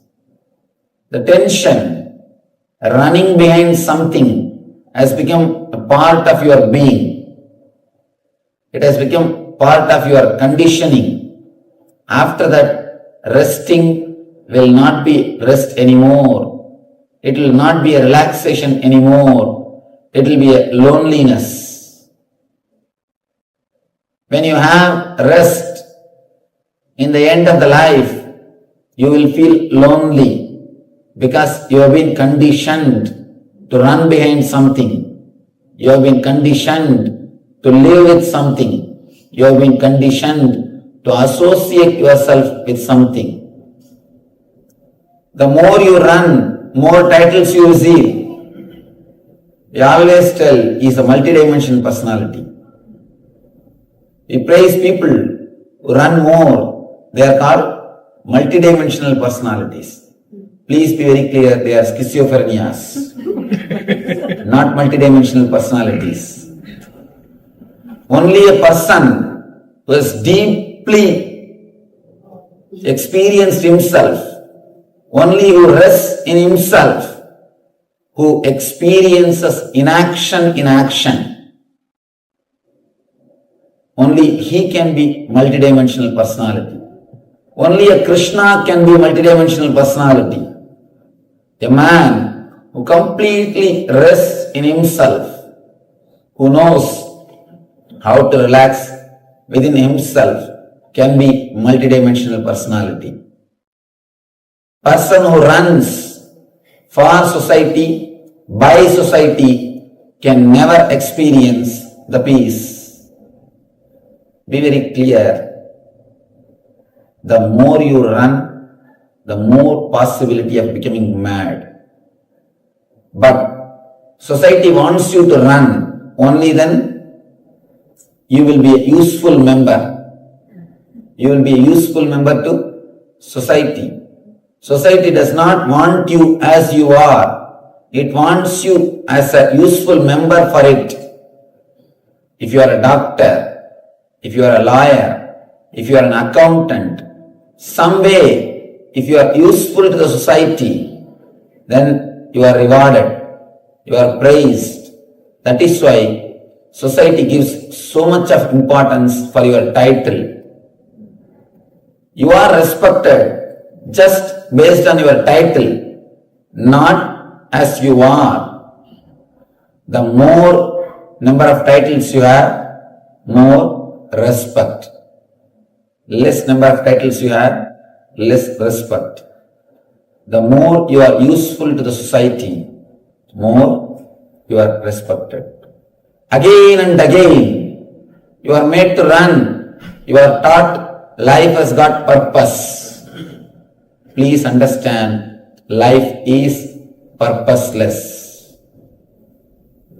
Look into your life deeply. Whatever you think as the goal of your life, even if everything is fulfilled, you think you will be able to rest? You think you will be able to relax?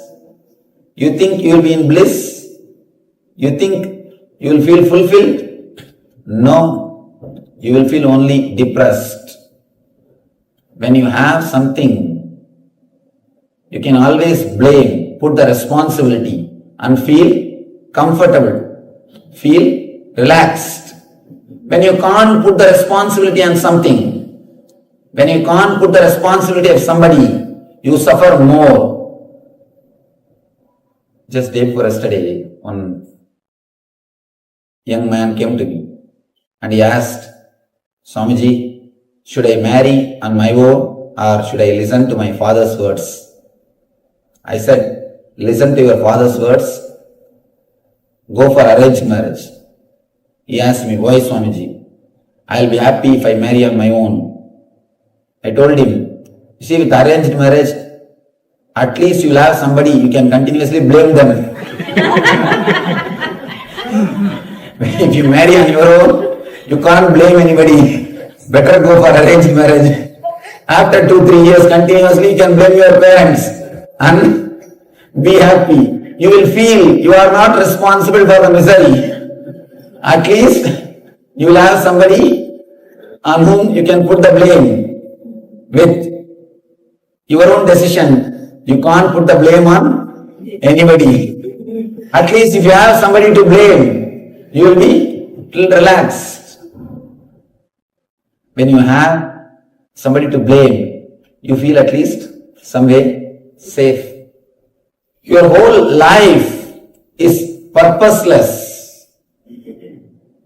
But again and again and again, you are conditioned to run towards something, to go towards something, some goal, something. From the young age, always some goals are put in front of you. Whether it is material life or spiritual life. Both the way, always some goal is put in front of you. The so-called material life or the so-called spiritual life, both continuously makes you feel you are not enough.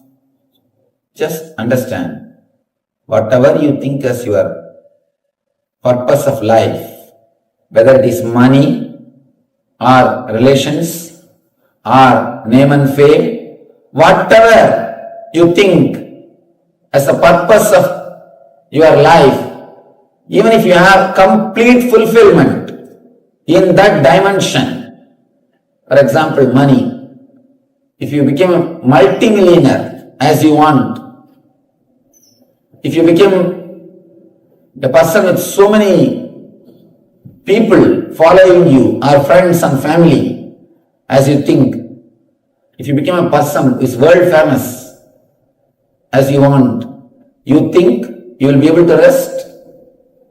Never. By the time you reach the top rung of the ladder, climbing will become your habit. Climbing will become your habit. You can't rest within yourself. Please be very clear. The climbing, running will become your lifestyle. Running will become your trend. When running has become your trend, you don't even know what for you are running, you will start running. Even if you don't know what for you are running, you will be running. You will be continuously running. What for? You will not know. A small story. One guy wanted to have 1 acre land so that he will do some agriculture and live happily. He prayed to the Bhuma Devi, means the goddess of earth. Oh mother, please give me 1 acre land so that I'll do my agriculture and live happily. Devi appeared and said, don't worry my son, what 1 acre? From tomorrow morning sunrise to sunset, how much you walk, whatever land you cover, that land belongs to you. This is the big problem. Wounds create very big problems. Please be very clear.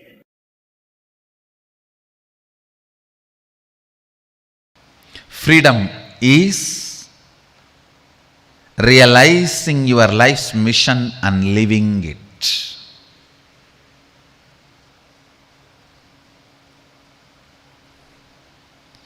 Realizing your life's mission and living it. Choices are not freedom. Listen carefully to this story. You need to internalize this story. Tons of people miss even their purpose of life for small choices.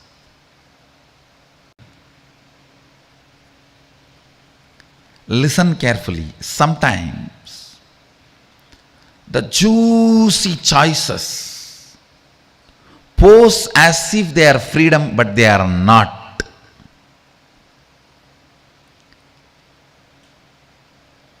Freedom means every single decision is by you. Ishwaratva, only that brings completion. Listen carefully.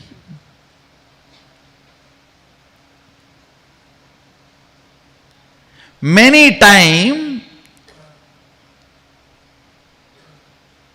the choices which you think as freedom was inserted into you by the advertisement and promotions, or the others' opinions, false views, wrong remembrance. Please understand, you always think your college hostel period was a golden period of your life. But actually when you are living there, you are so much all the time afraid of the warden and the whole life was hell. You just want to get out and get a job as early as possible. This is what I call wrong remembrance. Which was not joy, you remember it as joy because you forgot how it was originally when you lived. Always the wrong remembrance of the past makes you take wrong decisions about future.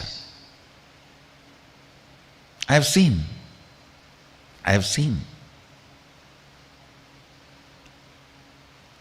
I'll give the essence, listen. 1. Choice is not freedom. 2. Choice or freedom. Everything has to be from your decision. Only then you will be in the space of completion. 3. When you start making your decision about everything, what you give up, you will not feel missing that. I am not feeling I am missing my morning chai and night sleeping alone in the railway platforms. That was a beautiful moment, no doubt, but that was not my purpose. So when I assume the responsibility of the purpose, not missing the choices is Ishwaratva. Listen. Listen. Assuming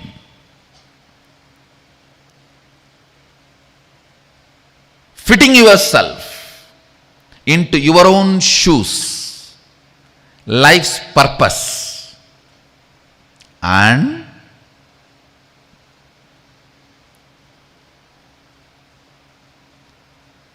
because of that maturity, not missing the so-called choices, brings Ishwaratva to you. I have seen many people useless, stupid, wrong remembrance, reasoning choices. Listen. Wrong remembrance reasoning. When you are in college, you think your school days were golden period. When you are in the job, you think your hostel days were golden. No. Wrong remembrance. When actually you were in the hostel, you had so much of fear of warden and what not. It was not golden as you remember. Yes, you may be having some photographs of your tour and vacation with your friends where you guys are smiling. Yes, photo shows all of you are smiling. Only if you remember, look back, dig deep, you will understand with how many of them you had incompletions and fight, and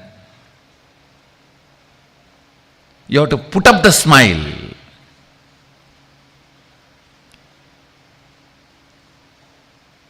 Photos are great to tell your history to others. But if you yourself dig out, it may not be true. It may not be your real experience. So understand, many times when choices, multiple choices try to pose itself as your freedom, you need to understand multiple choices is not the purpose of your life. Fitting into the shoes of your purpose of life is freedom. First, decide to take responsibility for your life. Fit into the shoes of your responsibility about life. Second, bring completion about it. That is the major thing, bringing completion about it.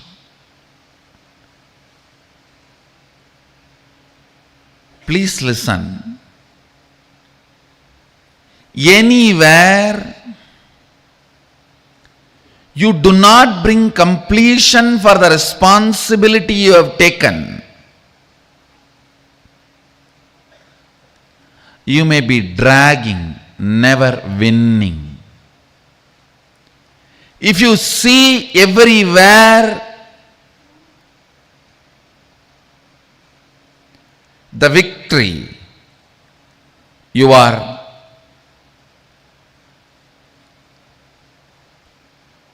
bringing completion to what you took as a responsibility.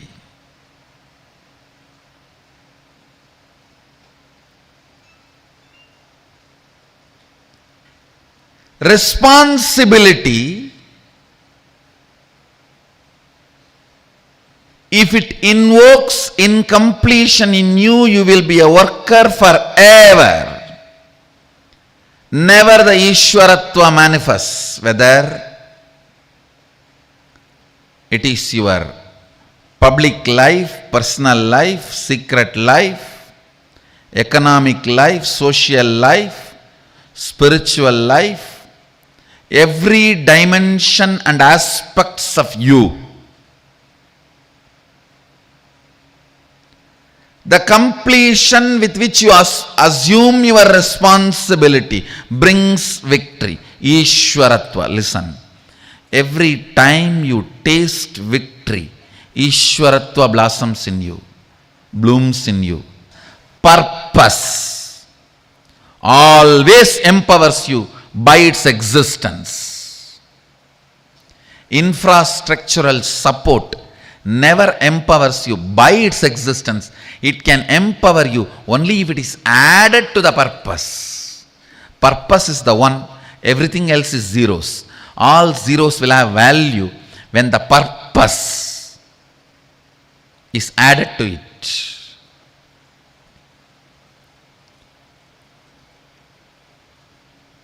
Be responsible for your purpose of existence. Understand? Look brings beauty.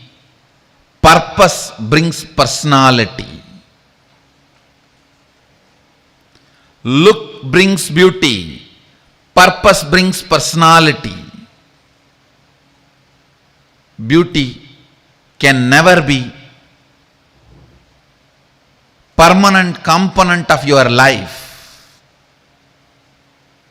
Personality can be the permanent component of your life.